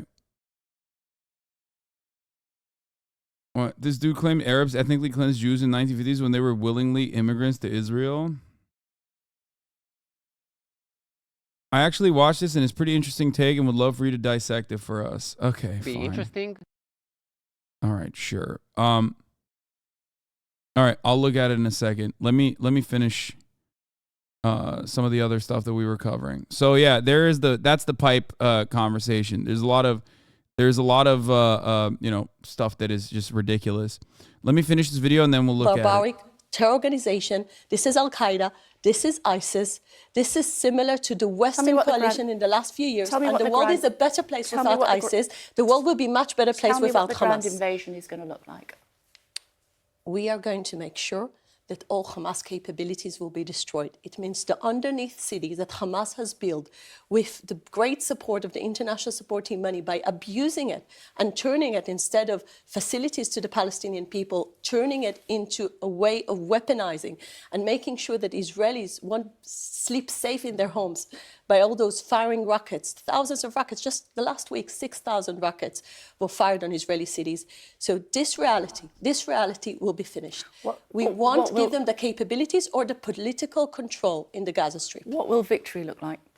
Victory will look like, I actually have a very good vision. I will quote one of the citizens of Be'eri, a community in the south of Israel that lost almost 80% of its people, and some of them are kept hostage in Gaza. So he said, I want to see the sea. Hey, Ethan Klein, thank you for the dono. Ethan Klein gave $6,500. My goat. Thank you, Ethan. From my Foot window. soldiers, rise He up. wants to see peace and quiet from his window. He doesn't want terrorists on his border. This is how peace will look like. She says, wait, she's not, she's talking about someone else from Be'eri, not the 19-year-old. I was going to say, Jesus Christ, that would have been fucking gross for her to use and bastardize the words. Streamer HasanAbi calling for a jihad? Yeah. I like how the interview just turned to letting her describe the war crimes that you're going to do to Gaza. I like how she has not answered the like, you know, how are you going to tell me that there is no humanitarian crisis going on in Gaza? Like, she just gave up on it. He doesn't want terrorists on his border. This is how peace will look like. No terror organization will be sitting in our border. Does that mean that Israel will occupy Gaza? I'm not saying, I'm not speaking about occupation, because from 2005 we left Gaza, but we will make sure that whoever controls Gaza won't have even one terrorist alive in Gaza. We won't let this terror infrastructure. Who do you want to control Gaza? People that want peace. Do you have people in mind? I think this is time for war. This is the war against Hamas is so serious. The fact that they built. Yeah, we hit 800,000 with Ethan's dono, and now we're over at 805,000 already, so which many is fucking infrastructure incredible. that are based in schools, hospitals. They're using all the civilian facilities in order to fight back Israel. This is exactly the complexity of this war, and we need to win it. How will you Please be sure, invite me. How will you be sure? Weeks from now, and ask me you who can will come on every control week Gaza. if you like, Madam Ambassador. How will you make sure that you don't create a vacuum? There is no vacuum. We've just seen it when the. Yeah, I mean, she already denied. Okay, she's an unserious person. She already fucking denied. She already denied that there was no humanitarian crisis in Gaza. Why the fuck are we listening to her after that? Why are we listening to her after that? She already fucking lied about that. What the fuck? What is this? What the hell is going on here? I'm losing my fucking mind.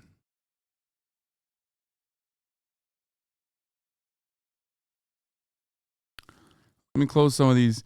Countless Jews and allies are blocking entrance to the White House, demanding the U.S. support an immediate ceasefire to Gaza. It's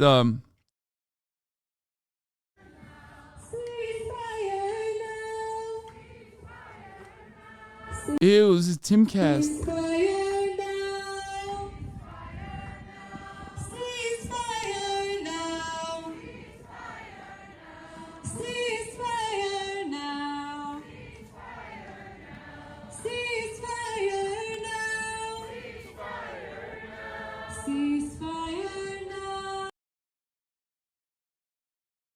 Hamas asked for a ceasefire as well. Yeah, which is why all of these Jews say ceasefire now people are also in the pocket of Hamas.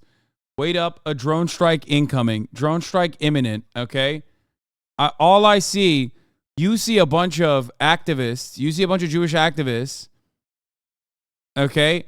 I see a bunch of enemy combatants, okay?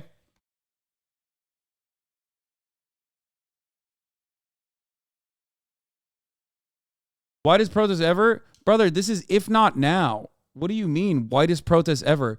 I love that people who want to shit on Jewish people in an identical situation to myself will constantly switch between, depending on what the position is, on the whiteness of Jews. You know what I mean? It's always so awesome. Whenever, it's always so fun to play this song and dance. It's like, whichever situation suits my argument better, I will switch between saying you're white or you're not fucking white. Okay? Now, yes, Jews are multi-ethnic, okay? There are white Jews and there are non-white Jews, okay?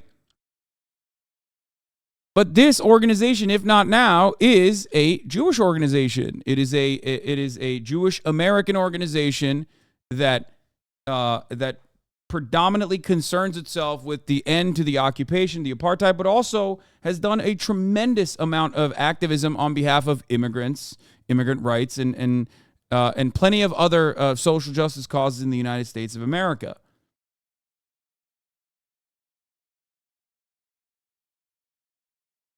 Yeah. The BBC claimed the 150,000... Wait, really? There was 150,000 people protesting in London on Saturday. We're all supporting Hamas. This is pretty unprecedented rhetoric for the 21st century from the state to undermine the legitimacy of its own people, akin to the use of the term communist in the 20th century. They do that too.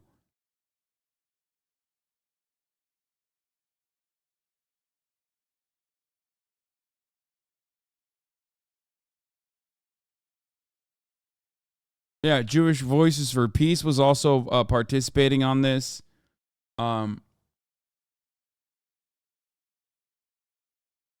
Anyway. Oh, yeah, they blew up United Nations Relief and Works Agency for Palestine refugees in the Near East, the UNRWA depot in central Gaza, incinerating what few crucial supplies the densely population needs for survival. That's in pekane. Niye söylemedin o zaman daha önce yapamam diye? Ay daha önce yapamam diye söyleseydin belki o zaman. It's fine, Mom. It's fine. Don't worry about it. It's crazy. Okay, it's fine. It's fine.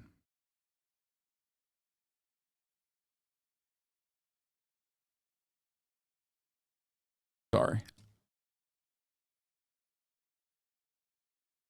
All right, let's continue with this. I will watch that video in a second.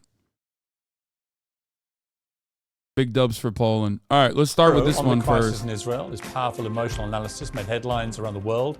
5 million people have watched that interview so far, a measure of the enormous emotion and division this conflict has awoken. Well, among those viewers was Mohammed Hijab, the controversial pro-Palestine influencer with nearly 1 million YouTube subscribers of his own. I don't know enough about this Mohammed Hijab dude, but I do know some of his followers have consistently tried to get me to debate him on Islam. Like, I'm not familiar with him, but he's like he's like a really religious Muslim guy, right? I don't know. I mean, I know he's just like he's the final boss of Muslim debate lords. I know that. And I feel as though he is, he's a good debater and a debate lord. Yeah, I think he is a debate pervert of sorts. And also, I think he might be a bit conservative as well. But I'm not, like I said, I'm not very familiar. He's an Andrew Tate fan and went to the Muslim Scottish First Minister for saying gay sex isn't a sin and said he's excommunicated. Yeah, that's all I need to know. Okay, charlatans all around. Now, obviously, I'm giving that introduction I'm giving that introduction specifically because I don't know his background, but I suspect he will do a decent job of defending Palestinians here, regardless of my own personal difference in agreement in the way that he views the world. Here's what he had to say about it. Do you think Piers Morgan, on fair grounds, would try and speak to me about an issue like this? Or Ben Shapiro, when they know what I'm going to come with? Absolutely not. Don't pretend you don't know who I am. You've been watching my videos. You know what I'm about. Your silence is deafening. And your cowardice is apparent.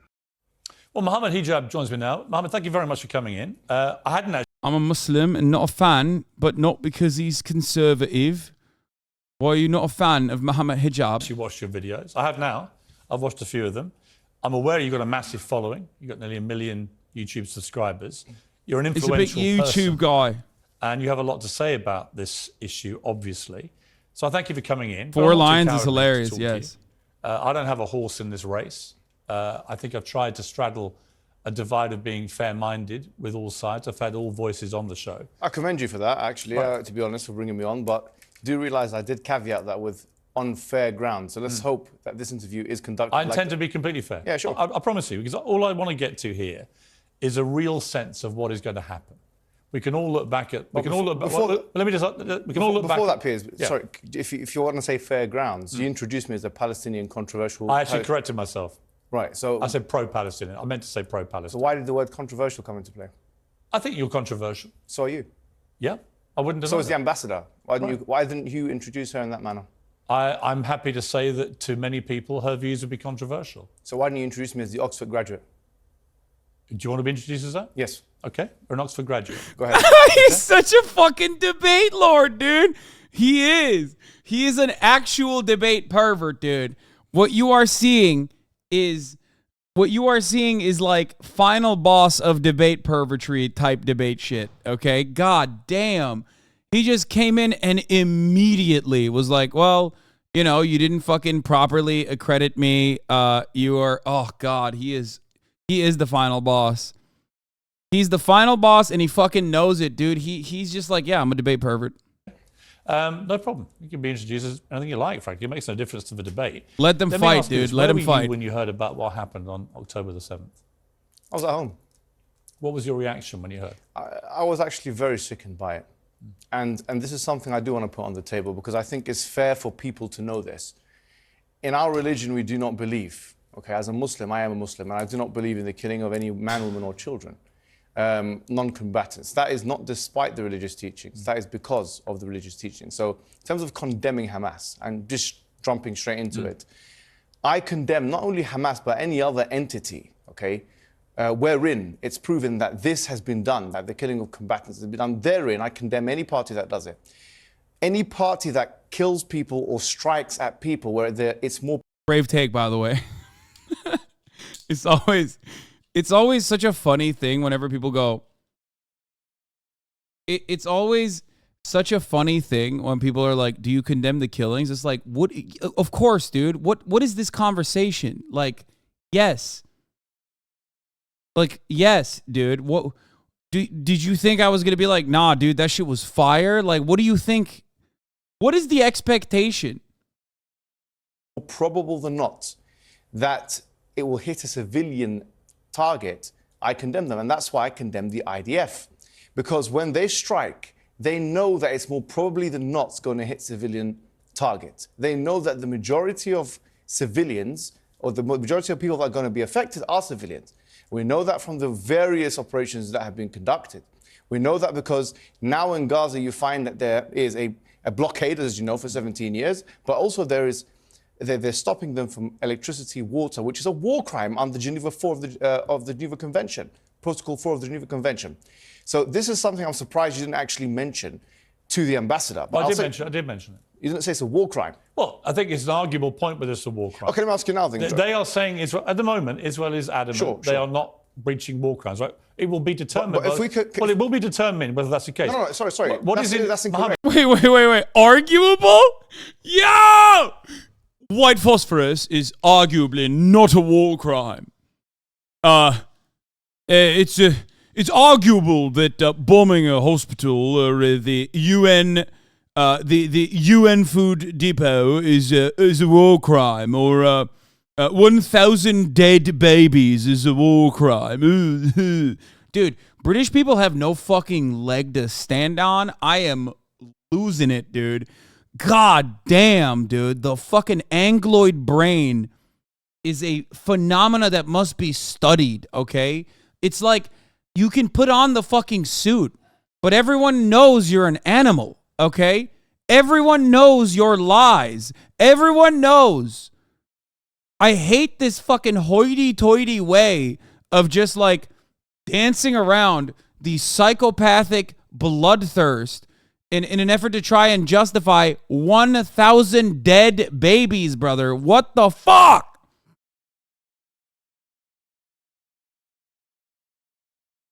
Right. Well, Mohammed, let me make a point to you back on that. I have to pee. Surely we can agree that what happened on October the 7th was a war crime. I mean, when people are taking grandmothers and executing them, kidnapping young children, when they're killing babies in their cribs, we can agree that's war crime, right? Okay, babies. Can we? Surely, of course, 100%. Right. But babies in the crib. Sorry, what was the evidence for that? You don't believe that happened? Sorry, CNN, the White House, Sky News, which you work for, all say. I don't work for Sky News. Well, your thing. I did work at CNN. I saw one reporter who retracted it because she wasn't sure about the source. It's unconfirmed by the White House. But then the Daily Telegraph and the Jerusalem Post and other sources then did publish pictures, CNN, which indisputably show babies have been killed. No, it showed one baby who's been charred, and that picture has been put up on Twitter and has been refuted by many people saying that it's actually AI. That's completely untrue. That is true. What's your source? What's your source? There's been a thorough investigation into the claim that was put up there by some rogue person on Twitter that it was AI. It has been completely disproven. Okay, let me ask you a question. That picture, which was published on the Telegraph, is a genuine, legitimate picture. What is your source? Are you seriously arguing that babies weren't killed? No, I didn't say that. Well, what are you saying? I'm saying, give me a source. Yeah. You know full well you've been fired from the Daily Mirror for fake images. So you know full well about the I didn't accept they were faked. What? Yo! He flipped it and said, you were fired for the Daily Mail for posting fake images. Okay, he is like, this is like, black belt, fifth dawn levels of debate purgatory. Immediately attack your interlocutor with like deep cuts that also pertain to the argument that you're trying to counter. I was going to say, what a stupid thing to fucking argue on. Like, baby still died, okay? It literally doesn't matter. It's just, I hate that. I hate that is like always a point of contention, because like it only makes you seem like you're defending the position. And that is the design of this argument. It's supposed to make you look like you are saying, no, babies didn't die. It's to make the people watching, feel like you're literally saying those babies weren't burned or those babies weren't killed, okay? And the reality is they were, okay? They were. So there is no point in talking about their method of decapitation. Like, were they decapitated or were they killed and then burned? It does not matter. They're still dead, okay? And it's like, guess what? Babies get decapitated when they fucking are underneath rocket fire as well, okay? It is not the method of decapitation or the method of death that is the problem. It's the fact that babies are dying is the problem. Saying source in that circumstance doesn't make you look all too great, in my opinion. Exactly. The UK government did. Yeah, they did. So Because the UK government, just to be clear, sure, had waged, in my view, an illegal war in Iraq. So you're allowed to go against the government, and I'm not allowed to go against the Israeli government? Of course you're allowed to. So tell me now, what's the source? You seem to be making a lot of presumptions about me, Mohammed. Yes, I had softball questions I was for the your editor. ambassador of No, they weren't. I put all the questions to the ambassador. I was editor of the Daily Mirror when we opposed the Iraq war on the grounds that I believed it was an illegal war. I still believe that to this day. I think it's stained this country. Fantastic. I don't think you even knew that. I did know that. Right. But that's not the point I was making. I was making the point that if you're allowed to go against a government in their classification of an image, then if you have pro-Palestinian activists who are saying, actually, we need to see a source, shouldn't they be entitled to that? The Daily Telegraph published on page 3. Should they be entitled to that, yes or no? You're talking about, the Daily Telegraph said they had independently verified the picture, Mohammed. No, excuse me. If you're saying that their verification is wrong... No, excuse me. Primary source in academia, I know you've done a journalism degree, which is, frankly, it's not relevant to what we're talking about here anyway. Probably is to journalism, yeah. No, it's not to this conflict, but we... See, dude, really? Out of 22 minutes, 6 minutes should be this kind of back and forth. This is not cooking. This is stupid. Israeli babies died. I don't like this. This is why I never talk about this shit. Like, I think for a different time and a different place, it is important to make assessments on how quickly information that is unverified, and it 100% was unverified at the time that it reached the president's ears and was said by the president, that in and of itself is insane. That in and of itself is so scary and so fucking insane. Okay? But it does not change the reality that children were slaughtered. Children were killed. Okay? This is an unproductive conversation to have. And it only serves one purpose. It is a mechanism to derail the conversation and talk about a back and forth where it looks like you're trying to, it looks like you keep saying, like, I need to see with my own 2 eyes these decapitated children. Okay? In this circumstance, if I was presented with this question, this is what I would say. I would say, it's ridiculous. The babies were obviously killed. Children were obviously slaughtered. I am in this business to stop children from being slaughtered, which is why I am here to talk about Israel continuously slaughtering children at this very moment with this particular government's go-ahead. We are supplying them with the weapons to kill children. That's it. In a different time and in a different place, you could possibly talk about how quickly information spreads and goes all the way to the president without proper verification, and the lack of verification that has come since then, where the story went from 40 babies were lined up and decapitated to some babies might have been decapitated or whatever, but ultimately still, children died. Babies died. We do not like that. Academics require primary source evidence in order to make it. The Daily Telegraph said atrocity propaganda is used to manufacture consent to bomb Gaza indiscriminately, so it is very important to talk about this. Yeah, dude, they would, the British government would have been like, yeah, actually, Israel, you shouldn't bomb Gaza because you know, the baby thing is up for contest, is contested. The Daily Telegraph said they verified the picture. That's a secondary source. Fine. You may say that's a secondary source. You may say that's a secondary source. Well, you may say you don't think it's genuine. I don't agree with you. But the wider point. That was my point. But I said I want a source. I just want to see the evidence. What we're arguing about here. You're not contesting that babies were killed. No, I'm saying I want to see the evidence. So why are you picking on the semantics of the veracity of one picture, which has been verified by British journalists? Why are you picking on that? British journalists are not an example authority. that somehow this wasn't as bad as it seemed. British journalists are not an academic authority. You know that full well. You've been fired from Daily Mirror for that very purpose. What I'm saying to you is this: putting this issue to the side. I do think it's good to keep hammering on how he was fired from the Daily Mail. That is funny. That is a 10-10 retort. Uses a red herring to move away from the bigger issues. What red herring? This is a red herring because already 1,023 children have been killed in Gaza. That's why. And you didn't ask the ambassador that question. I literally asked the ambassador. No, I said 3,000 people have already been killed in a week in Gaza. Well, you didn't ask her whether she even listen to my interview with the ambassador? I did listen, but excuse me. Well, don't put words in my mouth or say I didn't ask a question. Let me ask you a question. Do you condemn the killing of those children by the IDF? I'll tell you what I condemn. Yes or no? I'm going to answer your question honestly and truthfully. Wait, what? Come on. You can't say you condemn that? God damn, dude. God damn. That's crazy. He just has to fucking play that game, really?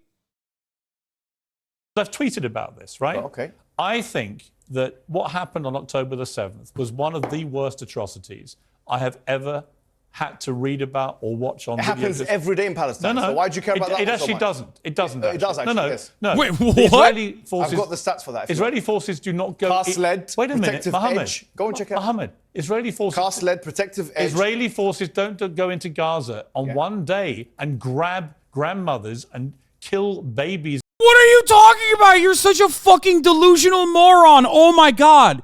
Oh, dude, he's about to, I assume Mohammed Hijab at this point is going to turn around and literally put his nutsack on the fucking table because that is such a stupid take. You fucking imbecile. Are you stupid? How do you think an apartheid state works, you fucking dumbass? They literally kidnap children and apprehend them on a daily fucking basis. At times, there have been 150,000 Palestinians that have been apprehended, given whatever the military campaign looks like. That is so fucking stupid. Right now, there is 11,000 Palestinian civilians that are in prison, okay?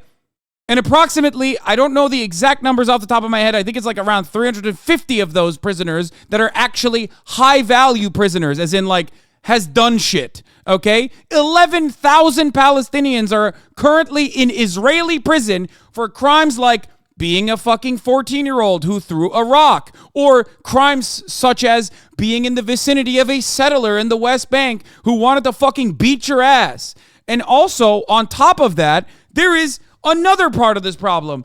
Gaza is a fucking open-air prison. The notion that, like, oh, there's not any sort of unjustifiable kidnappings happening on behalf of the Israeli government is fucking so stupid. There is not a single part of this conversation that makes sense when you make such an imbecilic fucking point. God.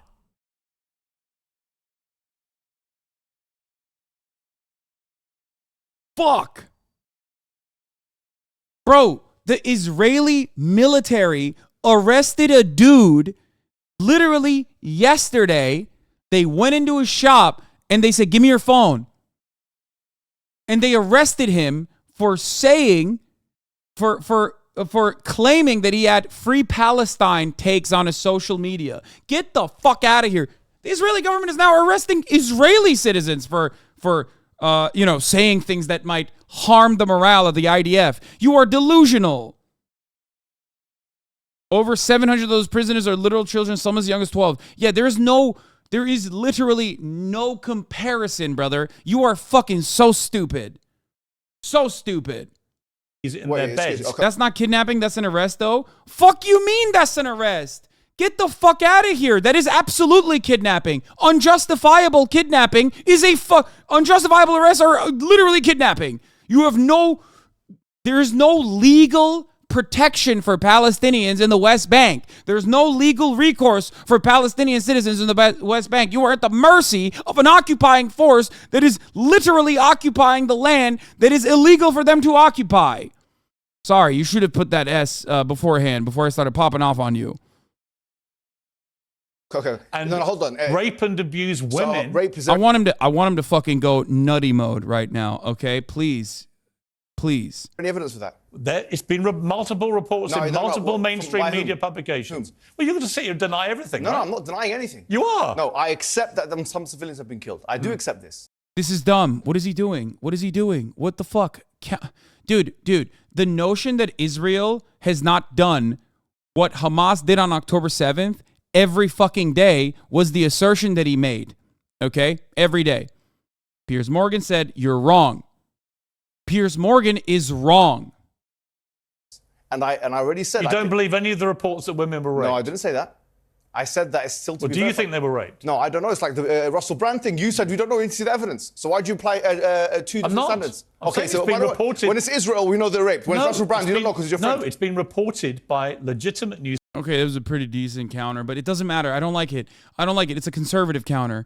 I don't like this. See, this is what I mean. It's like dude, what are you doing? You have the fucking verified facts. I don't like that. I don't like that he's like, oh, well, with Russell Brand, you need evidence, but with, because then you're wrong, because, like, you know, Russell Brand, there's a lot of information. There's a lot of information suggesting that he did do that. So there's a lot of evidence suggesting that he did do that in an incredibly long, multiple-year-long investigation that was conducted. So I don't like, it's just cheap. It's a cheap, unproductive way to make Piers Morgan look hypocritical. This is what I don't like about debate lords in general, by the way.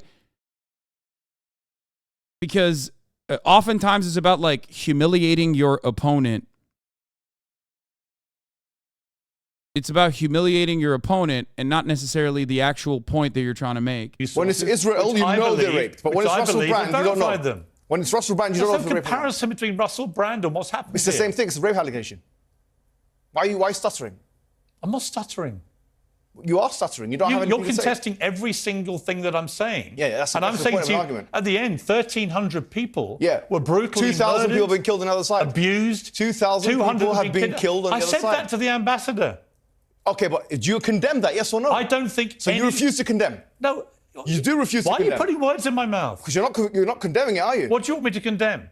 Okay, excellent. What do I want you to condemn? Yes. I want you to condemn the fact that the IDF, knowing that it's more probable than not, pressing buttons from the sky, killing innocent civilians, 1,000 of them children, that is a war crime and that is not acceptable morally. Just like you condemn the other one. Is it condemnable or not? I believe, given the scale of what Hamas did on October the 7th, Israel is entitled to kill children. No. Dude, these guys are such freaks, dude. It's not like...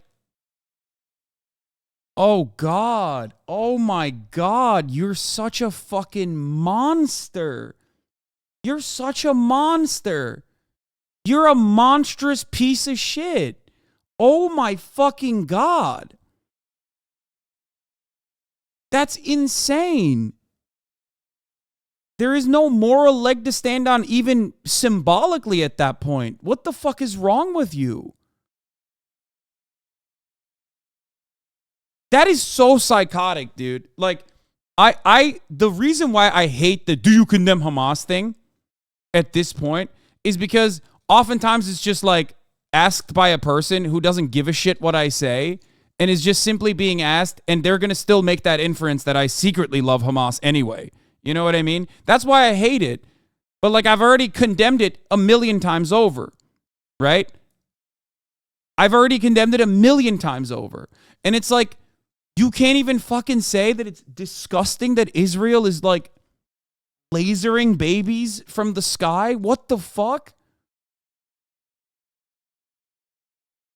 That's not what I said. Go ahead. They're entitled to defend themselves with force. Okay, excellent. Then the question becomes, Mohammed, there's an interesting debate. Sure. If, as it seems to me, you believe too, Hamas are not a force for good, do you believe that? Well, I think that anybody who kills children... No. Stay on topic. No, stay on topic. What the fuck? Stay on fucking topic. He's trying to move the conversation back to you. Don't get baited. I think he's going to stay on topic. Elements of Hamas who are killing children. Right, so we can agree. So we agree. So my point is, your point. If Israel's purpose is to rid the world of Hamas after the atrocity of October the 7th, how do they do that, given that Hamas embeds itself in civilian areas in the way that it does? Everyone knows that in Gaza. Okay. How do they do that in the surgically clean way that you seem to think they should be doing? Okay, can I say... How do you not kill civilians? Beautiful. I don't like any civilian death. Do you mind if I answer the question? I don't endorse any... Yeah, but he's like, but some of them are going to die. Some of them are going to have to die. So here, one thing that I mentioned about Mohammed Hijab, okay?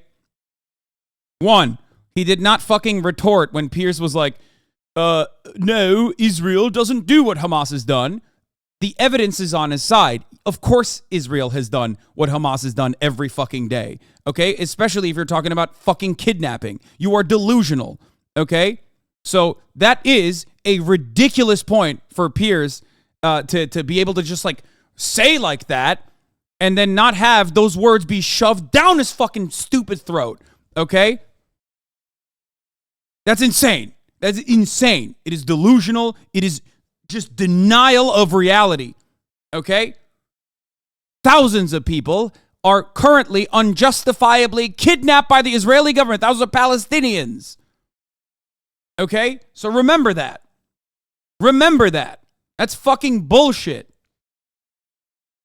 Secondly, as far as like, you know, letting him get away with this, like, oh, well, some babies are going to be brutally murdered in a way that is not clean by your expectations. Like, what do you mean? What the fuck do you mean? Oh, just some of these babies are going to die? Really? You think that's justifiable? What are you, fucking psychotic? Imagine if someone went on your show and were like, well, some of those babies had to die because this is a, this is a rescue operation. This is a way for people to just fucking defend themselves, and they have to kill some fucking babies. Everyone would understand you're crazy. Everyone, except when Israel is doing it, it is done with the state, with the sanction of the state. And that's precisely why people can't make that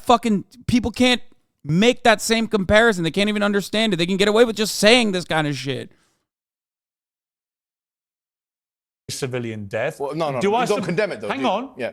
No, and here's why. Because I support Israel's right to defend itself. Beautiful. Now, can I say something? No, one more point. So then Go you ahead. can reply. Sure. But the question then becomes, what is proportionate? Okay. What is a proportionate response? Okay. How many babies? What's a proportionate number of babies to kill? Don't have the answer. Excellent. Because I don't know what a proportionate response to 1,300 murders is. When 260 young people at a music festival, most of them peace-loving people enjoying themselves at a festival, when they get slaughtered by people paragliding in with machine guns, I don't know what the proportionate response is. Dude, here, man. Some people in Gaza also enjoy music. You know what I mean? They like and enjoy going to festivals too, except they can't because they live in a fucking open-air prison! You fucking asshole! Fuck! Some of those babies that were fucking murdered by the Israeli bombs also probably would enjoy a peace-loving trans festival or whatever the fuck it was, but they can't. They can't. Is that what this is? They have to be able to go to a festival so you can see that they are human? Like, what the fuck is this? Trans music. Not transgender, you fucking dinguses.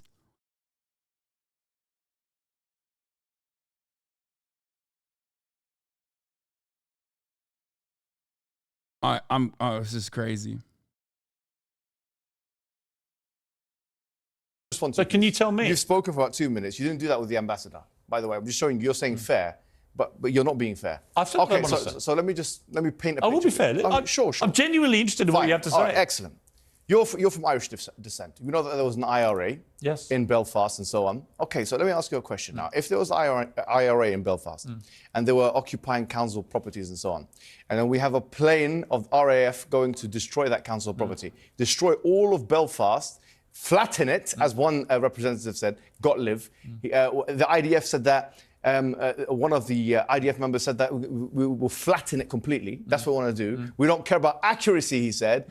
We care about damage. That's what he said. You didn't question her about that. But anyway, if the RAF were to then go into Belfast and flatten, as the IDF and these guys want to do, if they want to flatten Belfast with all the white people, I'm going to use the term white, all the white people, council estates living in there, with the excuse that we're doing it because it's proportionate defense to the terrorists. What would you say about that? Here's what I would say to you. Is that acceptable or unacceptable? Here's what I would say to you. Yeah. The IRA committed a series of atrocities over... He's going to be like, yeah, and it's totally fine to kill all of them. Here's what I'm going to say. Yes, bomb the entirety of Ireland. Bomb it until it's a pool for the British. Bomb Northern Ireland. Bomb all parts of Ireland. I'm pompous. Do it. Flatten it now. Numerous decades. They targeted, in their eyes, military and political targets. They usually gave some form of warning, not always. Okay. They were terrorists. No, they were terrorists. Sure. They never, ever went out one day and committed the barbaric slaughter of 1,300... Irrelevant. No. If they did. I'm sorry. It's not irrelevant. If they did. No, Mohammed. If they did. Here's why it's not irrelevant. Okay. They never did. But if they did, Would you accept the RAF to flatten down Belfast? There were outrages committed by the loyalist parliamentaries too. My question is, here's my point. They did, would you think it's acceptable? They never came close to committing an outrage on that scale. If they did, is it acceptable? They never went in and kidnapped grandmothers or killed babies in cribs. Is it acceptable or not? They believe. Okay, this debate sucks, dude. What the fuck is going on? Why are they having this conversation? Here's the question you have to ask to get your opponent to at least like define their boundaries. I hate being a debate pervert, but this is what you're supposed to do. At what level is it appropriate to engage in the baby killing? Okay? Is it one grandmother? How many grandmothers? Is it the kidnapping that allows you to then turn around and kill 1,200 babies? What is the baby killing metric for you? And he's going to say, "Oh, I don't know. I haven't thought about it." And then you say, "Yeah, you clearly haven't thought about it because you have no fucking clue what you're talking about." Because you don't have to think about it. Because you don't have to ever think about it. All you need to do is just sit there and go, "IDF said this," or the Israeli military said this. The Israeli government said this. And sit there and act like you're reporting when you're just a fucking stenographer. You're not a truth teller. You're not a fucking reporter. You're not doing any journalism. All you're doing is propaganda and a justification, and a bad one at that, for Israel's blood and soil propaganda as they do their fucking endless bombing campaign in Gaza. Fuck. It's so stupid. What's the exchange rate? Yeah, per baby to grandmother exchange rate. Like, can you work through this math for me?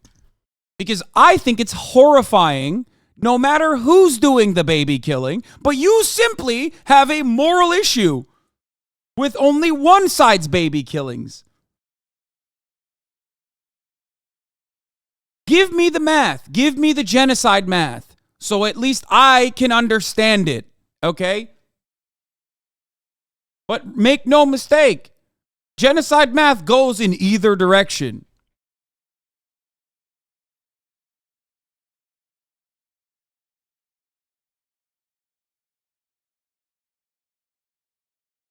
They were fighting for better or worse, and I believe for worse, and that's why I'm glad peace was found.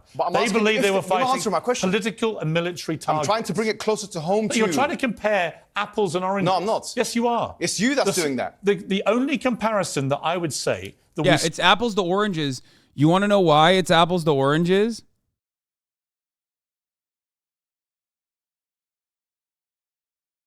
You want to know why it's apples to oranges?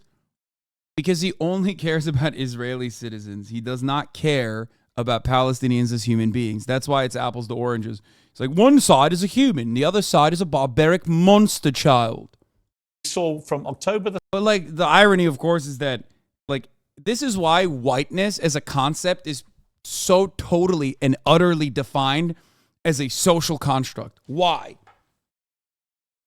There is fundamentally no difference between people living in Israel proper and people living in Gaza when you look at them. If I put a fucking lineup of individuals living in Gaza and individuals living in Israel, you would never be able to figure out who's actually the Muslim and who's actually a Palestinian living in Israel or a Jewish person living in Israel. But despite that reality, we have made it seem like we understand it completely. That there's no, these guys are all, they're white. It's not. It's more complex than that. It's certainly more complex than that. And it's the distinction that the IDF sometimes fucks up on when they end up killing a fucking settler that they thought was a Palestinian. You are just as biased and adamant in your views as those you are judging from your high horse. Yeah, when you have no fucking argument, you just attack something completely irrelevant. That's awesome. In Germany, it's been a huge problem. I am not following politics at all, but the cases of immigrants committing crimes and don't get a verdict are all over the news. That's why the right wins. Yeah, got it. I love that you don't follow the news, openly admit that you don't know what the fuck you're talking about, and then go, yeah, and the racist propaganda works on me. All right, let's continue. The 7th, and what Hamas did is with ISIS. Excuse me. It's the only comparison. Do you mind if I... Let me ask you a witness. question.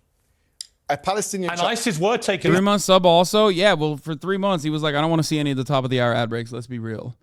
Which comes at the top of the hour, and I don't like it. It's 3 minutes long. I would like to avoid those ads, and that's why I subscribed for $5 or for free with the Twitch Prime. Or I got lucky and got gifted a sub. But you, too, can avoid the top of the hour ad break right now, which is coming right now. Here it is. This makes me wish you went on Piers, but totally get you wanted to be live at the fundraiser. Guys, Piers Morgan asked me to go on a show, I think last week, but he wanted me to go on a show while I was live. I'm not. If I have the opportunity to go on a show and not disrupt my live coverage, I would do it. But if it's between me going live and giving you 10 hours of on the ground, 10 hours of reporting from the ground at a critical moment, at a critical time, versus not going live that day just so I can go on Piers Morgan and fucking yell at him, I think it's selfish of me to take the Piers Morgan route. That's how I feel about this issue.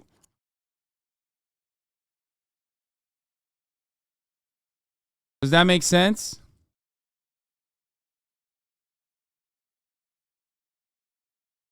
As much as I would love to go on a show and call him a baboon in a suit, I am not going to be able to do that while I am live. I would be down to do that if he would let me do it while I'm live. But this is much more important to me. Now, by the way, with planes... No, here's my... You didn't do this with the ambassador. I'm going to finish. You did this with Ben Shapiro, which you gave the show to him. No, hang on. I'm giving you plenty of time. No, you're not. I'm giving you plenty. You asked about the analogy of a plane flying over and targeting... But you didn't answer my question. But that did happen, Mohammed, with ISIS. Would you accept Belfast to be flattened or not? Yes or no? Wait a minute. It never happened. So the like for like isn't relevant. It's a hypothesis. It's hypothetical. It's not. I don't do hypotheticals. You don't do hypotheticals? No, let's deal with reality. Okay, let's deal with reality. Okay, the reality of 1,200 dead children in Palestine. Let's deal with that reality. Let's hear it. Mohammed, let me finish. Then you can answer. You don't answer the question. No. Here's the reality. British public can see this. Here's the reality, right? British public can see this. Yeah, they can see it. Yeah, go on. They listen to the debate. Keep going. Right? For what it's worth, I think it's a good debate to have. Right? These are questions many people on the pro-Palestinian side are having. I get it, right? But you're trying to compare what happened on October the 7th with the IRA. No, I'm not. I used the hypothetical wait a minute, Mum. Question. I'm comparing it to ISIS. And the way that the world in the end dealt with ISIS actually was to use airstrikes. And many civilians were killed. There's a huge difference many innocent between the people two, died. which you're not, They're not. Okay, I can't. This is dumb. This is dumb. This is a silly conversation to have, dude. This is what I mean. Debates are unproductive. Just fucking humiliate him and keep going, you know?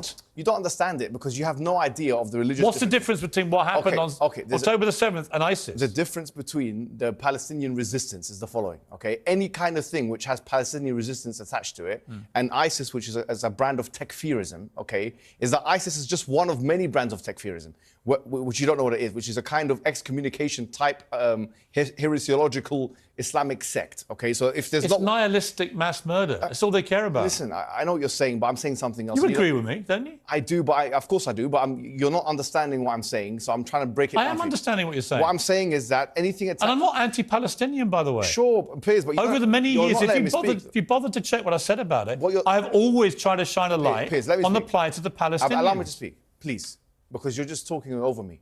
The difference between the two are the following, right? Even if we assume that the killing of combatants in most definitions of terrorism is something which brings someone to be a terrorist, okay? I would say that if that is the case, then the state of Israel breaks that threshold and meets that condition. Because why is Israel not a state terrorist? If their highest officials are admitting that we want damage and not accuracy. Answer me this question. Why is the state of Israel, who are illegally occupying Gaza and the West Bank according to international law, and even the ICJ said that, okay? which is, as you know, an organ of the UN. All right, so this is international law. They're occupying, they're seizing, they're bombarding, they're indiscriminately killing, and they're blocking the supply lines. They're using white phosphorus. They're doing what you call mowing the grass, which is every couple of years, every few years, they're killing the Palestinian people. Let me I want to understand what differentiates an Israeli in the sky pressing a button, killing the civilians, from somebody in any terrorist organization shooting the people. What differentiates it? Israel will say it has a right to defend itself. So will the terrorists? Right? That's what Osama bin Laden said. And they will. That's exactly Osama bin Laden's argument. No, it's not though. Yes, Hamas, it is. I read his fatwas. I read his fatwas. Hamas aren't defending themselves. Bin Laden wasn't defending himself. Define defense. Bin Laden was trying to kill as many of the enemy as possible. Let me ask you a question. How could it be that an occupier is defending itself in the first place? The notion that Israel is defending itself is as absurd as the notion that the rapist is defending itself from the victim. Because Israel is the occupier. You haven't asked me. Hold on. Excuse me, let me finish. Just let me finish. An occupier by international law definition means that they are already in an offensive posture. If they're in an offensive posture, if someone brings you to Piers Morgan, grabs you by the thing, throws you into your bathroom, you're in your bathroom, you're screaming and they're eating food, having a good time. One day you come out of your bathroom, you try and fight one of them, who's defending who from who? Mohammed, how can you self-defend when you're occupying? Answer me this question. Let me speak now. No, but answer the question. Let me speak. Answer the question first. Fine, I'm going to speak. Yeah. Let me answer. Yeah. I believe that Israel's made a number of bad choices. That's not answering my question. Wait, I'm telling you what I think. You're not answering my question. Every argument deployed to defend Israel, if substituted with Hamas, would understandably come across as the most insane thing you've ever heard.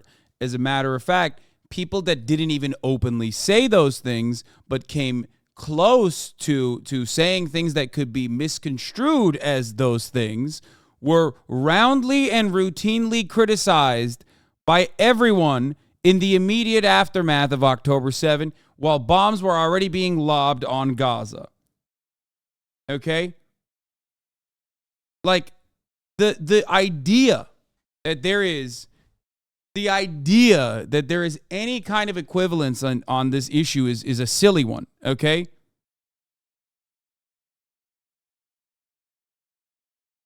Oh, it's just they made some bad decisions. They made some bad choices. No, they're not making bad choices. They're making good choices.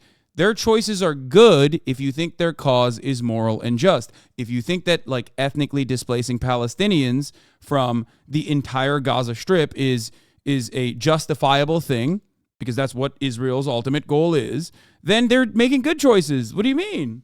That's the whole point. They didn't accidentally bomb these fucking children. They didn't accidentally bomb these children because they haven't been doing this as an accident since like 2005. That's insane. This is not a simple miscalculation. It was not a miscalculation 75 years ago when the Nakba happened, and it wasn't a miscalculation, and it's not a miscalculation right now. It is a deliberate choice. If you send me some random fucking college campus communist group's Facebook event, okay, and ask me, Hasan, do you think this is good? Do you think this is a good idea? They're using this attack as a Hamas as a reason to promote their cause. One more fucking time, I'm going to lose my fucking mind. I don't give a shit about your dumbass college campus group, okay? What? What are they doing?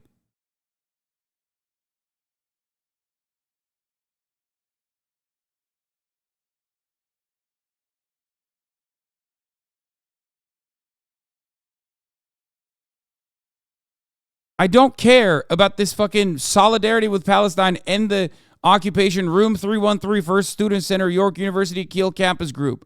And if you're not a part of that group, you can't change their messaging. Okay? There are people who are making stupid fucking mistakes because they're young and they don't understand. They think they can be fucking callous. They think that they can be callous in their indifference to death. Okay? It is not only immoral, but also it's not something you can do if you are talking about Palestinians. Okay? That's it. You can't do that. Those who fight for Palestinian emancipation know that reality. That's why they don't make mistakes like that. If you are advocating for Israel, you can say whatever the fuck you want, okay? You can literally sit there and be like, well, some babies can die. Some babies are going to die, and that's a problem that, I have. It makes me really sad that babies are dying.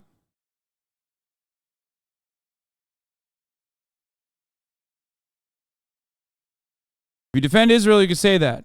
If you defend Palestinians, you should not say that anyway, but if you defend Palestinians, you should never, ever, ever, ever use words that can be misconstrued. And in that circumstance, those guys are fucking saying in your silly ass like Facebook event that they've propped up, they're talking about it as if it's a revolutionary act, and you can't do that. You can't say that. That's it. People will fucking bludgeon you over the head with it over and over again. You mustn't say that because it's not revolutionary to kill children, okay? It's not. Even if you are indifferent, however, to baby killings, which is a ridiculous thing to say, okay?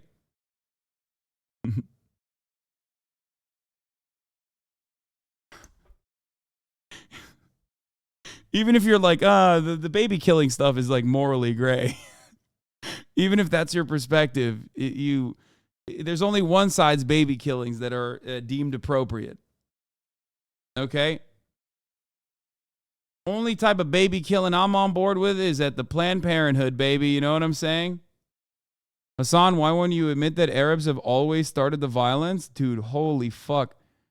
God damn it, dude. People can't even start the conversation normally. Look, Hasan, why do you never admit that the Arabs have always started the violence and then they cry the victim when they lose? They rejected the original 1948 partition and declared war and then cry victim.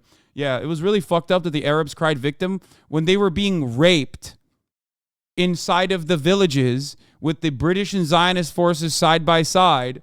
It was so fucked up when those Arabs were crying victim. You know? My man said since 1948. Yeah. Yeah, it's like it was like a soccer game, actually. They played soccer and they lost, and that's what happened. No, man, lives were lost, you know what I mean? And ethnic displacement occurred. Telling you what I think. Sure, go ahead. Okay? I don't think Israel's been perfect at all, right? You said they had the moral high ground. I think a lot of the decisions Israel's taken are wrong. I think Benjamin Netanyahu, by the way, he's using U.S. Senate filibuster tactics to keep them from invading. I'm crying. Breaking. Netanyahu and U.S. Secretary of State Blinken have been in talks for 7 hours. Blinken's like, if I keep talking, every moment that I keep talking, a Palestinian child is not being destroyed by tanks. No, the real reason why they're probably talking is because Iran has started increasing its sentiment, increasing its messaging, and it started saying shit. So that's probably the real reason why they're talking right now. For 7 hours.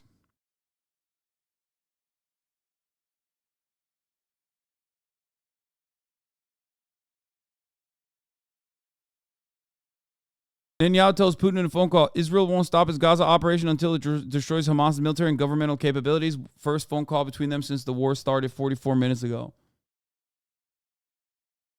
What could Iran possibly do? A lot.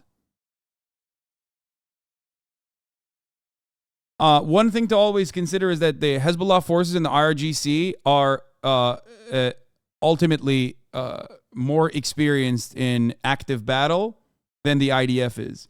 IDF has special forces as well, but for the most part, it's an occupying force, and it's just doing internal security. Whereas Hezbollah and Iran have forces that have been fighting ISIS, for example. Like they've been fighting in They've been fighting in all different kinds of sectors in the MENA region for a very long time. That is an important distinction.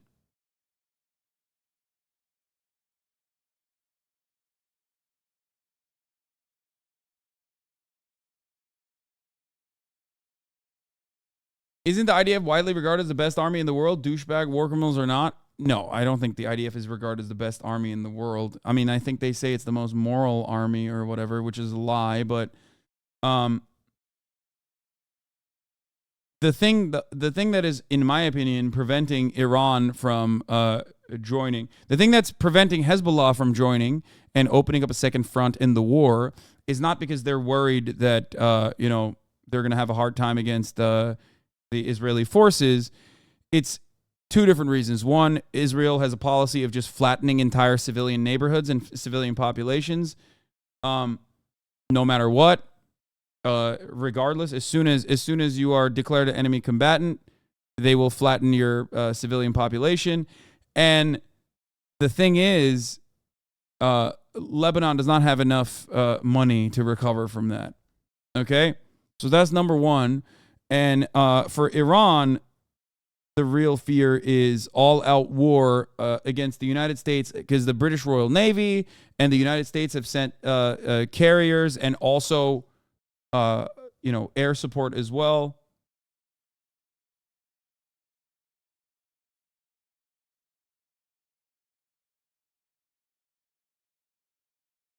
This is a very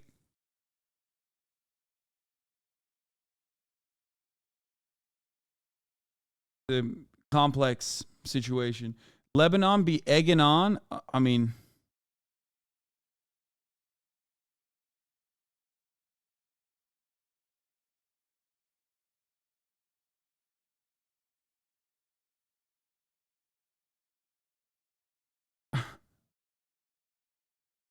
calling the idea of the most moral army in the world is like calling Ted Bundy the most moral serial killer in the world. I mean, yeah. His attempts to usurp the power of the Supreme Court this year in Israel has been a complete disaster. Do you condemn them from killing civilians or not? I do not. I will defend them this week. Yes or no? Wait. Yes or no? I will defend them this week in defending themselves against one of the worst terror attacks ever. So you can kill civilians for that? You can target Hamas. Can you target? No, hold on. And if Hamas, the controlling, governing, ruling body in Gaza, hide amongst the public, this is a false. Members of the public will die. You're talking about fallacies. This is called the Moat and Bailey fallacy, which is that you're trying to defend one controversial idea by using another. It's Moat and Bailey fallacy. God, he's such a pervert. The point is this. I'm not asking you whether Israel has a right to defend itself. We've already said of the logical and legal impossibility. The logical and legal impossibility of an occupying power, according to international law, of actually defending itself, because it's already. Let me finish. It's already in an offensive posture. Now, I'm saying this. If it is the case, you're just saying it's defending itself against Hamas. Is the only way to defend itself against Hamas by dropping bombs in the most densely populated area, one of the most densely populated areas in the world? Is that the only way? It's a false dichotomy. You're creating a false dichotomy. They could do surgery. They can do insurrection. They can go in and they can target. We're going to take a short break. I'm going to keep you here. They don't want to do that because they don't want a single Israeli soldier to fucking die in the process. And they do not give a shit. They can do genocide instead, because the world would look on and say, this is actually fire. This is great. Totally on board with it. That's it.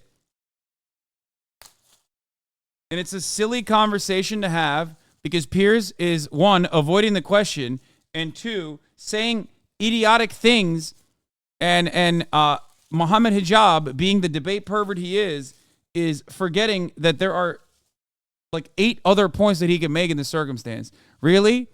Israel has a right to defend itself? Is that why the open-air prison that it has occupied since 2005, that it bombs regularly, that it controls the fucking electricity and the water and the food into, has stopped allowing food and water and electricity to get into Gaza? You think that's a part of the defensive capabilities? You think that's an adequate defense? You think that's all right? You think that's justifiable? You can't say that that's unjustifiable? Where's your fucking humanity, you piece of shit, you fucking donkey? It's crazy. I want to finish this. I want to give you the time. I think it's an important debate, an important conversation. Sure. But you have to answer my questions. I will. We'll come back. Yeah, but actually, you have to answer mine. It's my show, actually. I can answer you. For the record, you can ask me as many questions as you want, Sure. but I'll tell you what I think. I've answered all your questions. We're going to take a short break. I've answered all We're your going to come back and we're going to finish with a few more minutes, okay? Welcome back to Piers. Says, well, Mohammed Hijab is still with me. Mohammed, we've had a lively debate. I knew it would be a lively debate. This is a very important issue. It's a passionate issue. People on both sides. If I tweet about anything, doesn't matter what I say. One side, if I'm even remotely sympathetic to them, the other side, poor abuse and vice versa and so on. Let's try and cut through it all and get to what happens here. How do we find peace in the Middle East? I've been covering Israel-Palestine since I've been a journalist, 3 decades. And it seems to me we're as far away now as we've ever been. How do you think we get to a place of peace? You'll be surprised. Look, even Hamas, some 4 or 5 years ago, they even agreed to the 1967 lines, the borders. And what you have to understand that this cannot be scapegoated on Hamas, because before Hamas's existence, this was still going on. This was going on before Israel's existence. But do you believe in a two-state solution? No, I believe in... Look, even Hamas was proposing a two-state solution. But do you believe in it? Look, there's advantages and disadvantages. This is different. I don't know. I mean... No, I do not. I believe that there is no viable pathway to a two-state solution because Israel has consistently used the two-state solution to continue taking up more land in the West Bank. Just say no. I believe in a singular, secular state where reparations are given to Palestinians. Palestinians have a right to return to their home country, and there's equal representation for all citizens, regardless of race, creed, ethnicity, background, whatsoever. Okay? That's it. That is the only path forward. Now, we can talk about the steps to get there, but the first one would be to end the apartheid and end the occupation. Israel has never shown good faith in this conversation. For 75 fucking years, Israel has never shown good faith. Never. The one time a dude who's famous for also doing an untold amount of cruelty to Palestinians directly, Yitzhak Rabin, actually chose to try to start the conversation and negotiate in good faith. Stop saying utopia take. Shut the fuck up. It's not a utopia take. Jesus Christ, how far are we from humanity that, like, me saying everyone having equal rights is a utopian take? Last time someone tried to have a fucking serious two-state solution conversation, it was the guy who's famous for telling the Israeli police to break the bones of Palestinian children, and they killed him. They fucking killed him. And the guys who called for his assassination were literally, have been elected into the Knesset ever since, okay? They have been in power ever since then, pretty much.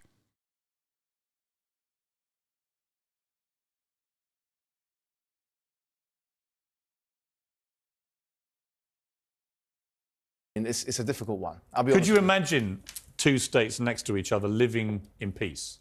Palestine, Israel. Look, it's a possibility. I mean, as I say, even Hamas was saying that that's a possibility. I mean, this was 4 years ago. But what I want to bring to your attention is that nothing can happen if the international...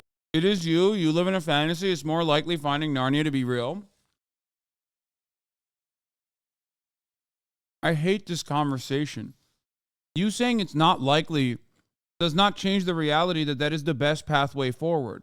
I will never stop advocating for the best pathway forward for all people. What do you mean? That is the goal. If you ask me what should be the goal, I'm going to tell you what the goal is. When you turn around and say, wow, that's delusional, that's utopian, yeah, it feels like that to you because you do not have the audacity of hope. Not to use a Barack Obama term here, but you are so blinded and so cynical about how the world is that you cannot see how the world should be. If you ask me what are the immediate first steps, that's a different conversation altogether. But I love that people are like, oh, dude, you're so utopian. You're so utopian for this take where you say Palestinians deserve equal rights in a singular state. You're so utopian for that take. So what's your alternative? Israel does ethnic cleansing and you just go, oh, I really hate it, but I guess, you know, there's going to be some sick beachfront property there later that I can go visit with all my fucking homies. Because that's what your real perspective is in this situation, right? Like, you don't give a fuck. You live in America. You don't give a shit about these people. You just want to say that you care about Palestinians. But then when you have to actually think about it a little bit about like what the best path forward would be, immediately you're like, well, that's not possible. That's just crazy. So I'll just keep cheering the genocide, or maybe going, oh, I hate the genocide that's happening. So what difference do you have in perspective between you and Joseph Robinette Biden in that regard? You and Joseph Robinette Biden are the same then. He says the same shit too. He says it all the time. He goes, oh man, it's just Israel can't occupy Gaza. It's really bad.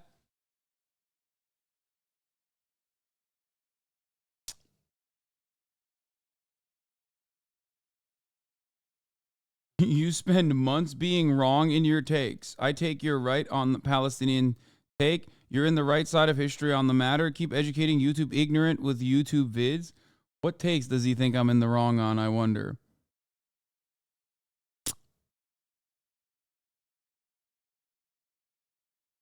Without oddities forming in our ears? What?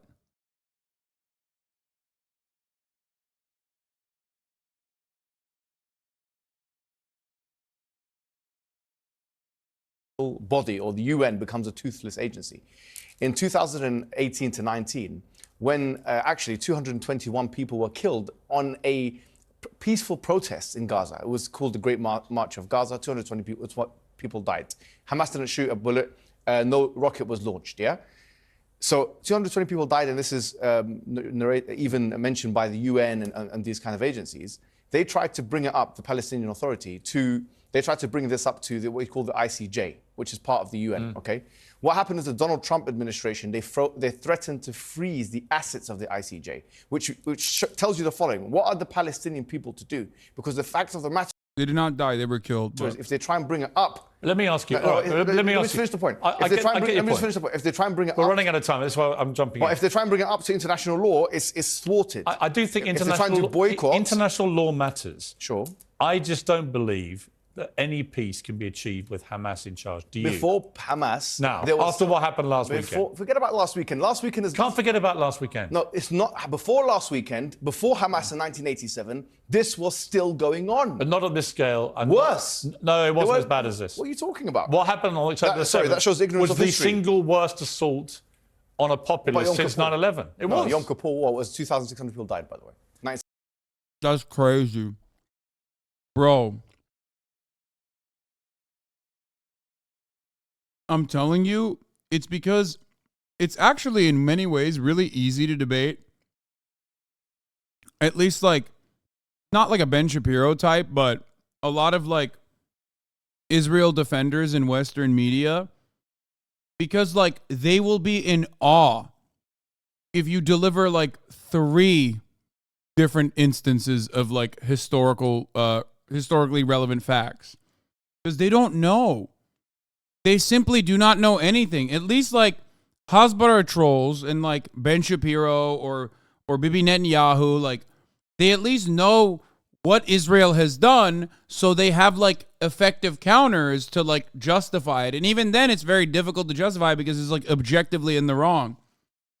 But many people in the West don't know anything. So they're always in awe when you go, what do you mean?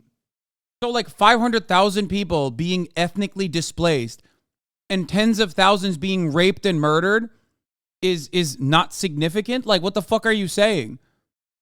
Like, the very first act of the Israeli nation state and its development was literally 10 times more violent than October 7. This does not justify October 7. But that's crazy to be able to say that. You don't know anything. You don't know anything. It's ridiculous.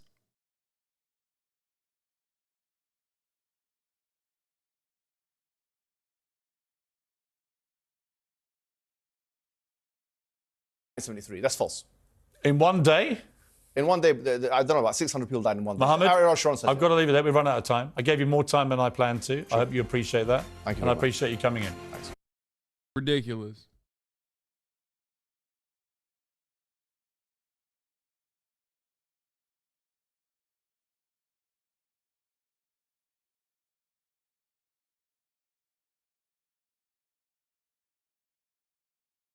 What are you doing? You're just sending me fucking amnesty links?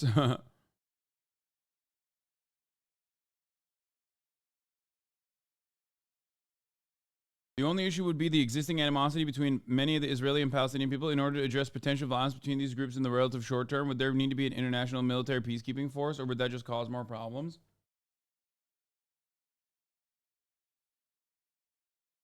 I think ultimately, people end up very quickly engaging in conciliatory acts much faster than you think they would. There will always be conflict in the immediate aftermath of some sort of peaceful resolution. But the reality is, even after fucking World War II, like fairly shortly after World War II, every single person left in the aftermath of that was treated like a normal human being. That is not utopia. It's just what it is. As long as you address those who were criminally responsible for the horrific violence, and by that I mean like a Nuremberg trial for both the Israeli leadership and for the Palestinian leaders that have engaged in acts of violence as well, that would fall outside of the bounds of international law, because there certainly is acts of violent retaliation that fall outside of the boundaries of international law. Okay? As long as some reconciliation has been made with the unjustifiable acts of violence, people will move on. People will live together. It is in our best nature. It is in our nature and in our best interest to collaborate with one another rather than keep killing one another. Done both throughout time. But history is riddled with more examples of people peacefully coexisting than fighting one another. After all, every single nation state that you look at now that is collaborating with one another through trade and other agreements were at a certain point in time fighting one another pretty bad in a really awful way, actually. Like every single fucking country.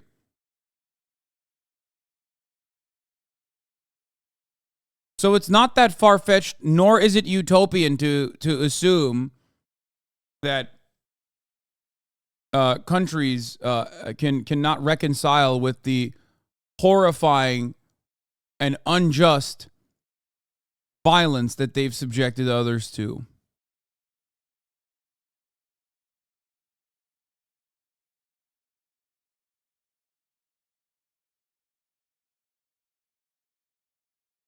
Anyway, I'm skipping this lady. I can't do it anymore. It's killing me. Is rescuing the hostages a priority at all? I mean, Israeli news media like Haaretz, they say it doesn't seem like it at all. And frankly, Jake, if my kids were being held hostage in Gaza. By the way, Jake Tapper apparently is fucking hitting it hard here. I don't know why. And as you know, there are Americans being held hostage in Gaza right now. I'd want you to send in the Navy SEALs. What's the conversation like in the White House about the U.S. Wait. Journalist. Okay, we'll do this afterwards. I want to see that. Conducting any sort of operations in order to save Americans being held hostage in Gaza. Well, the president has been very clear that he has no higher priority than getting Americans back safe, Americans who are being held hostage by Hamas. The Israelis are bombing the crap out of Gaza, Jake. I mean, it doesn't seem like saving the hostages are a priority at all right now. God damn! Why is he saying that? That's crazy. I mean, he's right. Shockingly. Well, for President Biden, they are a priority. They're the highest possible priority, and he has sent hostage experts to coordinate and consult with the Israeli government on hostage recovery efforts. He's also made sure that our diplomats are in touch with third countries in the region to explore avenues for their safe release. I have to be cautious about how much I can say about certain efforts he's undertaking because we want to protect those efforts to give us the best possible chance of getting our people home. Now, Jake, one important point when it comes to the issue of the Navy SEALs is we do not at this point have pinpoint location information for where the American hostages are. So wait, what? I thought Israel had the best targeting capabilities. Wait, I'm sorry. Is the Israeli state not cooperating with America? I thought this is the most surveilled place on the planet. I thought that they knew exactly what targets they were bombing. Wait a minute. Wait a minute. Someone's lying. Maybe Israel doesn't know exactly where the hostages are and are just simply bombing indiscriminately. Or they know exactly where the hostages are and they're still killing children and simultaneously refusing to tell where Americans the hostages are. Which is it? Because it's bad or really bad, you know? So we have to continue to refine our understanding of where they are and even, Jake, who they are, because we know there are 15 unaccounted for Americans, but we cannot confirm the precise number of American hostages being held by Hamas at this time. All we can do is to continue to work closely with the Israeli government on hostage recovery options, which we are doing, and then work through third countries to see if there are avenues for release. Those efforts are underway. Our hope is that they can produce results. We will continue to stay focused on this. It's as high a priority as the president has. One senior political operative with Hamas floated the possibility a few days ago of a potential prisoner swap with the U.S. for the release of hostages. Would the U.S. entertain that? We have not looked at that we have not heard from them something like that. That's not something that is currently under active discussion. It has not been proposed. What we are focused on instead, as I said before, are pursuing avenues with third countries for release. I'm not going to get I like that he's like, this is the first time I'm hearing of it. Jake, thank you for informing me. Into the details of what that might look like, again, to protect those channels in hopes that they can bear some fruit. But I will say that President Biden has shown over the course of the past few years that he will make hard decisions to get American. He's like, damn, dog, I had no fucking idea that shit was like that. Was it really like that? Is shit really like that right now, Jake? Jake, what you are telling me right now is Wallah, it's the first time I'm hearing of it, my man. That's crazy. Like, that's an option? I don't know. I have no access to the internet, so I don't know what the fuck's going on. You know, I've been really invested in watching World War II in color. Okay, you don't even know. Really good. Hostages home. In this case, our focus is on working through those third country channels, and I'll leave it at that for now. So I think there are serious reasons to question how good any intelligence about what is in Gaza is. I mean, obviously, Hamas was able to carry out this horrific attack 8 days ago, catching everybody completely off guard. I like that Jake can bully Jake Sullivan. Well, you put this motherfucker in front of an Israeli official and he's like, sir, I'm with you. Tell me where the children are. I will fucking bomb them myself, okay? Give me the button. I'll hit the bomb baby button, okay? But right now, he's just ripping the asshole of Jake Sullivan. You know what I mean? Listen, are you an American? Are you an American national security advisor? I'll fuck you up all day. Awesome. You just said that We don't know where the hostages are in Gaza. And yet the Israelis claim, the IDF claims, that it is bombing places that it knows are Hamas targets. How can we be sure that that's true? I mean, Hamas is a terrorist group, don't get me wrong, but how do we know anything about what they're hitting, given the fact that... Dude, hell yeah, baby. A little bit of American supremacy. Come on. Finally, dude. What are we doing here? What the fuck are we doing here, dude? No, seriously. Like, we're really... I mean, listen, I know Jake doesn't think Palestinians are human, okay? I know. He hates Muslims. That is 100% a certainty. I will always ride with that. But Americans? With our taxpayer dollars? Bitch, those are our bombs bombing our citizens? Are you fucking crazy?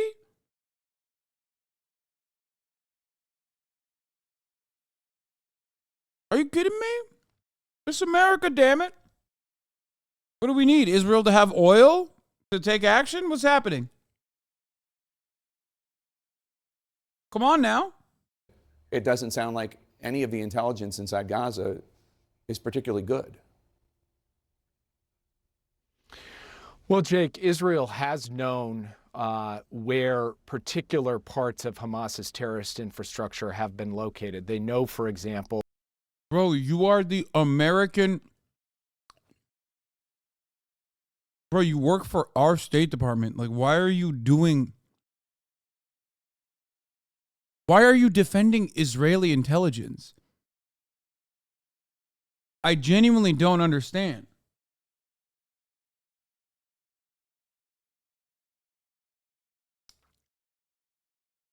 It's like, what is happening? You don't work for the IDF. Where rockets are fired from, and they can go back to those locations to take out the rocket emplacements.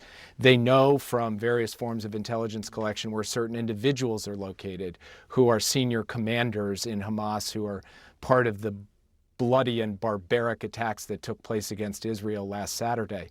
So they do have information to be able to go after specific targets, actionable targets, similar to the way the United States has been able to do that in other places, in other contexts. Oh, yeah, and Jake does love that, so he doesn't have a moral leg to stand on here. Why would our government stop backing Israel now? It won't. It's not going to happen, chatter. I was just simply having fun with it. It is a dark time. I was simply just having a little bit of fun with someone like Jake Tapper, who is not necessarily too fond of Muslims having to basically ask questions here because he finds himself in this conundrum where he loves Americans and he's like, what the fuck's happening here? Why are we trusting the Israeli government's intelligence?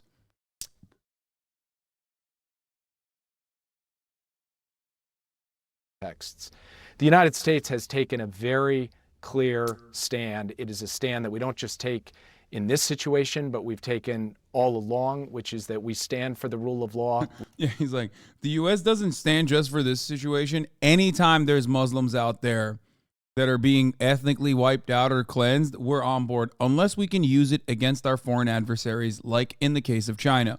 Let's not forget, the most serious, the grossest acts against Muslims have only happened in Xinjiang. Let's eyes on the prize here, okay? Unless we can use it against our foreign adversaries, we are with you no matter what. We love wiping out Muslims. We stand for the law of war. We stand for the protection of civilians. And we want to make sure that innocent Palestinians who have nothing to do with Hamas can get to safe areas where they will be safe from bombardment and where they will have access. Who's bombing? Safe from whose bombardment? Who's throwing the bombs?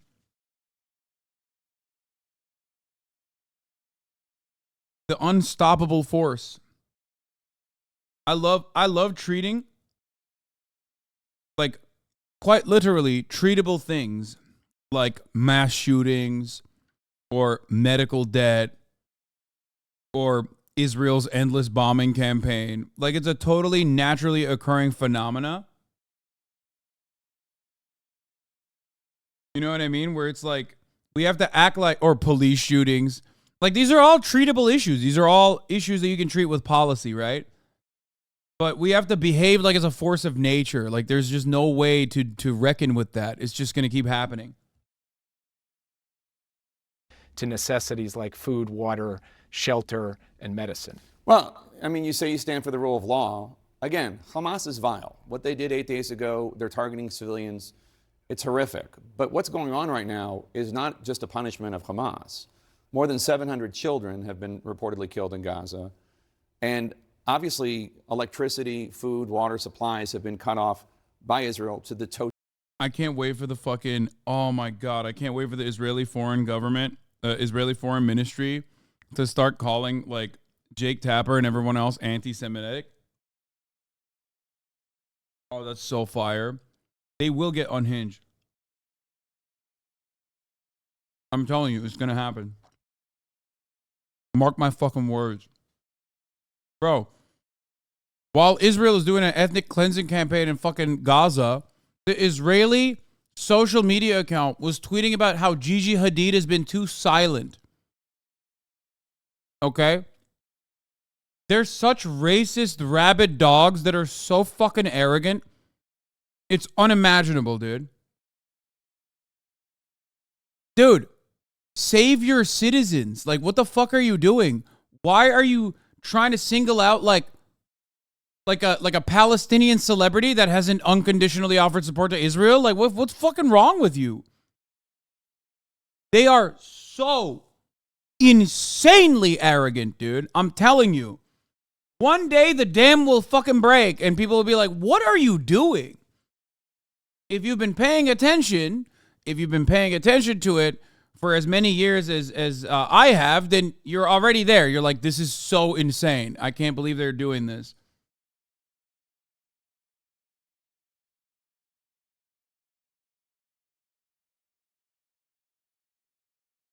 But it is so psychotic that you're like, hey, you didn't get on board with our ethnic cleansing operation as vociferously as I would like, which implies that you were anti-Semitic, will inevitably be deployed towards the wrong guy. You know what I mean? Like, not like a Barack Obama, because he's black.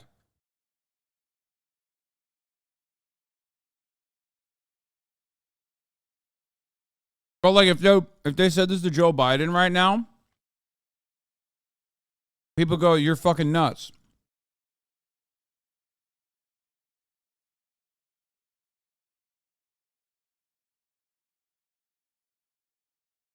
Biden offering unconditional support. Day in, day out. He strays away from that for like a brief moment. They go, oh, you're anti-Semitic. People will respond to that. They will think that that's crazy. Totality of Gaza. Obviously, the blockade is not just by Israel, it's by Egypt too. Take a listen to what Secretary Blinken said last year when Putin was targeting Ukrainian infrastructure.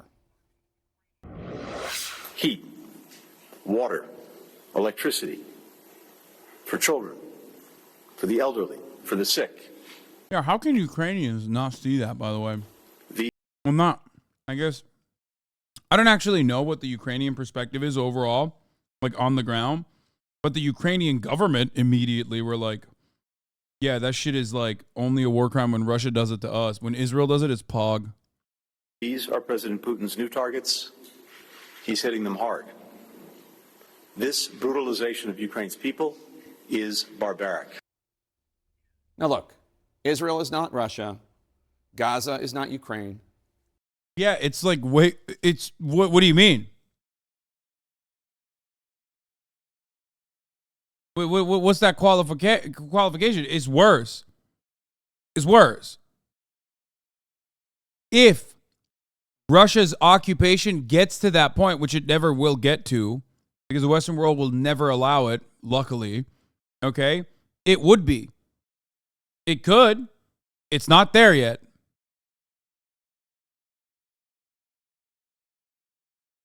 Well, you can definitely say it's very similar. Like the energy, you know what I mean? The energy of it, it's very similar. Like a much larger military power doing an unjustifiable act and like invading a country that is its neighbor. You know what I mean? And not having any interest in the citizens' lives and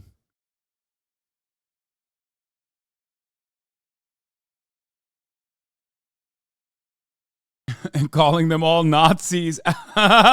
True. Oh no. I forgot about that part. Yo, what the fuck?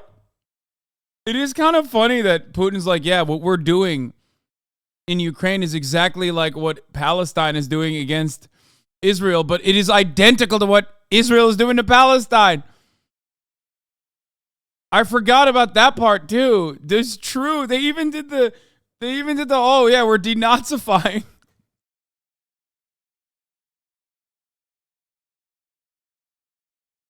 Oh, that's so, oh my God. That's so insane. It's like, it is identical when it's brought down to,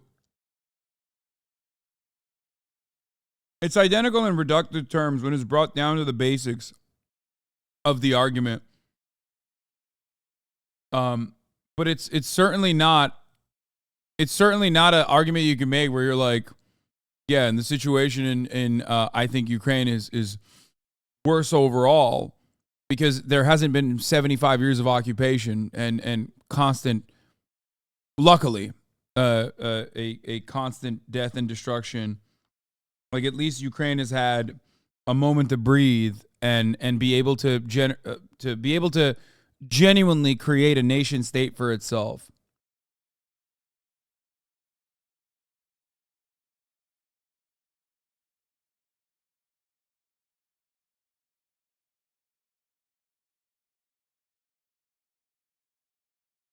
It's a different situation. But cutting off supplies, cutting off heat, cutting off water to civilians, what's the difference? Well, first, thank you for saying that Israel is not Russia, because Israel is not Russia. Second, and the material living conditions are miles apart. I mean, honestly, dude, pre-Russian invasion Ukraine, material conditions weren't great either.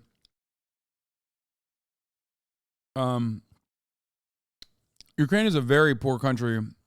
Was a very, very poor country. Not as bad as like Gaza, of course, but I think people forget that. I think people don't understand. Civilians are civilians, before, Jake. We are in Civilians are constant civilians. contact. Yes, absolutely they are, and they deserve, as I said before, access to water and medicine and food. And we are working actively to ensure that that happens. And I can tell you this morning, Jake, that I have been in touch with my Israeli counterparts just within the last hour who report to me that they have, in fact, turned the water pipe back on in southern Gaza. That has been the subject of discussion over the course of the past few days. The United States is going to continue working with Israel, with the UN, the goats, with Egypt, with Jordan, and with a lot of the groups on the ground to make... Damn, bro, the goats, dude. We are consistently the goats at human rights abuses, actually. Like, I love that, bro. No electricity, no food, and one water pipe might have turned on. And according to on-the-ground reporting, it doesn't mean shit because there's no electricity to pump the water. And the pipes are bombed. It's fucking nuts. What are they supposed to do? And they did it not across the board, but in specific parts of the occupied territory with the express purpose of moving people around so they can, ultimately expel them from the fucking country, from their homes permanently. Ethnic displacement. Wow, you guys did it. Thank you for aiding.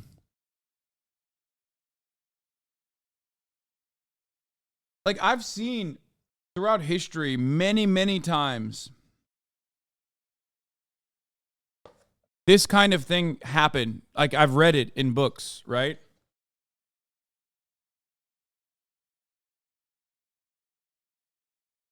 First and foremost, the most obvious one is Lebensraum. That's what comes to mind immediately. A living room, a living space for Germans, right? In Eastern Europe. I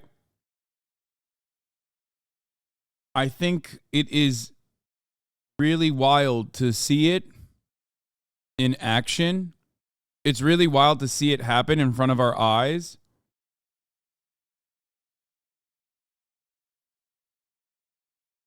And but I totally get how people do it. Like, I totally get how people have justified it.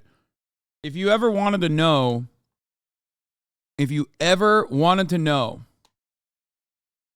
a circumstance where there is, like, it's not complicated at all, there's a clear black and white issue here, okay?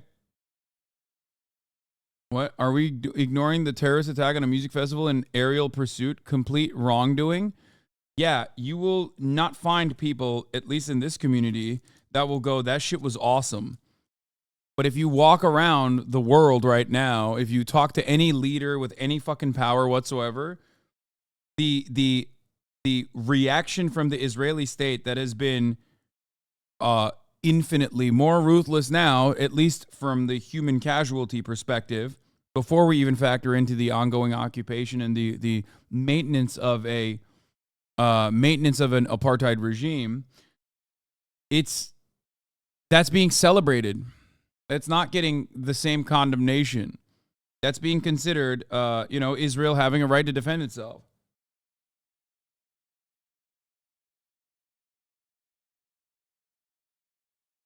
Don Jr. live on Rumble. California should be its own place. You're all numbskulls. Democrats love kids' sexual organs. Wow.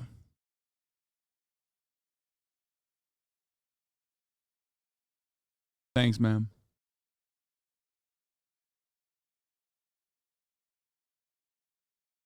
Good stuff. Make sure that innocent Palestinians get access to those basic necessities and are protected from bombardment, because they deserve that right, the right to those necessities and the right to safety and security every bit as much as Ukrainian civilians do or civilians anywhere do. And the United States hasn't made any bones about that. We're working hard on that. We're working to make sure that that is the case as this unfolds. And it's something that has been a high priority for President Biden, for Secretary Blinken, and for myself. But you're not telling the Israelis to let the Palestinian hospitals have power.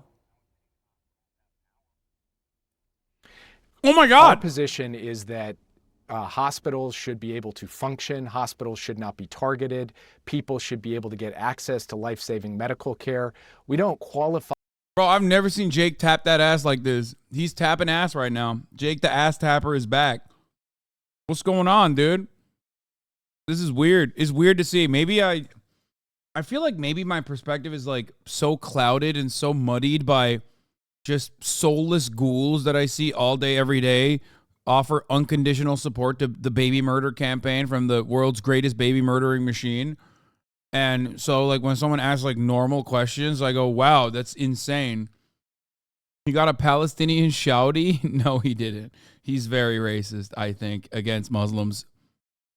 These statements, we don't say that there's some kind of caveat to them. These are simple, clear, declarative statements.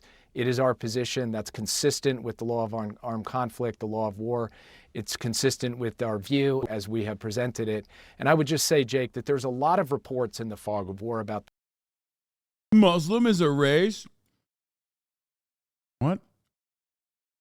What are you saying?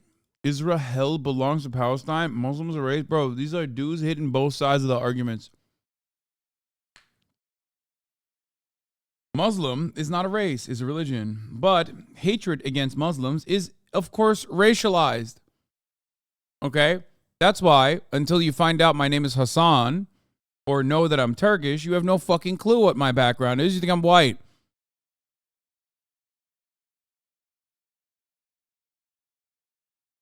That's why the first victims of a Islamophobic hate crime after 9/11 was not a Muslim person, but a Sikh person. Sikh.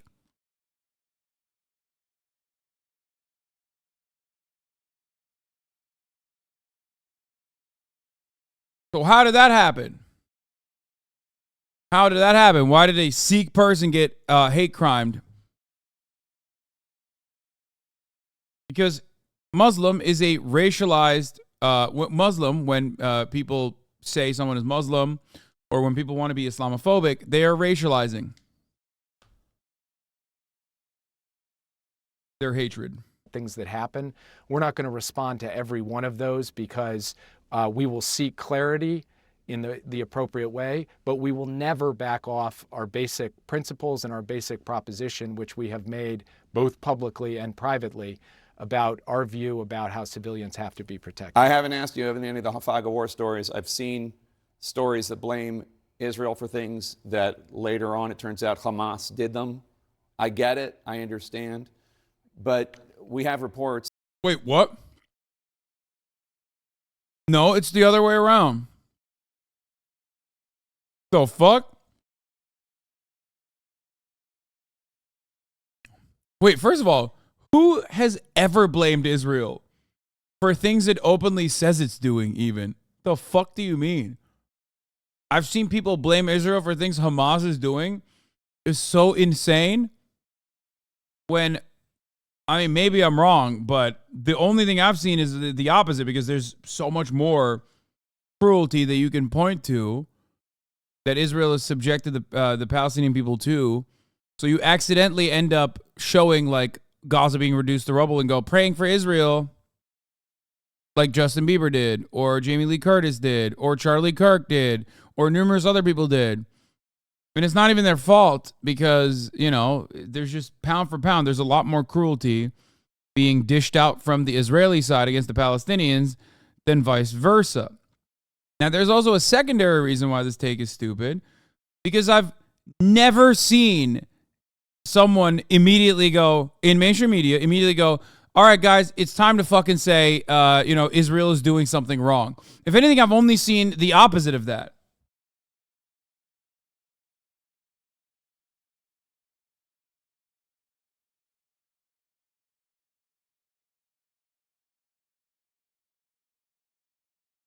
And I'm sure you have them too, that hundreds of the individuals stuck in Gaza are American citizens. You know that too. There are also hundreds of thousands of Americans in Israel that are trying to get out also. And the Biden administration is doing a lot to get those individuals out. 29 of the individuals killed by Hamas were American. And there are, I think, what is it, like something like 40 Americans that are unaccounted for who were maybe taken prisoner by Hamas. But I want to talk. There's also 600 Americans, like both working in humanitarian aid and also, what's the Dahiyya doctrine? It's the doctrine that America has applied in every single bombing campaign it has done since World War II against civilian populations, where they describe the civilian population as enemy combatants across the board with no interest in lowering the number of civilian casualties. They've done this in Iraq. They've done this in Afghanistan. They did this in the Korean War, first and foremost. That's when they really started kicking that up to high gear. The ultimate purpose of this doctrine is to humiliate and terrify the opposing nation. They do it deliberately. Now, of course, the Dahiyya doctrine is first utilized by the American government, but now the reason why you're calling it the Dahiyya doctrine is because you watched that GDF video that I did as well. That is the Israeli version of the American doctrine that has been in place for a very long time. It is the same exact principle. The reason why I described it by talking about America doing it first is because Israel is a continuation of America's blood and soil propaganda and ethnic cleansing operation in the Middle East. So that's why I brought up.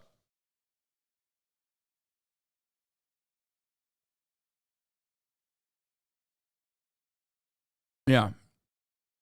Dahia means suburbs. Is what the IDF targeted during 2004. No, it's originally Israel reducing an entire suburb in Lebanon into rubble. Okay, that's where they officially decided for this to be the new modus operandi. No, the suburb was called Dahia. Yeah. I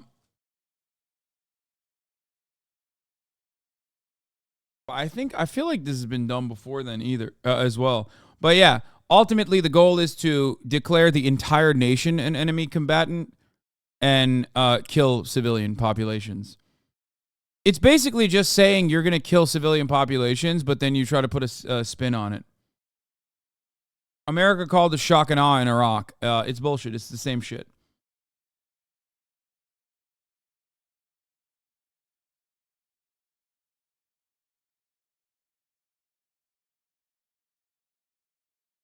To you about one Palestinian American woman we talked to named Haneen Okal.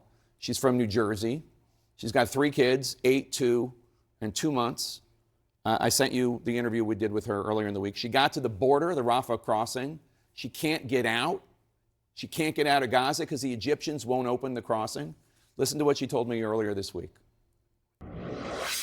We tried to contact the U.S. Embassy so many times. Unfortunately, they couldn't help us at all. I contacted them through the phone, via email. I texted and I called different numbers, but nobody. I couldn't hear back from any. We are all here feeling abandoned, and we're feeling that we're left alone.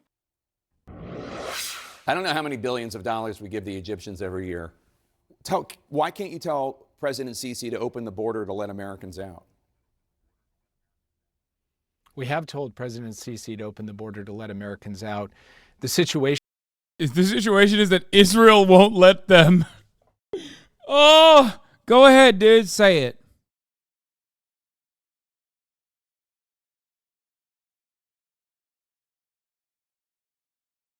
What is this?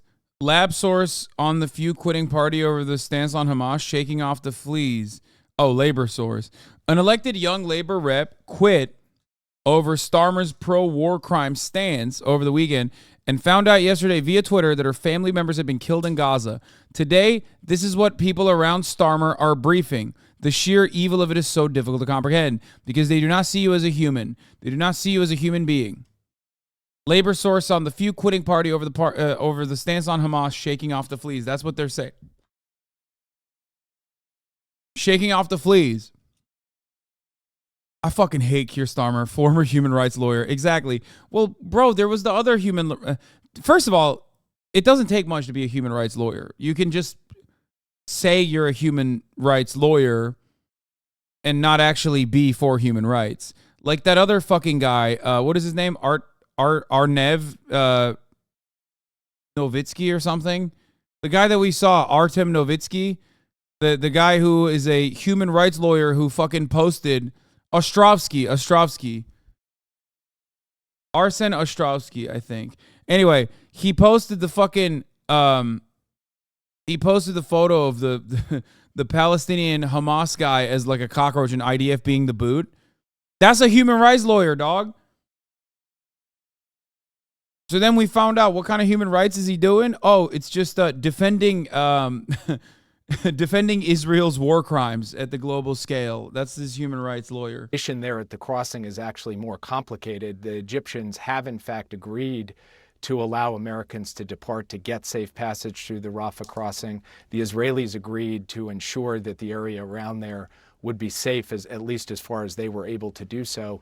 The question when we tried to move a group yesterday was actually Hamas taking steps to try and stop that from happening. But we are continuing to work this around the clock, and we are doing all that we can to make sure that American citizens who are in Gaza can get through that border crossing. Secretary Blinken, in fact, is... Yeah. It's just like, so what's holding it up? Because people are dying every moment that you take your sweet-ass fucking time with this shit. Wait, someone said Anthony Blinken is live. Is that for real? Are you for real right now? Is Anthony Blinken actually fucking live? Oh, he is. Don't. To that end, he's deployed 2 aircraft carrier groups and other military assets to the region. That's crazy. Third, the president will continue to coordinate closely with our Israeli partners. Joe is visiting to Israel. secure the release of hostages taken by Hamas, including men, women, small children, Holocaust survivors, and American citizens, as an indispensable humanitarian effort. Fourth, President Biden will receive a comprehensive brief on Israel's war aims and strategy. Fifth, the president will hear from Israel how it will conduct its operations in a way that minimizes civilian casualties and enables humanitarian assistance to flow to civilians in Gaza in a way that does not benefit Hamas. To that end, today, and at our request, the United States and Israel have agreed to develop a plan that will enable humanitarian aid from donor nations and multilateral organizations to reach civilians in Gaza, and them alone, including the possibility of creating areas to help keep civilians out of harm's way. It is critical that aid begin flowing into Gaza as soon as possible. We share Israel's concern that Hamas may seize or destroy aid entering Gaza, or otherwise preventing it from reaching the people who need it. If Hamas in any way blocks humanitarian assistance from reaching civilians, including by seizing the aid itself, we'll be the first to condemn it, and we will work to prevent it from happening again. We welcome the government of Israel's commitment to work on this plan. The President very much looks forward to discussing it further when he's here on Wednesday.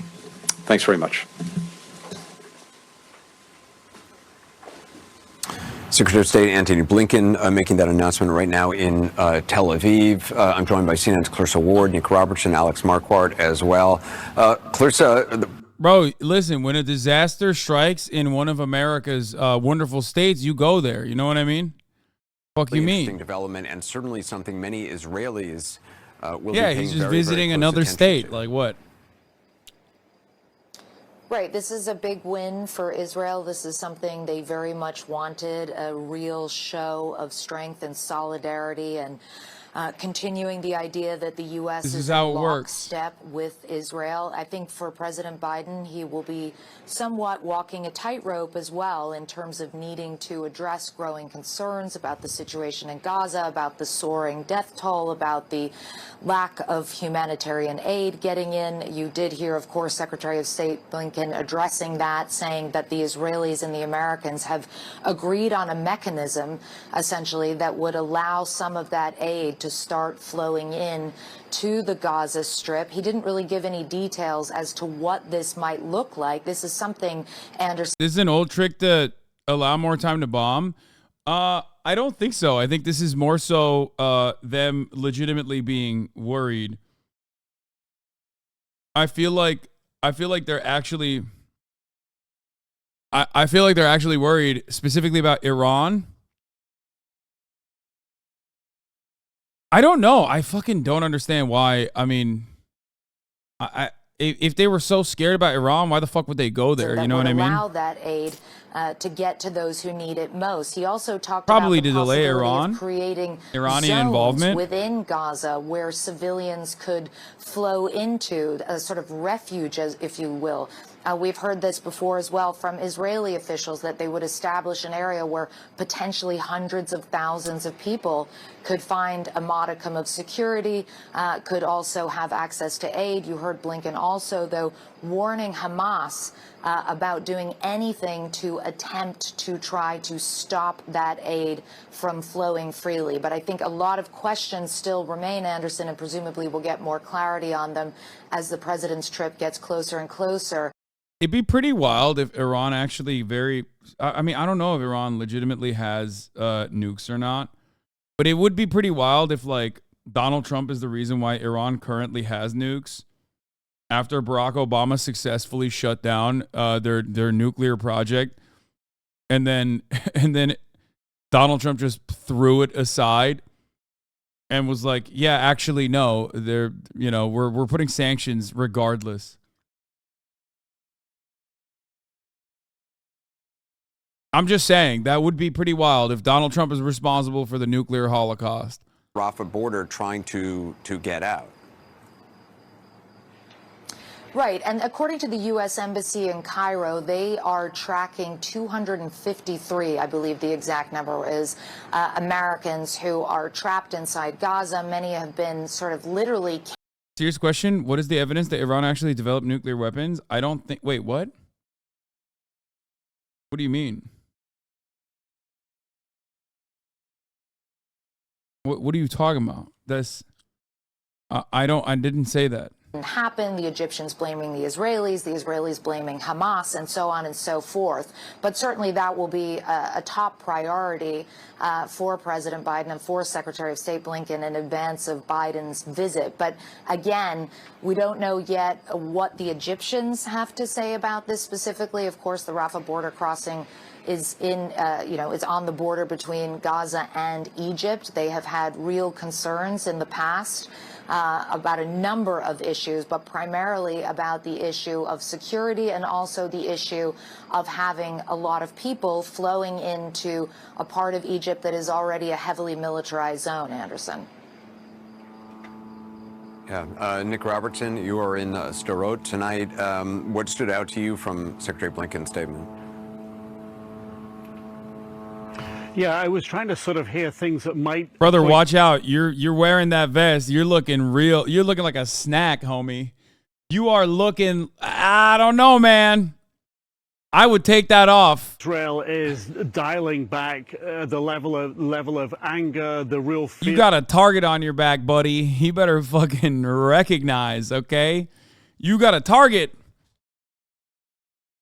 Amos is turned on, dude. Holy shit. Watch out. But I think what we are hearing, on top of all those points Clarissa's making about the humanitarian area, when you sort of look at the possibility of an incursion, it seems to me unlikely President Biden would want to come if he thought that there was about to be an incursion, that in essence the violence was about to go up a notch. So I think in terms of the diplomacy and the politics that are involved here, and overall just using the time to sop up some of the heat, some of the anger, some of the frustration, some of the hurt, some of the pain that's going on here. You know, people are still being buried here. There'll be more funerals again tomorrow for people who were killed a week and a half ago almost now. That anger and frustration is real. Time doesn't heal it,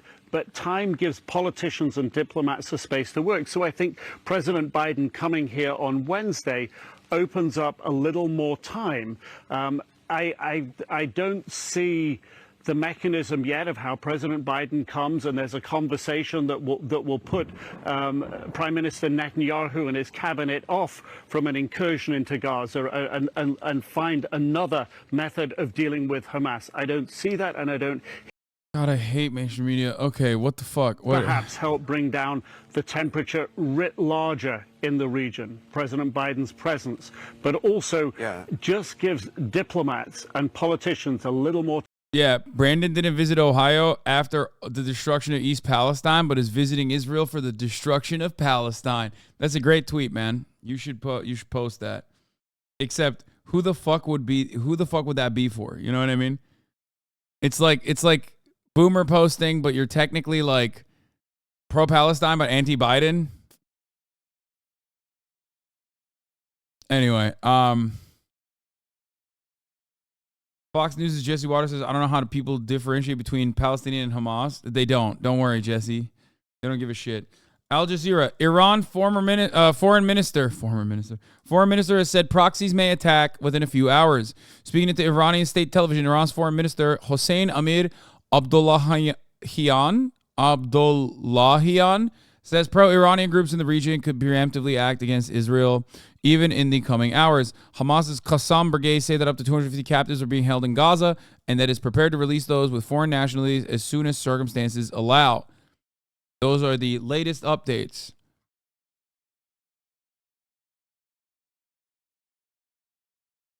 I don't know. I don't know what that means. But I also feel like Biden would not go to Israel if Iran legitimately was saying like that at the top of the hour there's a 3-minute ad break. You know what I mean? And then if you no longer want to see those ads, all you need to do is subscribe, which you can do for $5 or free with a Twitch Prime by connecting your Amazon Prime account to your Twitch account, where you get 1 free Prime subscription a month. Use it on your favorite broadcaster. Hopefully that's me. Here's the 3-minute ad break now. Is in Egypt today. All right, I'm going to do the... I'm going to watch this other video. I'm going to watch the video. I'm done looking at this and fucking malding. Okay, I'm going to watch the... Should I start with the Ben Shapiro video or should I start with this one? This one is like very common propaganda, you guys were saying. Like this is one that like people have been posting a lot. Even if you have heard 1,000... Is there TOS on this? I feel I'm worried. Different reports about the Israeli-Palestinian conflict. I promise you that this will give you a new perspective. I will be talking about the settlements, the occupation, the two-state solution, Islam, Jerusalem, the solution, and a whole lot more. Before I break down the Palestinian narrative, a small trigger warning. I like facts. If you don't like what I'm saying, then bring me facts that contradict what I'm saying. If I say that Jerusalem is not mentioned in the Quran, or that the Jews said yes to the partition plan in 1947 and the Arabs said no, or that there was no... Okay, no, all right, let's do the Ben Shapiro one because I'm already triggered because I hate facts. I like that he said facts, and then first thing he pointed to was religion. Oh, okay. No, totally, man. That seems so fair to have this argument on the boundaries of... I like that he said facts, and then first fact he brought up was Jerusalem in the Quran. It triggered your r/atheism. Brother, there has never been a singular moment in the history of this broadcast where I have ever allowed religion to be an adequate substitute or a justification for harming individuals. Okay? One thing I always say, my line that I draw always is if you believe in whatever you want to believe in, that's fine as long as you're not hurting anyone else. If you use your religion as a justification to be homophobic or anti-LGBT or to stop women from having abortions, fuck no, suck my dick. Okay? Always. Always and forever. So yes, if your argument revolves around like, arguments from the Torah or something, that's insane. Sorry, no, not going to happen. That is absolutely fucking ridiculous, dude. What the fuck?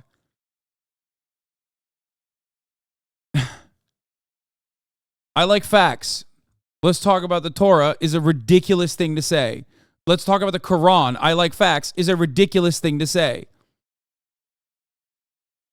What the fuck? Watch Ben's video. You're being lied to by Israel and Palestine. Facts episode 5 has blood in the first 3 seconds.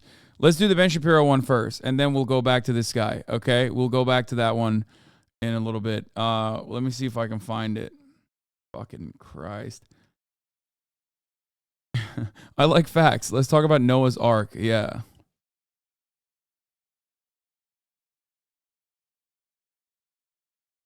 Does anyone have the link for Ben Shabibi? You're being lied to about Israel. The things that we have been seeing on our screens from Hamas are atrocities, obviously. But the media have said that these atrocities, they're really missing context. The context they... Who's saying that? Like, me? I'm saying that. But who else is saying that in the fucking media? I almost want to see, hold up, what he actually posted. Do we have any access to see what the article titles were that he was looking for with context? Oh, the global context of the Hamas-Israel war. The Hamas attack is a sign of a new world order. So Ben is upset about missing Israel context, repercussions. Wait, I want to see the fucking actual full... Why is Johnny Harris editing his videos? Yeah, the global context of the Hamas-Israel war.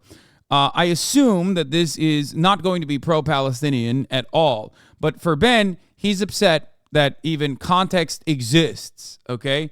He wants you to go, honestly, you just fucking sit there and you eat it, okay? That's what we need. China has become more bellicose towards Taiwan. India embraced a virulent nationalism. Israel formed the most extreme government in history. Hamas brazenly attacked Israel. All these developments sign the world may have fallen into a new period of disarray. A weaker U.S. Wait, this context is most... but still powerful. So it's just talking about context with respect to like America's, wait, the entire context in this article is just like America's power is waning. It's not even fucking giving like any kind of analysis on how the situation unfolded. This is the second one, I think. Arab Center. So the first one he used is from the New York Times, which is not even about like offering a historical perspective and as to why this happened. It's not like, oh, this was the apartheid state or anything like that. It was just simply America has lost power. And then the other one is from Arab Center, D.C. Arab Center, Washington, D.C. The Hamas attack on Israel, context, analysis, and potential repercussions. Okay, Hamas's political objectives and motives. Okay, this one actually does offer context. This one does offer actual context as to what Hamas's goals are, why this attack happened, which I think is perfectly valid, by the way. But it is pretty funny. Geez, that's not what he's saying. He's saying the media is missing context despite what it says on the news. Yeah, but the arguments he's using aren't even offering context. Missing anyway, context. Let's continue. Maybe I'm jumping too far. The context they are providing, well, that context is a bunch of lies. Yeah, there's fucking bullshit. Hey, dude, that's what I mean. No, I was right. He literally is saying, oh, the media is offering context. They're lying on behalf of Palestinians. They're lying on behalf of Hamas. No, they're not. One of the two articles you used actually did that, okay? And they weren't justifying Hamas's actions. They were simply offering real historical analysis. And it was from Arab Center, D.C. The fucking New York Times article you used did not even do the thing that you're mentioning. All right, let's go.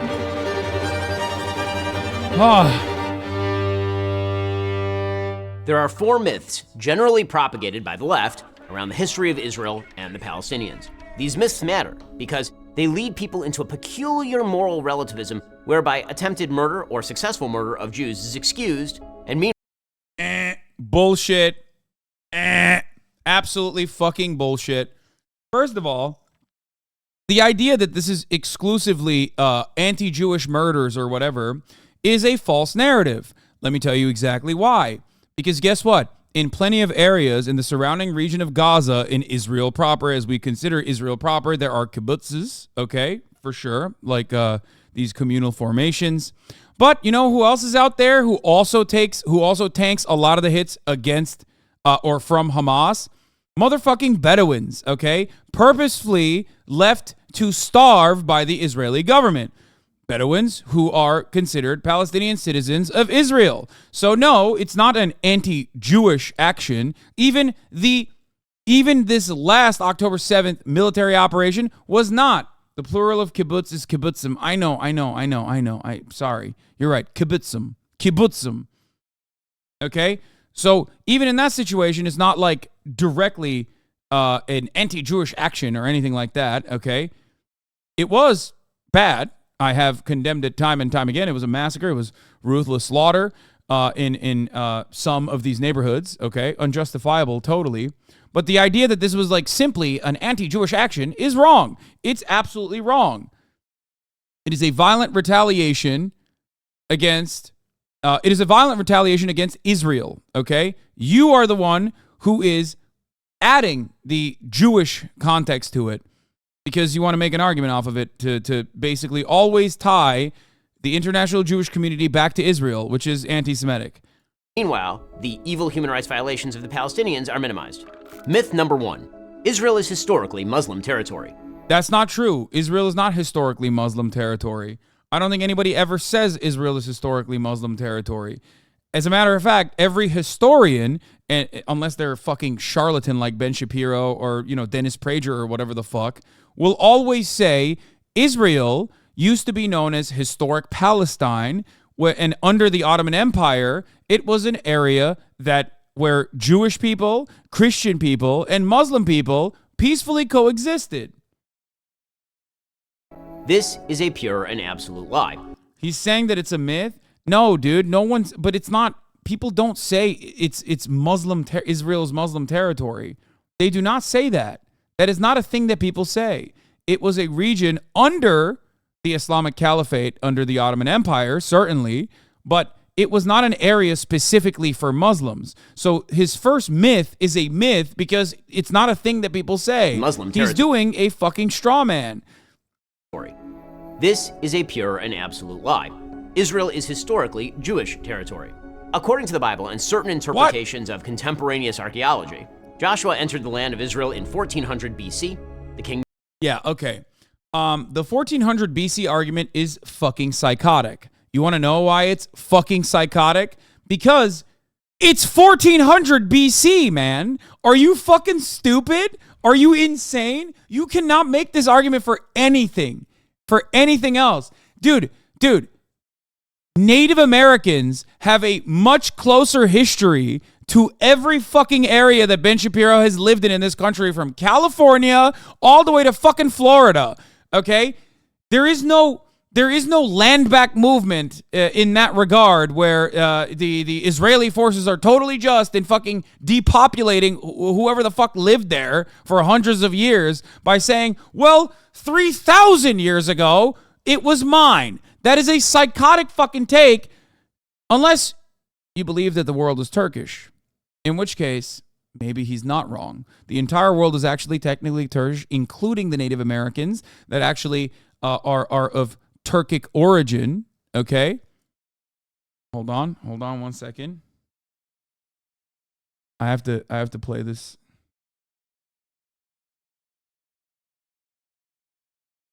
Hold on.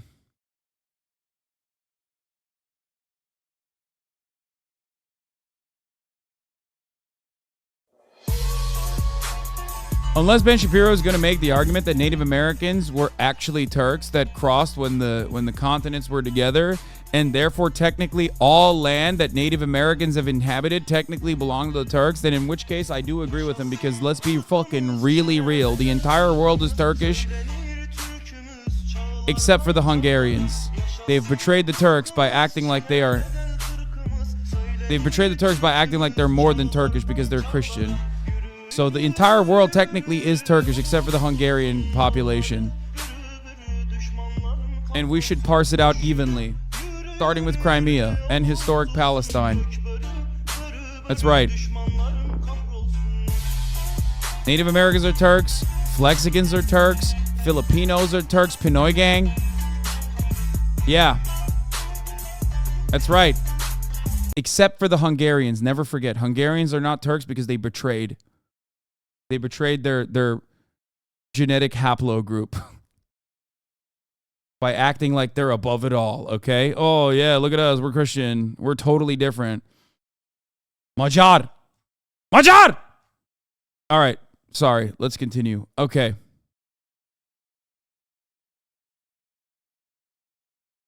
As a half Hungarian, half Greek person, I constantly feel attacked.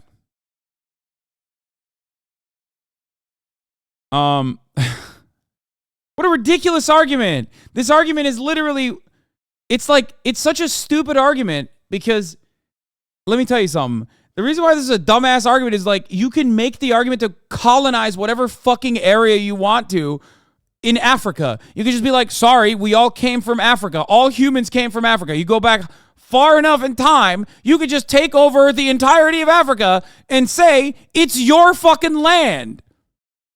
That's nuts. The Kingdom of David was founded around 1000 BC. The first Temple of Solomon was built in approximately 957 BC. The second temple was built in approximately 515 BC. The Hasmonean dynasty was founded in 166 BC. Jerusalem was destroyed in 70 BC, and the Jews exiled from Israel in 136 CE after the defeat of the Bar Kokhba revolt. The Romans, in an attempt to shame the Jews, renamed the area Palestine as an insult after the Jews' historic enemy, the Philistines. Even during the exile, there was continuous Jewish presence in the land. Islam, which is the religion of the Palestinian Arabs, was not even founded until the 7th century CE or AD. No independent Arab state has ever existed in the area known as Palestine. Brother, you can't glance over 2,000 years of history.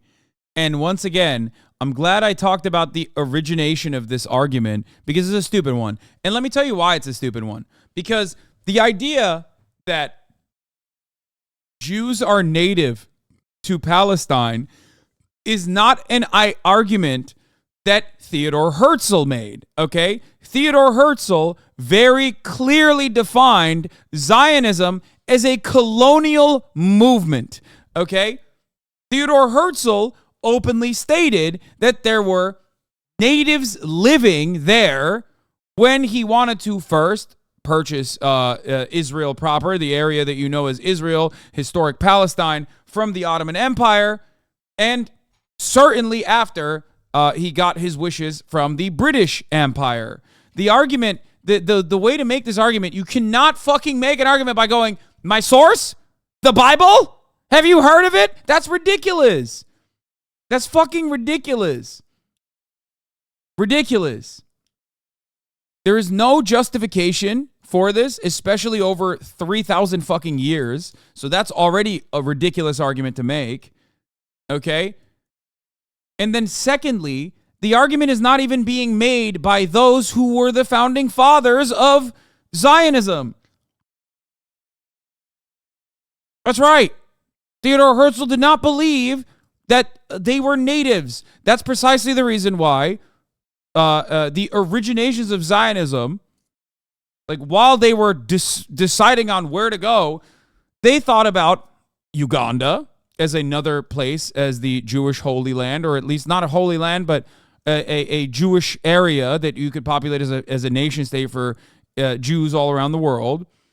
And also Argentina and Alaska. Okay? The Holy Land justification is just simply a way to motivate people to be with it. It's a way to globalize the cause. That's it. It's like a backronym. You know what I mean? You got the land, and now you're just, making up mythology surrounding it. Now, of course, Ben is a well-read individual, so it's rather odd for him as a well-read individual to just, I don't know, go along with such ridiculous marketing proposals in an effort to justify, in an effort to engage in ad hoc justifications. Exactly. But who knows? Who knows? No independent Arab state has... But regardless, this is, insane. ...ever existed in the area known as Palestine. Myth number 2. Israel is the cause... Again, for a much longer period in time that is like infinitely more historically relevant, okay? Infinitely more historically relevant, there were Jews and Christians and Muslims living there, okay? That's right. Under the Ottoman banner. That area was controlled by the Islamic Caliphate that was under the Ottoman Empire. Okay? For those of you who also don't know, additionally, the Ottoman Empire was always was always very friendly to Jewish people. Anyway, let's continue. It's irrelevant. Cause of the failure of land partition in the Middle East. This is, again, a pure lie. In 1917, the British promised the Jews the entire area of Palestine. At the time, Israel and Transjordan, which is today's Jordan. In 1920, fun fact, that's that also Israel and Transjordan also happens to be the I think the Likud party's original banner. Here. I think. Let me hold on. Where's the original early party symbol? Yeah, they're trans in the Jordans too.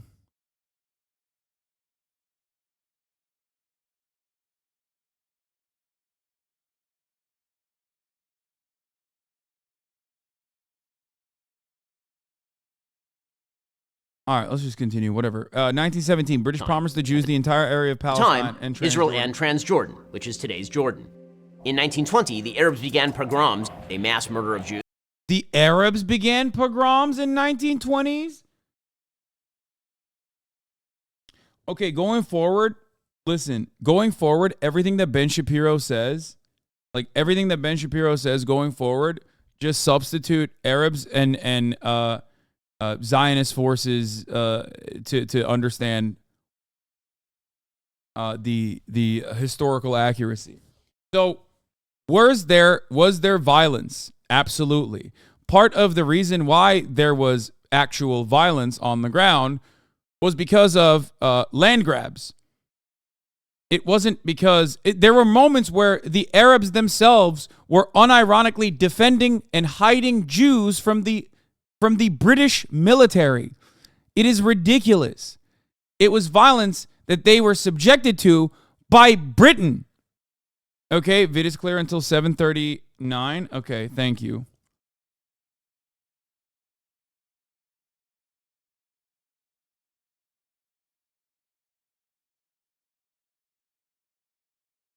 There were also violent factions in violent Zionist brigades that were forcibly trying to remove certain Arabs from areas that they wanted. But overall, the idea that this was Arabs doing pogroms is ridiculous.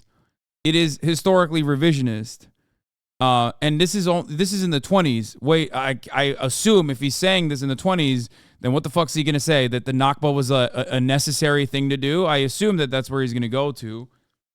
But ultimately, these riots were being conducted against the British mandate. It was conducted against British forces. So it's not against Jewish people at all. Remember, 13% of the population at the time was already Jewish in historic Palestine. Jews in Jerusalem as a sign of anger at the British mandate in Palestine. In 1922, the British government, in response, announced in a white paper that the Transjordan area, 70% of Palestine, would be sliced off and made an Arab state. That would become Jordan. In 1937, the Peel Commission recommended a rump state for the Jews, in which the British would retain control over Jaffa and Jerusalem, the Arabs would get the entire Negev and nearly the entirety of Judea and Samaria, and the Jews would get a tiny swath of territory along the coast, including Tel Aviv and Haifa. In 1939, the British, in response again to Arab pressure, restricted Jewish immigration to Palestine just as the Nazis began World War II and just before. Wait. Restricted Jewish immigration to Palestine just as the. Is he saying that Arab pressure restricted Jewish immigration to Palestine?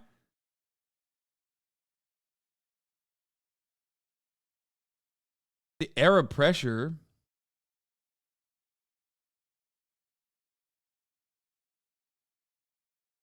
The Arabs had pressure. The Arabs could pressure the British?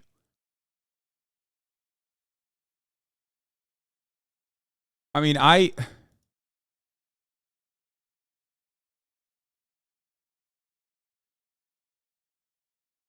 Wait, hold on.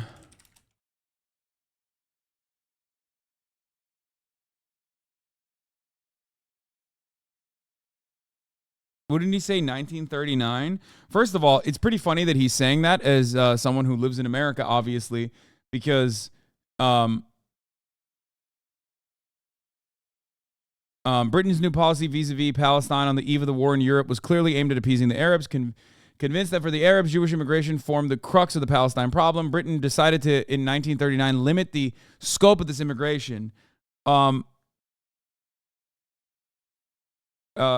All matter of immigration at this point is being conducted with the specific purpose of ethnic displacement, and more violent means of ethnic displacement will come.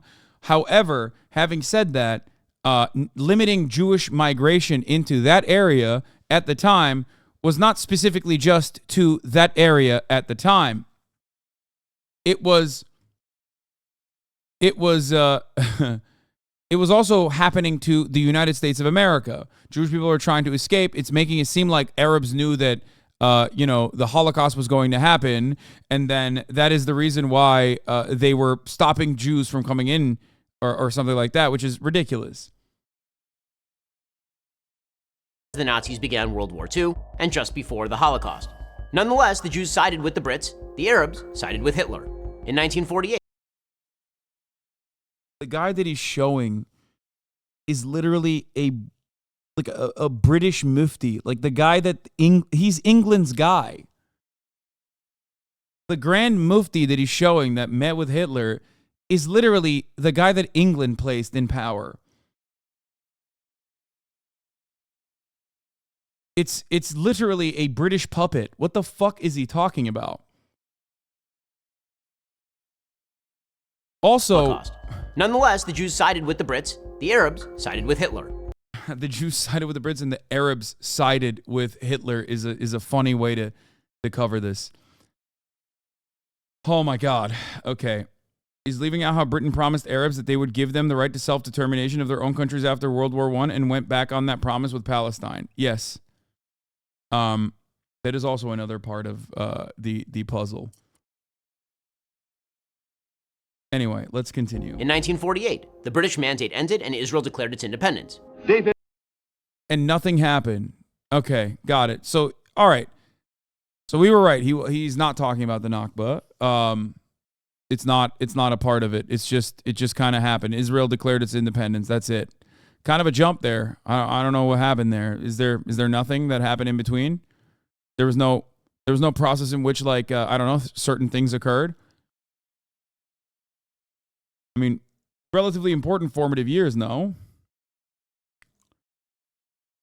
Ignored by the UN, Mizrahi Jews survived pogroms and expulsions too. Persecution of the Middle Eastern Jewry has been denied for a lengthy period, according to historians advocating for a more inclusive Jewish memory. Surrounding Cairo's Tahrir Square, houses confiscated from Jewish families host Egypt's top foreign embassies. To this day, ambassadors from Germany, Switzerland, and the United States work and live in homes expropriated from Jews after 1948, while their formerly Jewish-owned homes became the Great Library of Cairo and government offices. The expulsion of 850,000 mostly Mizrahi and Sephardic Jews from Arab and Muslim countries took place before, during, and after the Holocaust. As nationalist Arab leaders aligned with Nazi Germany in the name of oil and expelling the British, Jewish communities were targeted for pauperization, expulsion, and murder. Despite the region's centrality to Jewish history, the narratives of Middle Eastern Jews have long been considered supplemental in collective Jewish memory, as well as the rest of the world.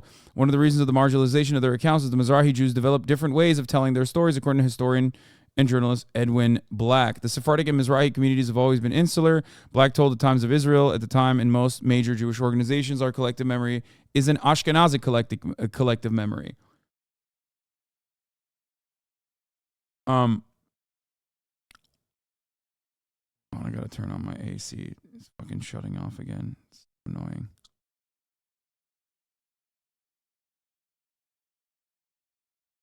Okay. The allegiance of Arab nationalist states.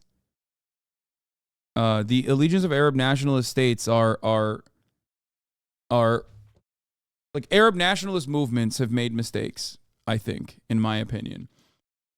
They've made allegiances with British and French colonial occupations as well, thinking that this would offer them some level of freedom, and that was wrong.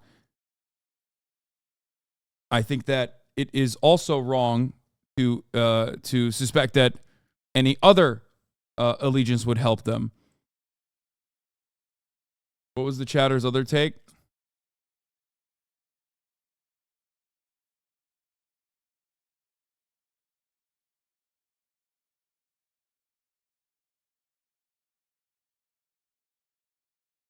Ben is literally right here. There were most definitely Arab pogroms against the Jews. Oh, you're talking about the 1929 Palestine riots.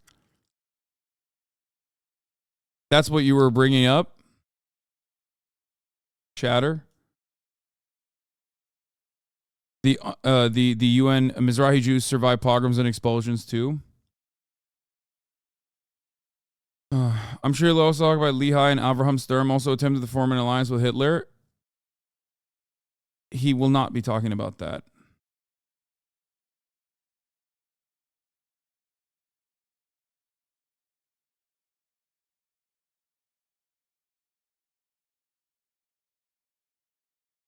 Also, one thing to always consider, one thing that Ben Shapiro does quite frequently in this entire argument, which is, where there are historically accurate, I fucking hate Ben Shapiro, but he's objectively correct when he says Jews face pogroms. Yes. One thing to always consider whenever Ben Shapiro talks about all Arab nations is looping them under the same aspirations, and then tying that back to Palestinians and making it seem as though it is the wrong of Palestinians that Palestinians individually have committed when talking about like Moroccans, pushing out Jewish people from their population or some shit. In many circumstances, as I've talked about before, Zionism and Arab nationalism simultaneously occurring was the reason as to why so many Arab countries that previously had no issues with peacefully coexisting with Jewish people, that were historically considered safe havens for Jewish people, were engaged in mass expulsion, which was unjustifiable and it was unacceptable. Okay? In most of those circumstances, the mass expulsions occurred still under colonial rule. Okay? Like under the British Mandate.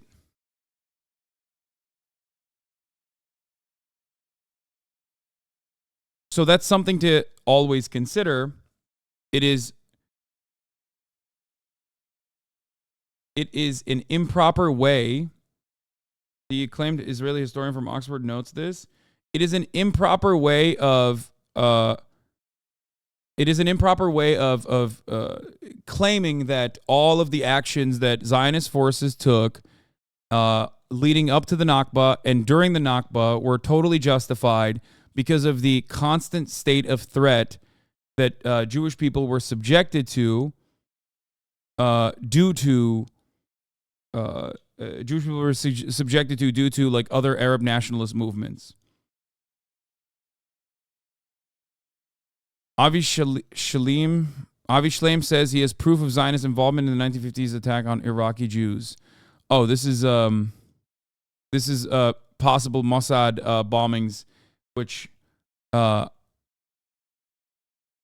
is a way to instill fear in Iraqi Jews living in Iraq that made them feel uncomfortable and want to move to Israel instead. I don't really care about this personally. I mean, I've read a little bit about it. I think it's overall. I think it's overall inconsequential.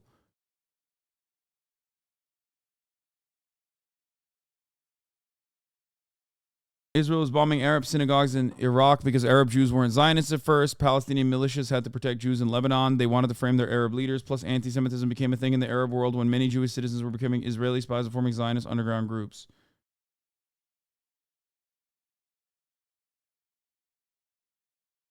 Okay. All right. Let's get back to the video. I've gotten personally bogged down on areas that I am not... I will admit, I'm getting bogged down in areas that I am not 100% super strong on with respect to Israeli nation-state development. And this is causing me to hyper-focus on issues that Ben Shapiro is having with his arguments, where he's skipping multiple important steps. Like the Nakba. Declared its independence. David, like the fact that he went from the Holocaust. The fact that he jumped over from British Mandate to 1948 without ever talking about forcible expulsions, mass rapes, and mass murders, and the most moral army is ridiculous. The most moral army sending flyers out before they did such atrocities in Palestinian villages is ridiculous. It is almost akin to, I won't say it, but I mean it's just, a lot of ethnic displacement occurred in this time frame that he is just simply not mentioning because it would look bad.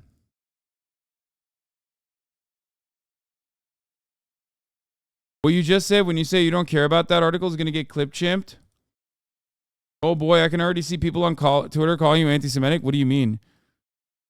it's literally, the reason why I said I don't care about this is specifically because that would be, what? This argument is actually worse for, like, me going deeper into this is actually worse for the Zionist argument at all. Me saying I don't care about this in this circumstance is not is saying I don't want to read further into a possible anti-Zionist argument.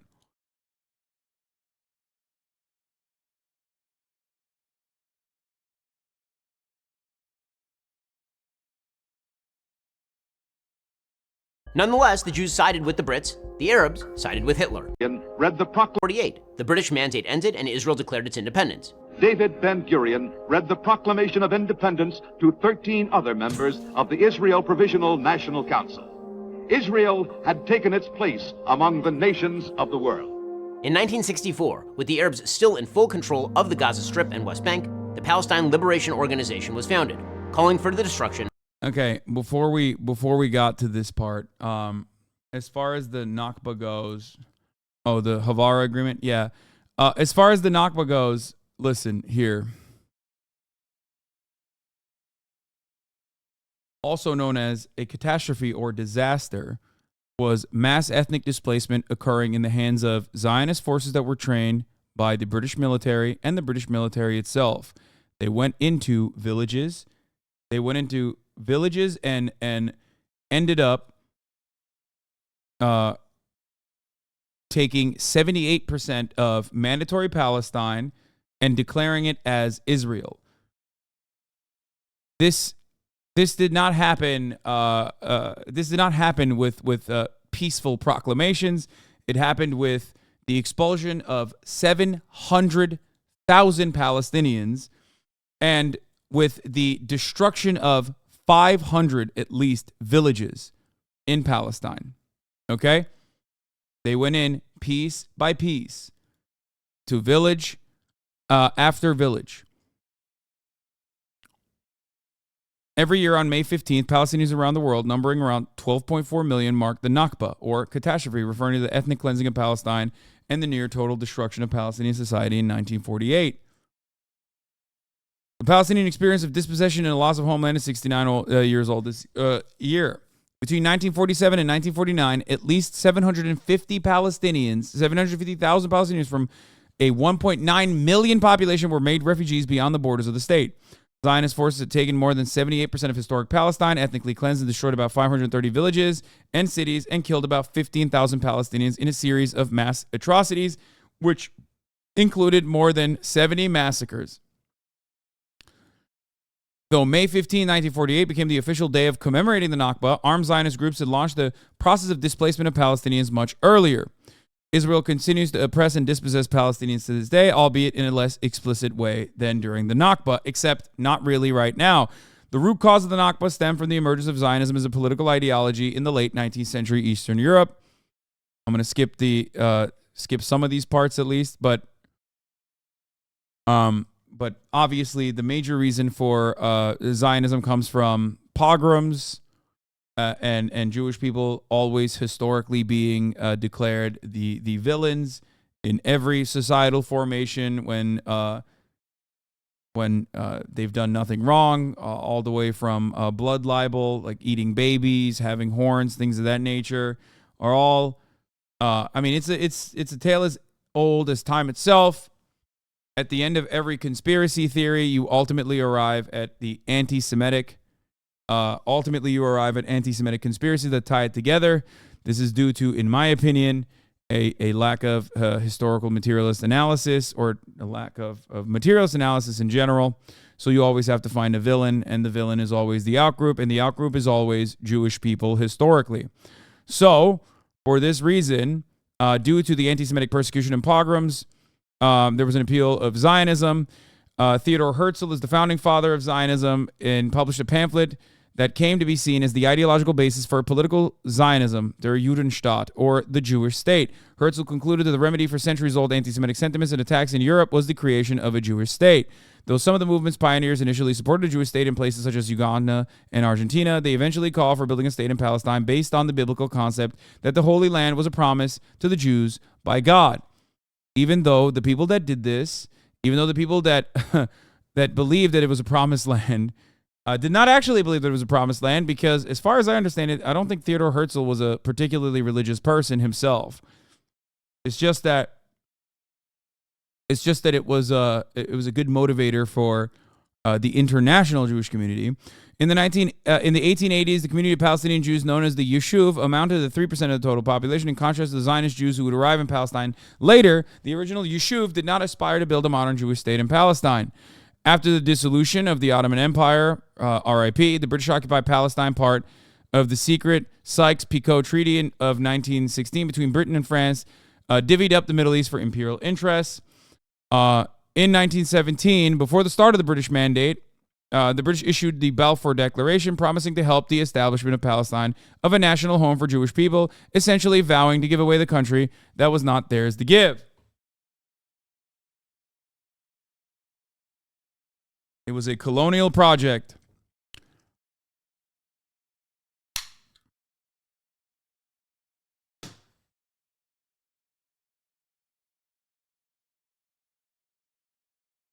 Central to the pledge was Chaim Weizmann, a British-based Russian Zionist leader and chemist whose contributions to the British war effort during World War I made him well connected to the upper echelons of the British government.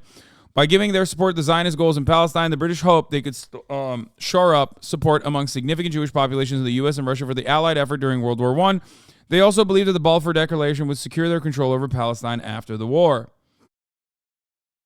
From 1919 onwards, Zionist immigration into Palestine, facilitated by the British, increased dramatically. Weizmann, who later became Israel's first president, was realizing his dream of making Palestine as Jewish as England is English.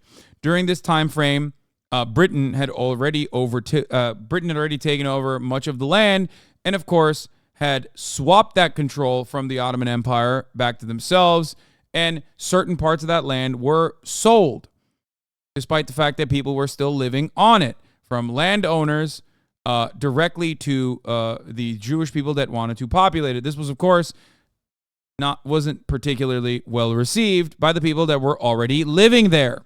By 1922 and 1935, the Jewish population rose from 9% to nearly 27% of the total population, displacing tens of thousands of Palestinian tenants from their lands as Zionists bought land from absentee landlords. So this is, okay, they mentioned that part. There you go. So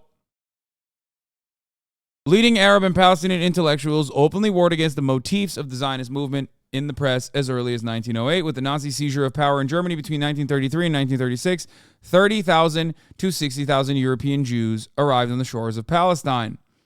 They were also trying to go elsewhere, but, other nations weren't exactly too fond of Jewish migration because the Western world has always been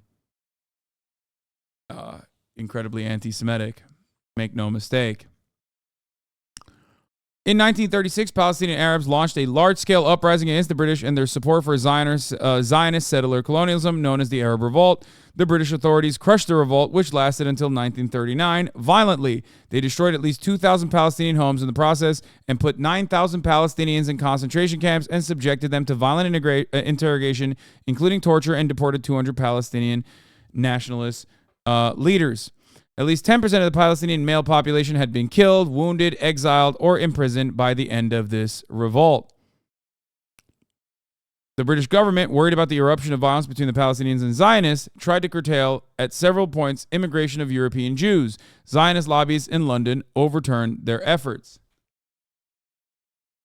So ultimately, the real reason wasn't specifically or directly Zionist Jewish people moving in to British Mandate Palestine, but it was also Palestinians being displaced and then having to fight back against the British occupation, which became incredibly bloody and incredibly violent. And the British government curbed or stomped out that violence with even more violence, and at the time started actually training Zionist forces as well, because they were not interested in occupying the space permanently. They were inevitably going to leave, so they started arming and training the Zionist groups and forming militias. Anyway, in 1944, several Zionist armed groups declared war on Britain for trying to put limits on Jewish immigration to Palestine at a time when Jews were fleeing the Holocaust. The Zionist paramilitary organizations launched a number of attacks against the British. The most notable is the King David Hotel bombing in 1946, where the British administrative headquarters were housed. 91 people were killed in the attack. So the Zionist forces started also fighting against the imperialist British occupation. In early 1947, the British government announced it would be handing over the disaster it had created in Palestine to the United Nations, which was very cool of them to do. Okay? And ending its colonial project there. On November 29th, 1947, the UN adopted Resolution 181, recommending the partition of Palestine into Jewish and Arab states. At the time, the Jews in Palestine constituted 1/3 of the population and owned less than 6% of the total land area. Under the UN partition plan, they were allocated 55% of the land, encompassing many of the main cities with Palestinian Arab majorities and the important coastline of Haifa to Jaffa. The Arab state would be deprived of key agricultural lands and seaports, which led the Palestinians to reject the proposal. Shortly following the UN Resolution 181, war broke out between the Palestinian Arabs and Zionist armed groups, who, unlike the Palestinians, had gained extensive training and arms from fighting alongside Britain in World War II. Zionist paramilitary groups launched vicious process of ethnic cleansing in the form of large-scale attacks aimed at mass expulsion of Palestinians from their towns and villages to build a Jewish state, which culminated in the Nakba, also known as the catastrophe. While some Zionist thinkers claim there is no proof of systematic master plan for the expulsion of Palestinians for the creation of the Jewish state, and their dispossession was an unintended result of the war, the presence of an Palestinian Arab majority in what Zionist leaders envisioned as a future state meant the Nakba was inevitable. This is why some in the Israeli Knesset find themselves in a constant limbo of whether or not recognizing that the Nakba was even real, or if it was real, maybe it didn't go hard enough, or maybe, I don't know, we should do another one, basically. Ben-Gurion wrote, after the formation of a large army in the wake of the establishment of the state, we will abolish partition and expand to the whole of Palestine.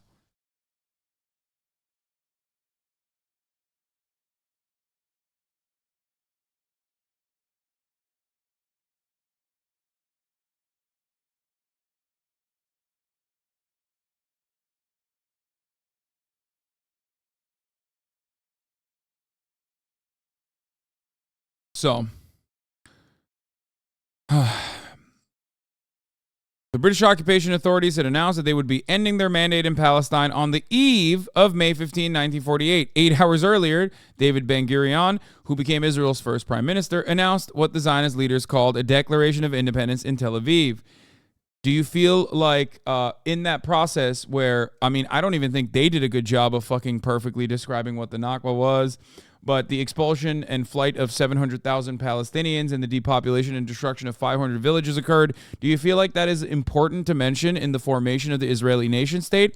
Or do you feel like it was better left without mentioning that? Because I feel like it's partially, I feel like it's important, right? Now, the argument that he would make normally in this situation is that it was justifiable because it was a war, and it wasn't simply a mass expulsion of a civilian population.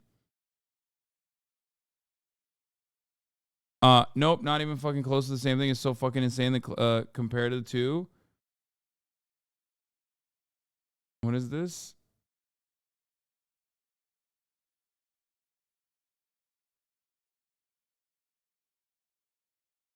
Yeah, no, I do not believe that the Nakba is even remotely close to the same as the Holocaust, for the record. That would be revisionist. It would be trivializing the Holocaust. I would never say that. I am not saying that, for the record. I hope that people are understanding my position.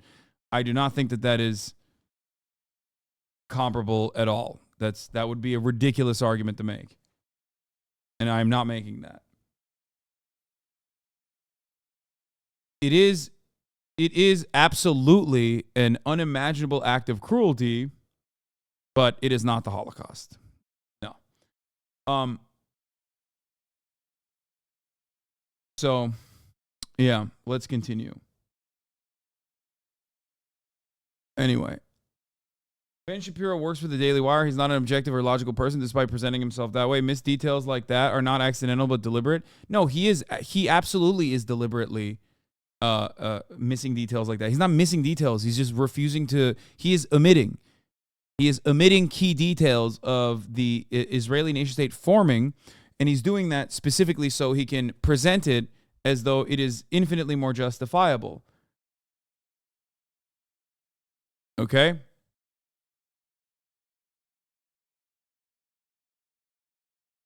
I mean, and this is like pretty fucking important.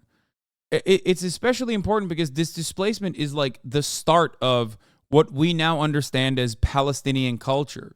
Like contemporary Palestinian culture places a great deal of emphasis on the Nakba, because why wouldn't they? It's 700,000 people being violently purged through literally systemic rapes, okay? And mass ethnic cleansing campaigns, like pulling people in villages, the elderly and the children, over to a wall and fucking shooting them in the back of the head. You know, a lot of this is very well documented as well. And that's precisely the reason why many... it's still contested amongst Israeli historians. I get not contested. I don't know how to describe it. It's a lie by omission that Ben Shapiro is engaging in, and it is I don't know. I mean, you guys would know better. I don't know how.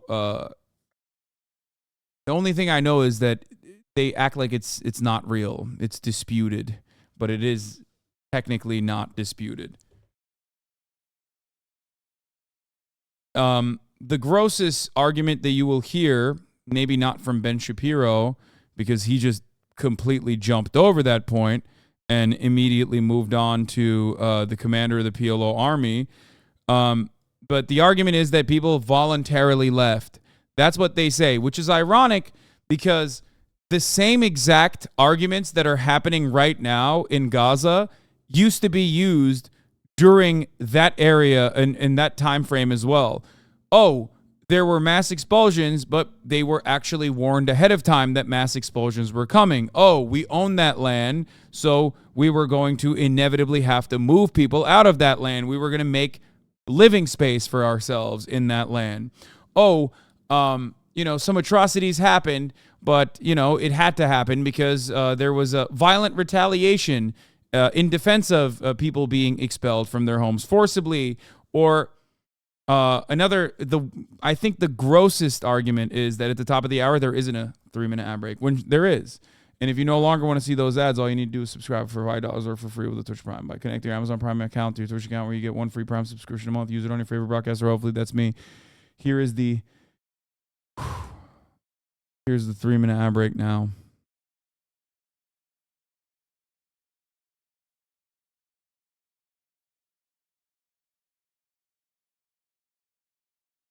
Many of the parallels of what you see.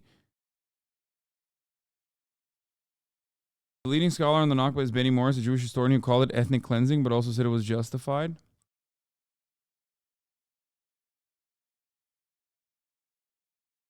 So there are parallels to how Israel's current military operations and the way that they justify it. I think one of the worst things that I've heard, at least, with respect to the Nakba, is that people voluntarily left their homes. We've watched the Vox video on the Nakba before. It's only some of the story. But yeah, that is definitely the worst argument.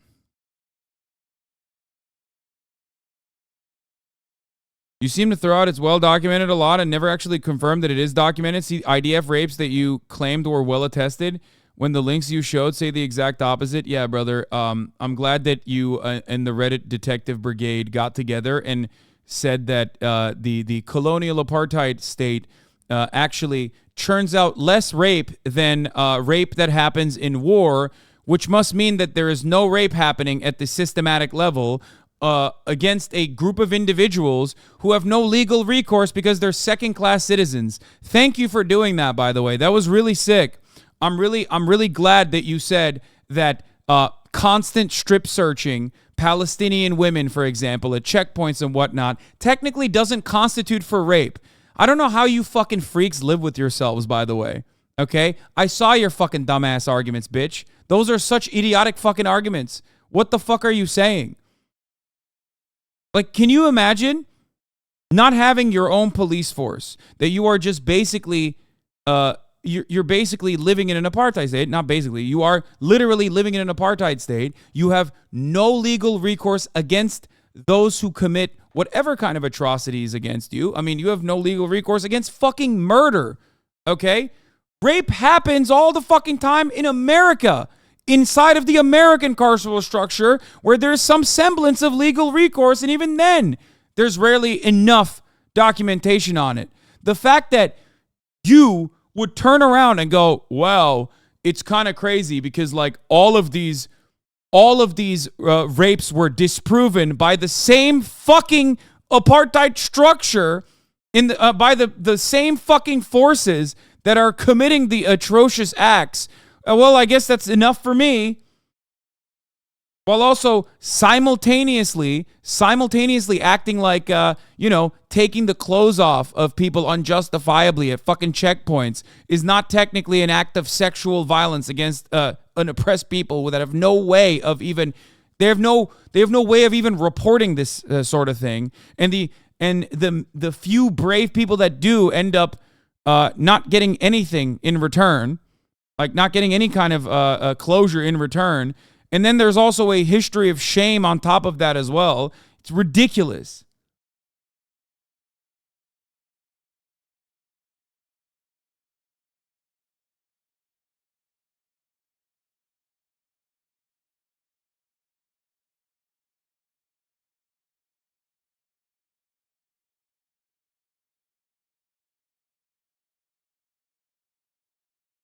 Taken its place among Anyway, let's continue with Ben's the nations video. of the world.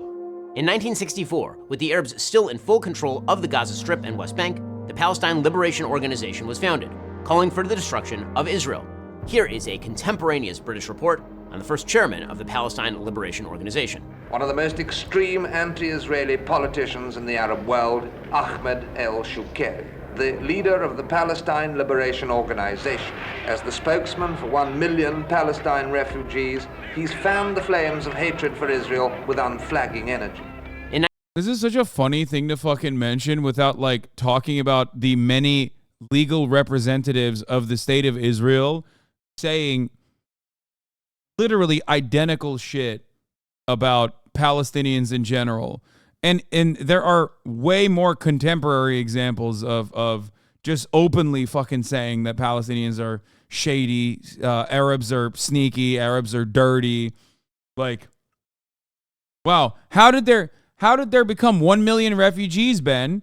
It's been 3 minutes. Why are there 1 million Palestinian refugees, Ben? How did they become refugees, you think? Like, how did that happen? It seems like you skipped something there when you're in your little history lesson. I wonder how they became fucking refugees. World, Ahmed el-Shukeri, for 1 million Palestine refugees, he's fanned the flames of hatred for Israel with unflagging energy. In 1967, the Arab League announced the 3 no's: no peace, no recognition, no negotiations, with all of Israel's enemies mobilizing. Wait, what the fuck?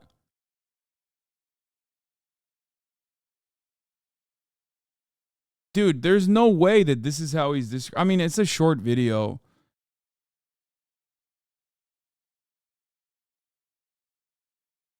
I don't even understand. I forgot what the main point was. The main point was what?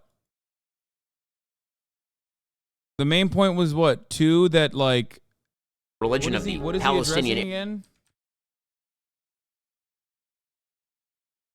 That land partitioning failure is Israel's fault. Yeah, I mean, okay, so I guess he's saying that it's not Israel's fault.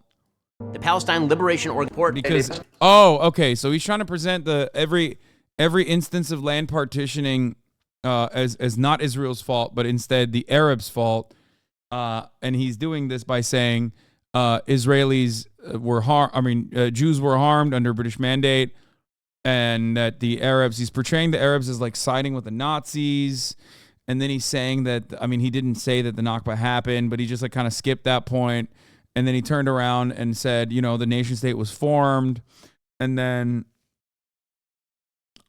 and now he's saying that like in 1967, the League of Arab Nations, like they just said no. Palestine Liberation Organization. Hatred for no peace, no recognition, no negotiations. The Arab League said no peace, no recognition, no negotiations. That's really cool. What happened? 1967. So we skipped from. We skipped from we skipped from 1948 to 1967. Got it. Okay. Of Israel's enemies mobilizing against it, Israel launched a preemptive strike on the Egyptian Air Force, inaugurating the 1967 Six-Day War. This ended. Yeah.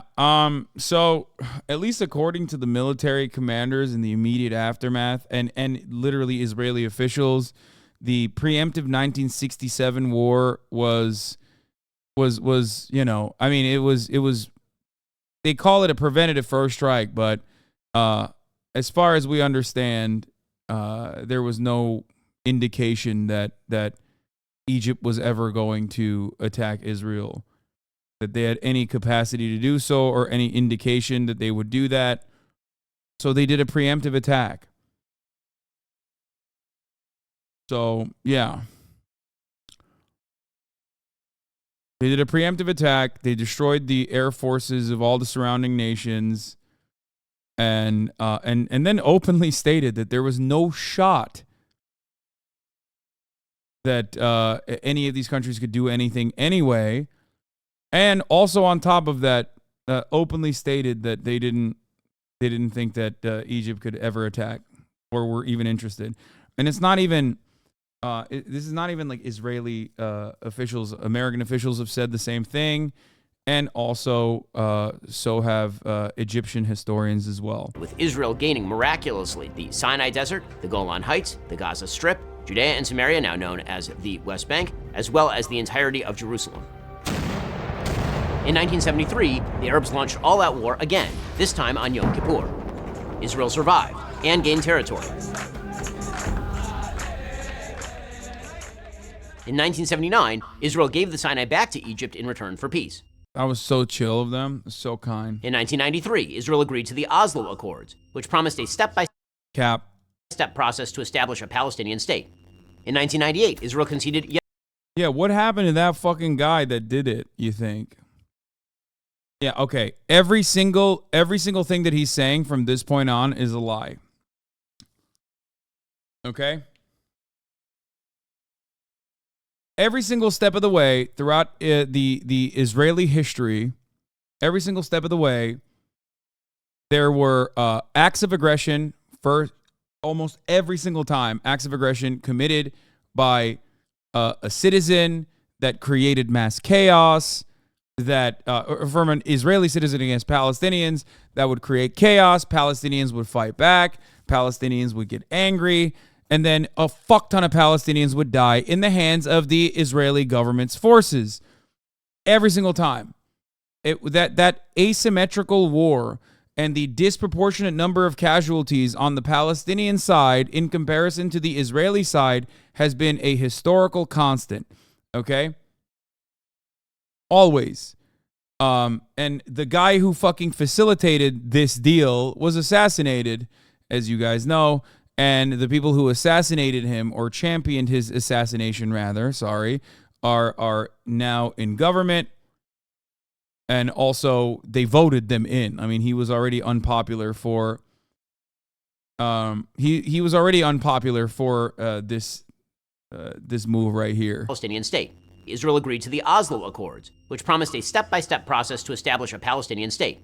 In 1998, Israel conceded yet more territory to the Palestinian Authority under the Prime Also ridiculous. Ministership of Benjamin Netanyahu.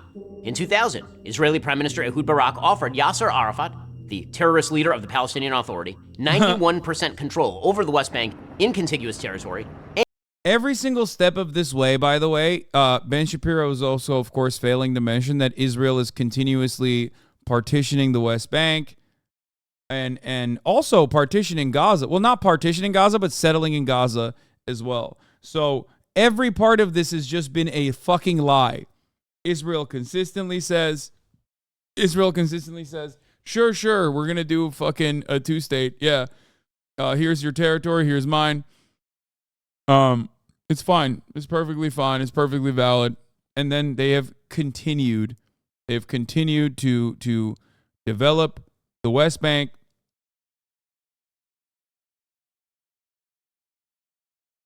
And done the exact same thing in Gaza as well. Israel only offered Palestinian rump states with no sovereignty over its borders, military, airwaves, airspace, water rights, or right of return. Exactly. Every step in every single one of these talks, one of the major points of contention was to allow Palestinians the right to return, which Israel always said no to. So they've never even offered good conditions, and over the course of many, many years of getting fucking being victim to the asymmetrical warfare of the Israeli state, fighting against like a bunch of militant groups that are trying to be, that are desperately trying to, through peaceful means and through violent means, become actors that Israel has to negotiate with. They have regularly asked for less, the Palestinians have, and Israel has even refused to offer that to the Palestinians. Every single one of these deals that he just brought up, Israel has reneged on that offer. It is ridiculous to say that it was Palestinians that did not agree to it, especially even the 2000 Camp David one, where it is, I mean, Bill Clinton also said that the Palestinians refused, and yet there were people in that room who wrote extensively on the reality that the Palestinian leadership had secretly conceded to offering additional territory in the West Bank to Israeli control as long as some of their autonomy was recognized. And an Israeli security presence along 15% of the border with Jordan. Arafat walked away from the table and began the Second Intifada, a massive terror wave that ended with the death of thousands of Jews. In 2005. Okay. So, that is also fucking nasty. So the Second Intifada is not saying that Yasser Arafat was doing the Second Intifada is also silly. This happened by mostly. I mean, this happened as a consequence of the period in between the First Intifada and the Second Intifada, where Israel kept taking more territory and killing more Palestinians every single time Palestinians tried to fucking push back. Whenever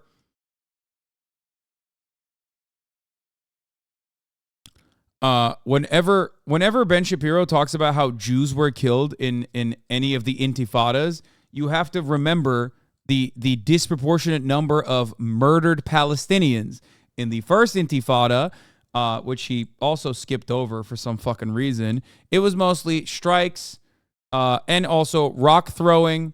There was one or two acts of direct violence against Israelis, and the retaliation from the Israeli state at this point was absolutely unjustifiable.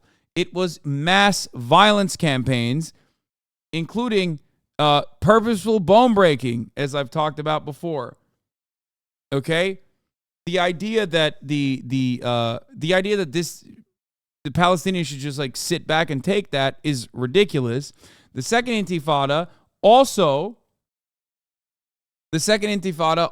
was, of course, more violent than the first, but was directed by some of the more fundamentalist groups that were at that point no longer interested in a peaceful resolution, because they felt like Israel was reneging on the terms and conditions that they put forward at the table over and over again. Here it is. During the first year of the uprising, Israel killed 142 Palestinians in Gaza, and not a single Israeli had been killed in Gaza. That's the first intifada. In the second one, also during the course of that uprising, Israel jailed 175,000 Palestinians. 30,000 Palestinian children needed medical care after being beaten. 10,000 had broken bones. 1/5 of the injured were under 5 years old, and 23,000 were subject to the harsh interrogation. Israel killed 1,200 Palestinians, and Palestinians at the end of that killed 160 Israelis. That was the first intifada.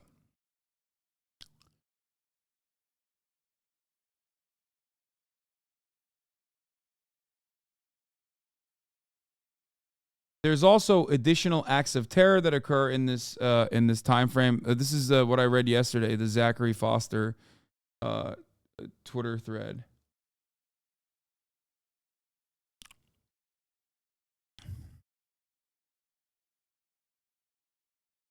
In 1994, Baruch Goldstein, as I talked about before, a Jewish settler, massacred 29 praying Muslims. Obviously, that was the turning point for many of the resistance movement that said, fuck it, we're going YOLO mode, we're going full-blown violent mode.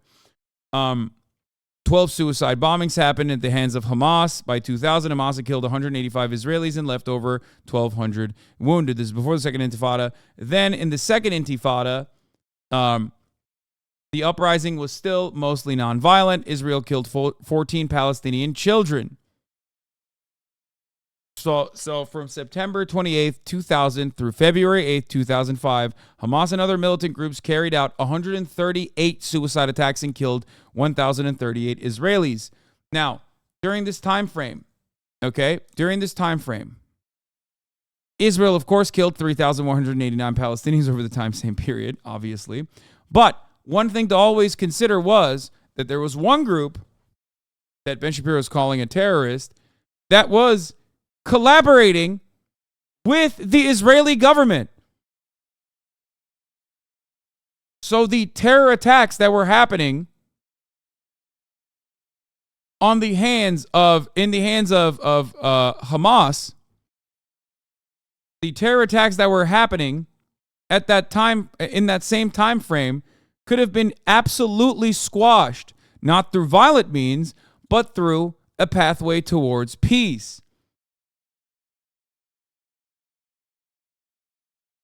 Except Israel did not have any real interest in trying to stop the terror, because they would then utilize the terror as a means to enforce stricter controls on the Gaza Strip and also continue expanding in the Western Territory in the West Bank. Or not Western Territory, in the Eastern Territory in the West Bank.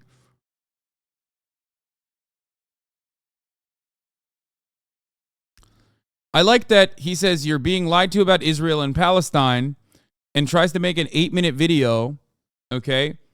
And he fails to mention that he's the one who's doing the lying.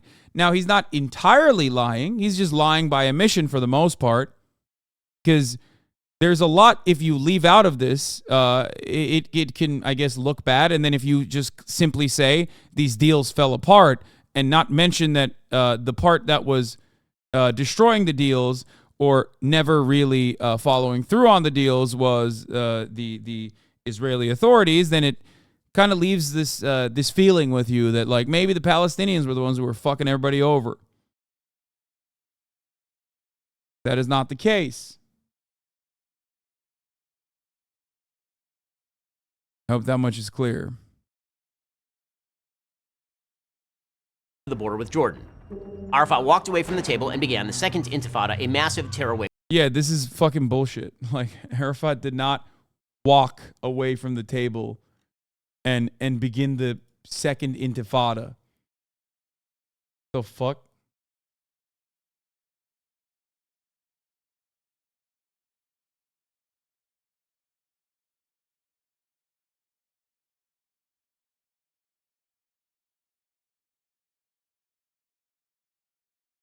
Anyway.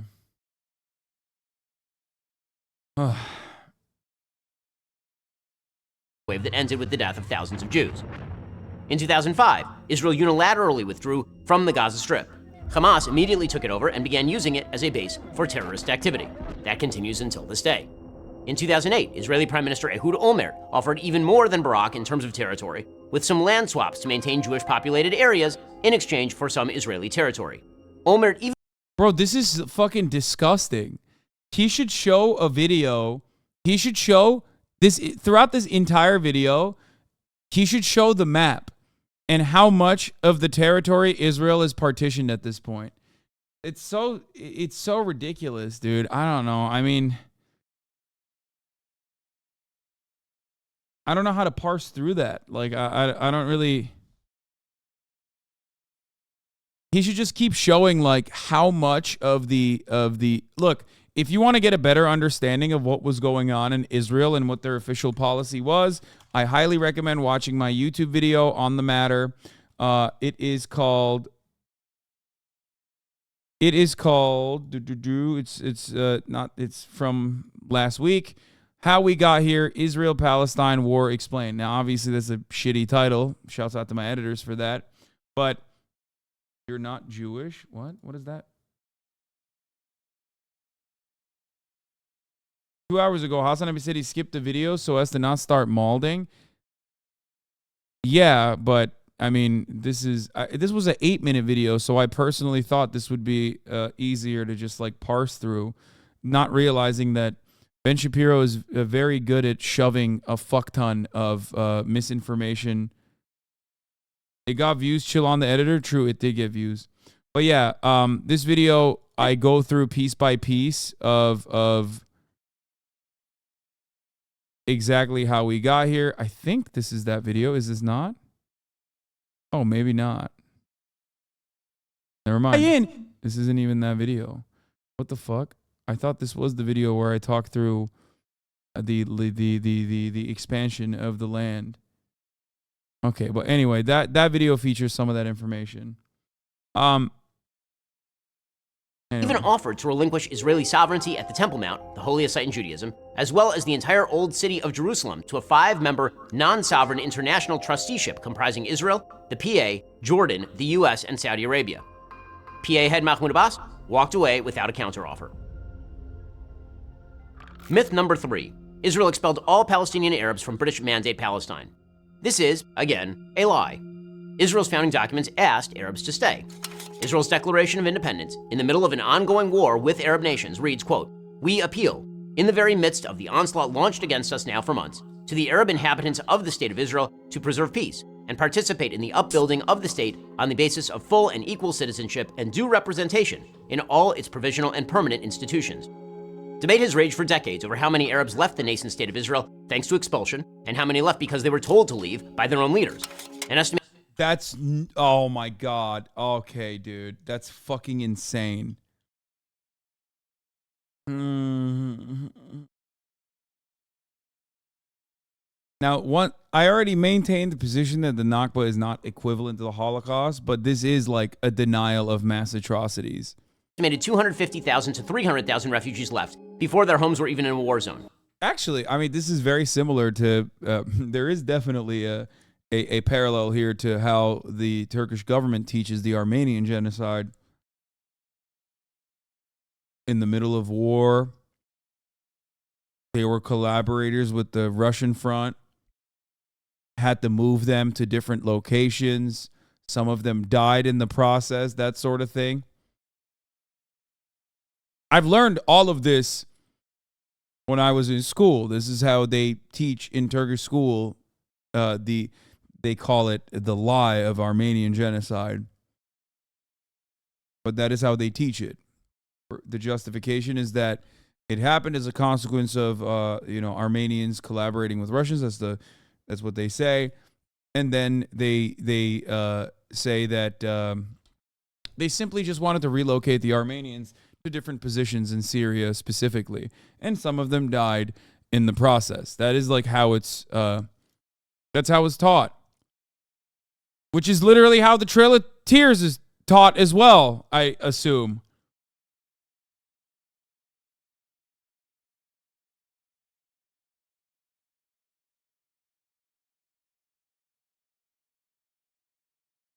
So it's cool that Ben is participating in that similar thing. We didn't compel them to leave. They left on their own will, or rather on the will of the Arab leaders, who advised them, even before trouble started. The collapse. Come on, dog.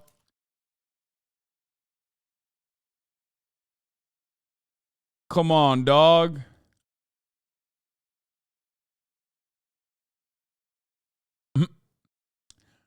How do you open up articles? Does anyone remember?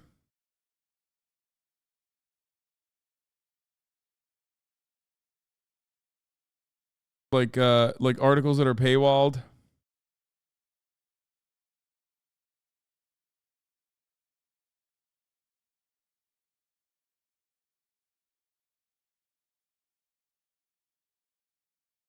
No, I disabled the JavaScript. It's not working. Hold on. I'm going to do archive. Here, I just want to read something here.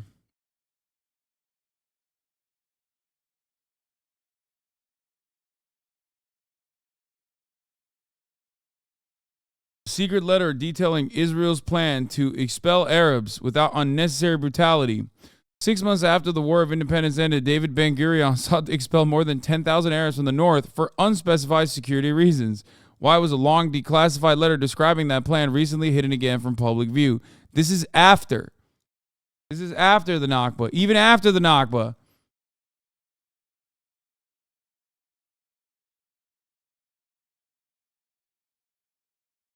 Like, ridiculous that this is this is not like deliberately designed, and that people just basically personally chose to leave for funsies where they like homes that they lived in. If that's why they if that's why they left, why do they bring their fucking keys with them, thinking that they'd be able to return again? Just, you know, fun stuff to consider, I guess. Or not.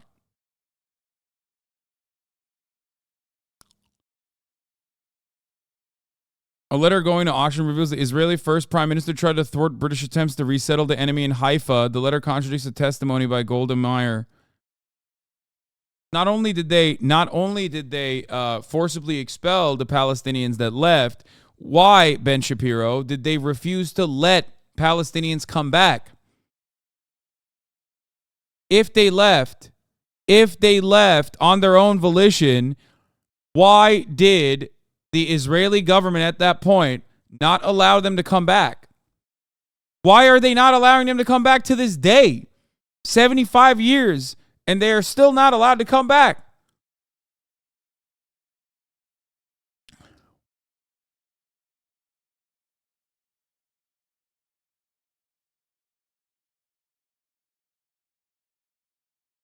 How'd that happen?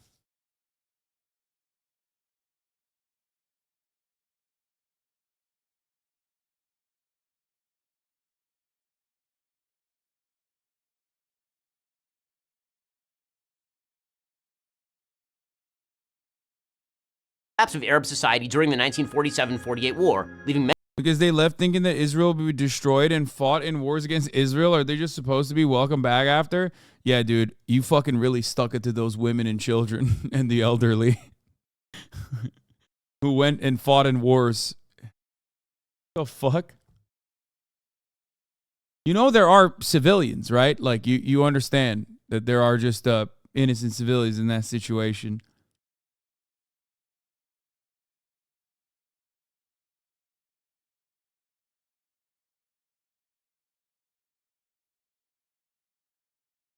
I don't know. Many Arabs without a means of support has been well documented. Israel will do everything in its power to help the resettlement of these refugees by paying compensation and by other means. Hundreds of thousands of these refugees ended up in the West Bank and Gaza, which remained Arab territory until 1967. Furthermore, Arab nations refused to take in hundreds of thousands of Arabs, turning their co-religionists into refugees who have maintained that status for literally decades, a situation unparalleled in human history. Fully 62% of such refugees live outside the West Bank and Gaza Strip, according to the UNRWA. Meanwhile, Israel, tiny Israel, took in over 800,000 Jews expelled from Arab lands between 1948 and 1951 and never asked for land to be returned to those Jews. Wait. First of all, they 1,000,000% would not want to go back. What the fuck? Part of the reason why everyone wanted me to talk about this was because this was in Israel's interest. There was an obvious goal to populate Israel with Jewish people. Okay? And because the Holocaust had happened in Europe, all of the Jewish people that remained around the globe, the more populated areas where Jewish people and Arabs used to peacefully coexist, were the areas where Jewish people were. Israel wanted to populate Israel with Jewish people so that they would no longer have an issue with the number of Palestinian Arabs that live there. It's also always funny when he says like tiny Israel, because like, okay, well, fucking the land left for the Palestinians in that situation is even tinier. A major component here, a major problem here is literally great replacement narratives, okay? I'll tell you. A big part of the reason why Palestinians do not have a right to return, while anyone and everyone around the planet could go and live in Israel and even in the fucking West Bank if they want to, and especially Jews, is because they are worried that if Palestinians were to be able to return, that they would overtake the land. That is the real fear. They are also worried about a secular nation state development where Palestinians have equal rights and a right to return would immediately mean 12 million fucking people would have equal rights to the 9 million people that are currently living.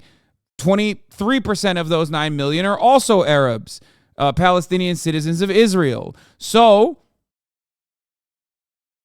they're worried that, democracy would happen.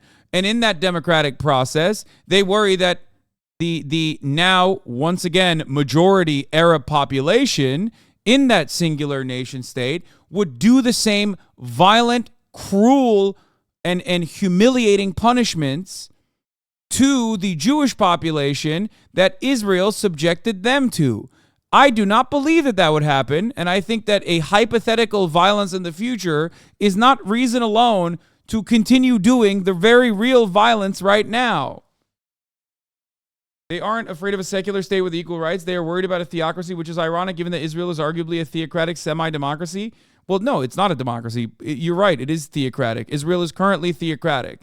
Israel has moved to develop a theocracy, a Jewish one, and you're right, they are worried about a theocracy. They're worried that a secular state with equal rights offered to Muslim Palestinians would yield a theocratic, Hamas-led government that would do to the Jews what Israel is doing to the Palestinians right now. There is no reason, there is absolutely zero reason to believe this.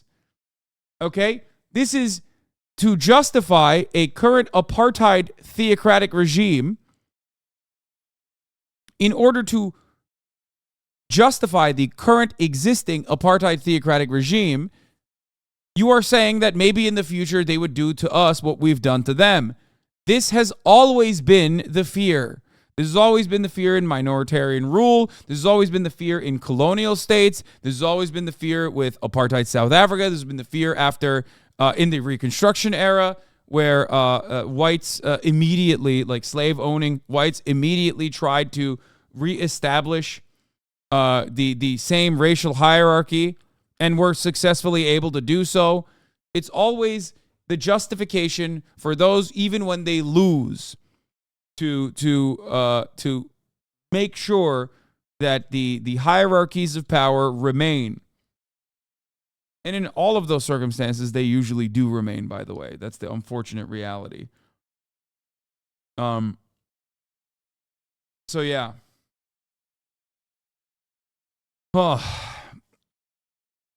Just like in apartheid South Africa or post-apartheid South Africa, and just like in the South right now in contemporary U.S. South. So, yeah, it's the same rhetoric that the right uses and fears if the U.S. becomes a majority non-white country.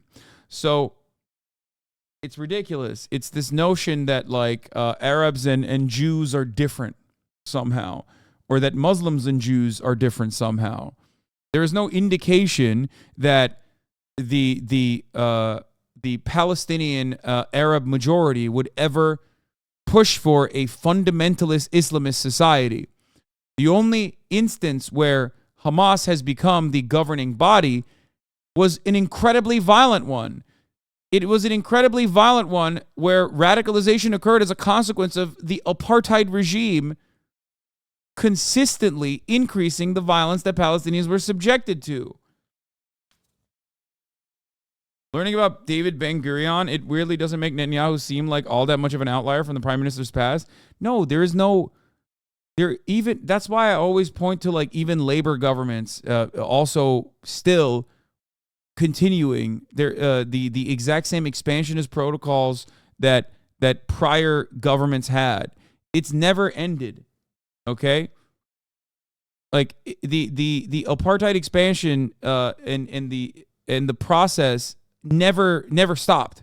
There was never really, like, there were moments where it slowed down, but it never actually stopped, because that was always the goal, is to inevitably engage in the slow burn of ethnic cleansing and ethnic displacement until, everyone leaves.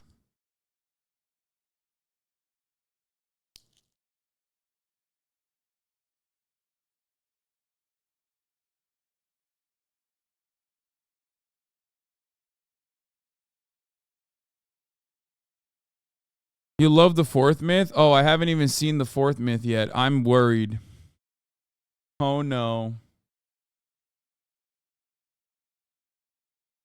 And for the record, some of the documented ones, even before May 15, some of the most infamous massacres that had already been committed, the Baldat al-Shaikh massacre on December 31st, 1947, killing up to 70 Palestinians, the Sasa massacre on February 14th, 1948, when 16 houses were blown up and 60 people lost their lives, and famously the Deir Yassin massacre on April 9th, 1948, when about 110 Palestinian men, women, and children were slaughtered. One of the guys that participated in the Deir Yassin massacre went viral recently. Do you guys remember that really old guy? Do you remember the really old guy? Does anyone have the link for that? Can you send me the link? The really old guy that they bring up, the oldest reservist in the current Israeli military, the 95-year-old guy.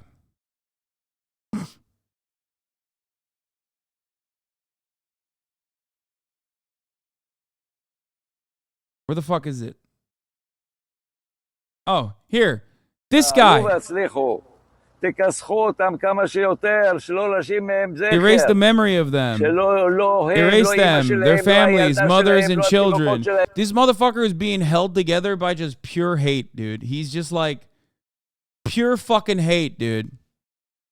What an insane person.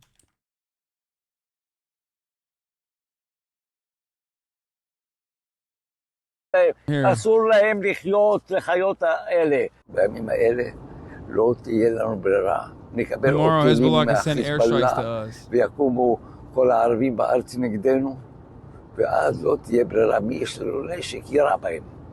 אתה יש לך שנה... If you have an Arab neighbor, don't wait. אתה לא תחכה שהוא יבוא אליך הביתה. Go to his home and shoot him. אליו הביתה ותירה בו. תכנס בהם לפני שיפעילו. Attack them and don't wait for them. And for the Iron Dome to activate. Attack them before that. We want to invade, not like before. We want to enter and destroy what's in front of us. להרוס ולהתקדם, להרוס ולהתקדם. עם תותחים, עם הפצצות, להרוס בית ולהיכנס הלאה. להרוס עוד בית ולהיכנס. You banned him in chat shortly before this. So he's saying this. They trot him out. The Israeli army trots this fucking corpse out to restore morale, sorry. Okay? To restore morale. His name is Ezra Yachin, a 95-year-old Israeli army reservist. Talking about how every Jew with a weapon is to kill Palestinians and erase the memory of them. Okay? He served as a combat soldier and was involved in the Deir Yassin massacre. Yeah. So, you know, I think, and I don't know enough about this, but this is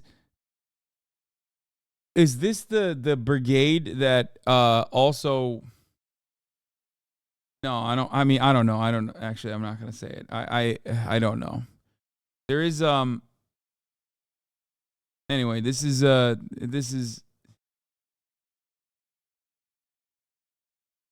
IDF, the Nakba myth. The Nakba is a myth. Also IDF, here's a guy who literally did the Nakba. Is it the same brigade that tried to link up with Hitler? Here's more info on the 0 HP motherfucker.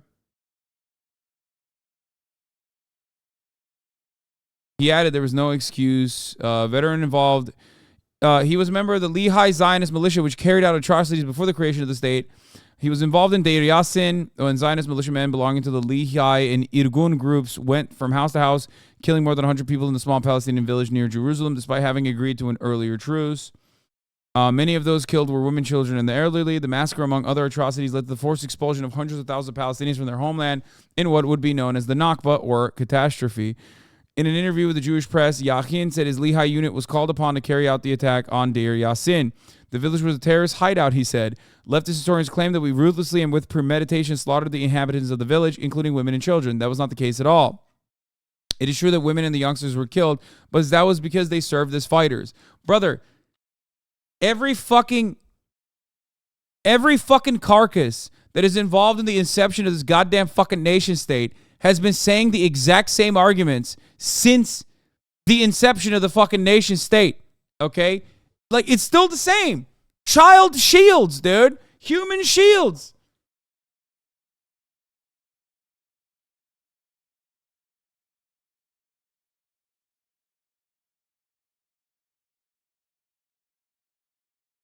Human fucking shields.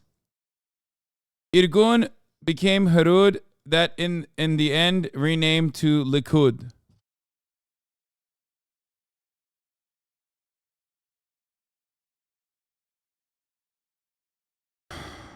Lehi, Fighters for Freedom of Israel, often pejoratively known as the Stern Gang, was a Zionist paramilitary organization founded by Avraham Yair Stern in mandatory Palestine. Its avowed aim was to evict the British authorities from Palestine use of violence, allowing unrestricted immigration of Jews and the formation of a Jewish state. Lehi split from the Irgun military group in 1940. How am I saying? Am I saying Lehi? Okay, Lehi initially sought alliance with the fascist Italy and Nazi Germany during World War II. Believing that Nazi Germany was a lesser enemy of the Jews than Britain, Lehi twice attempted to form an alliance with the Nazis, proposing a Jewish state based on nationalist and totalitarian principles and linked to the German Reich by alliance.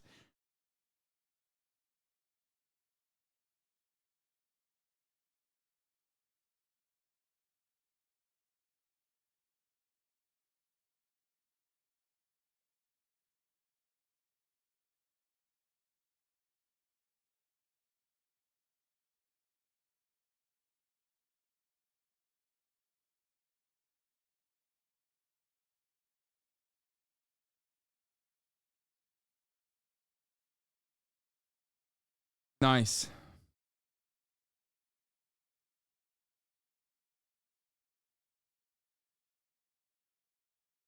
Lehi also refer to themselves as terrorists and may have been one of the last organizations to do so. An article titled Terror in the Lehi Underground newspaper, Hey Haaretz, the Front, argued as follows: neither Jewish ethics nor Jewish tradition can disqualify terrorism as a means of combat. Bro, it's pretty funny that these guys were like, we're terrorists and we think Nazi Germany and we think alike. That's cool. Okay.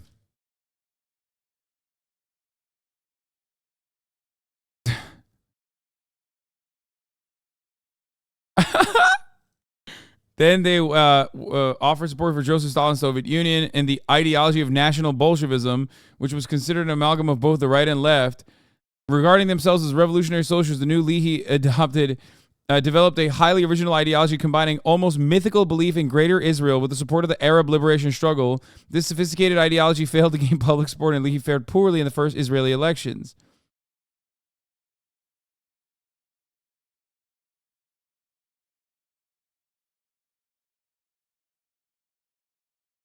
Awesome. Anyway, why was I talking about this? I forgot what the fuck I was doing. What was Ben? Ben was saying some shit. Anyway, let's watch Number this. 4. Israel is an apartheid state. No, I can't. No, stop. Stop.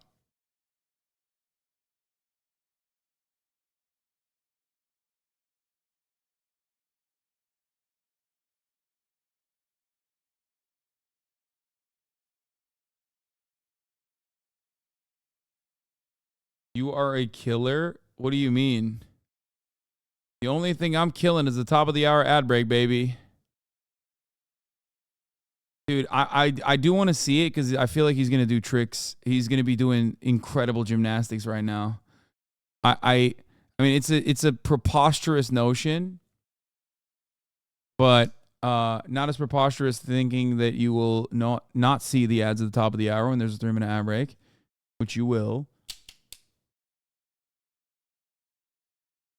You will see that. Here's the 3-minute ad break now.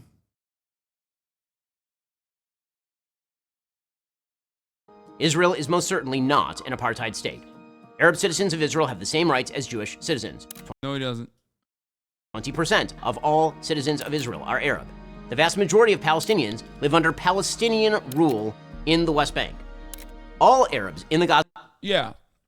Never ever... Wait, what's that? Never show how the Palestinians live under the West Bank because it will destroy your argument.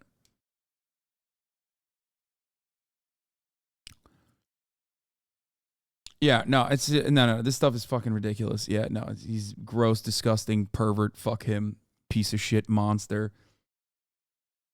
This is where the role reversal. It's not that complicated. Michael Brooks' conversation comes to mind. It's not that complicated. It is an apartheid state. If roles were reversed and like an Arab population had forcibly expelled Jews from an area and then pushed them into these two different corners, and then simultaneously were bombing one fucking open air prison that had operated where 2 million Jews were living there, and you controlled their fucking food, electricity, and water. And also on the other side, you consistently expanded into that territory where they didn't have their own fucking police force. And there were different license plates and different roads that you built specifically for the Jews. You'd be like, that's the fuck? That's happened already. That happened. Something similar happened, with the Holocaust. The fuck's going on here? Gaza Strip lived under Hamas rule.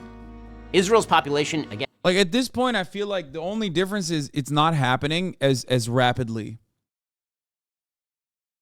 That's it. Like, that's the major difference.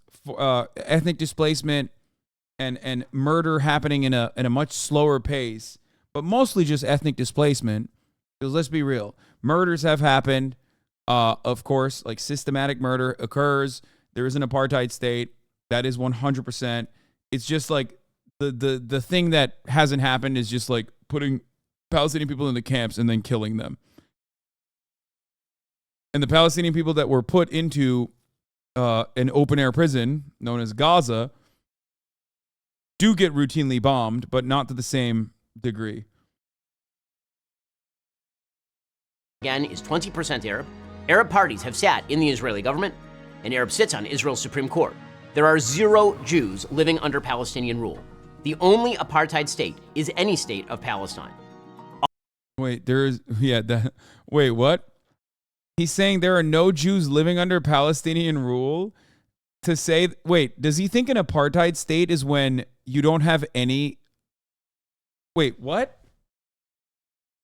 Does he think... First of all, there are Palestinian Jews, but is he trying to say that an apartheid state is when there's no Jews living there. Like the Palestinians really have the real apartheid state because there's no Jews living under Palestinian rule. No, man, you got to have a second-class citizenship to be able to have an apartheid state. What the fuck do you mean?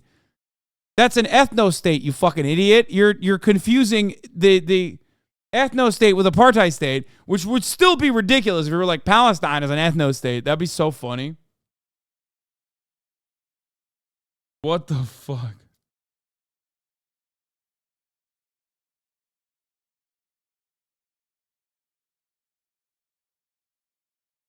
All of these myths have consequences. All of these lies have consequences. Oh, that's it? That's all he got? Okay, that was so bad. Okay, fuck him. All right, I'm done. I'm done for today. I can't do this any longer. I'm so done. I'm so fucking done. Bantustans are ethno-states. Ben Shapiro. Yeah, technically. He's like, a Bantustan, where black people are supposed to live in South Africa, would be an apartheid state. Why? Or because technically there's no white people living there. Oh, okay. Thanks, man. Got it. The real ethno state or the real problem in South Africa were the Bantustans, but not because it was immoral, but because like white people couldn't live there. Didn't want to, but fucking so stupid.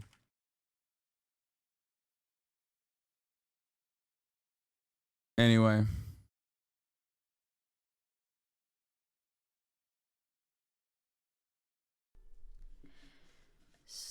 Almost $1 million have been raised, $828,000. I'm very proud of you guys. And I hope everyone had a great time today, in spite of all of the awful news. I love you all, and I will see you tomorrow, okay? Bye-bye. I wish I could now hug and kiss Kaya like I normally would, but she is currently getting trained. And it makes me very sad. Very, very sad. Anyway, love you all. Bye.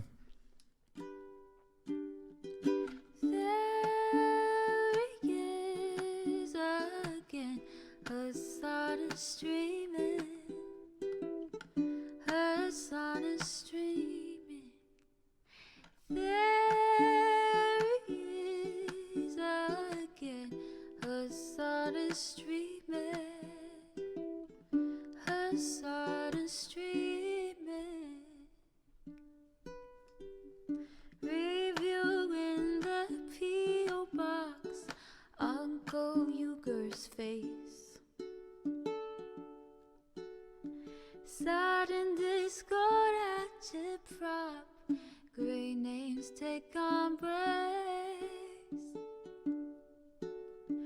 Tiny Bernie Sanders, LGBTQ Air Force. The whole left at your fingertips, on at your door.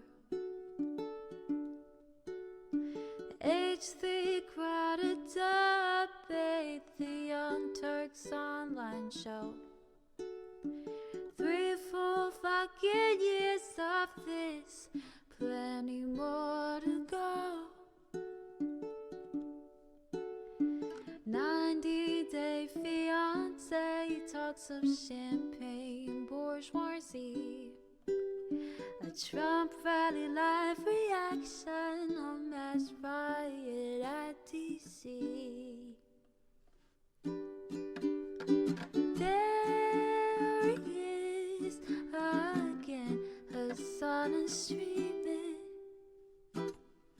Hasan is streaming. There he is again, Hasan is streaming.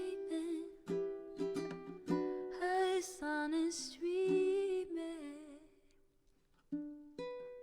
Reading live stream fair comments, Austin show chat advice.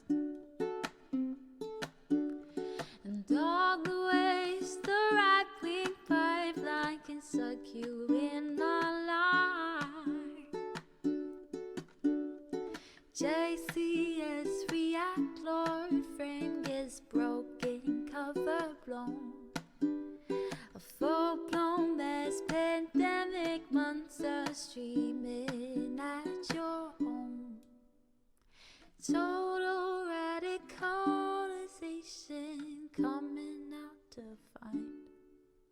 The system you were taught to trust in was broken the whole time.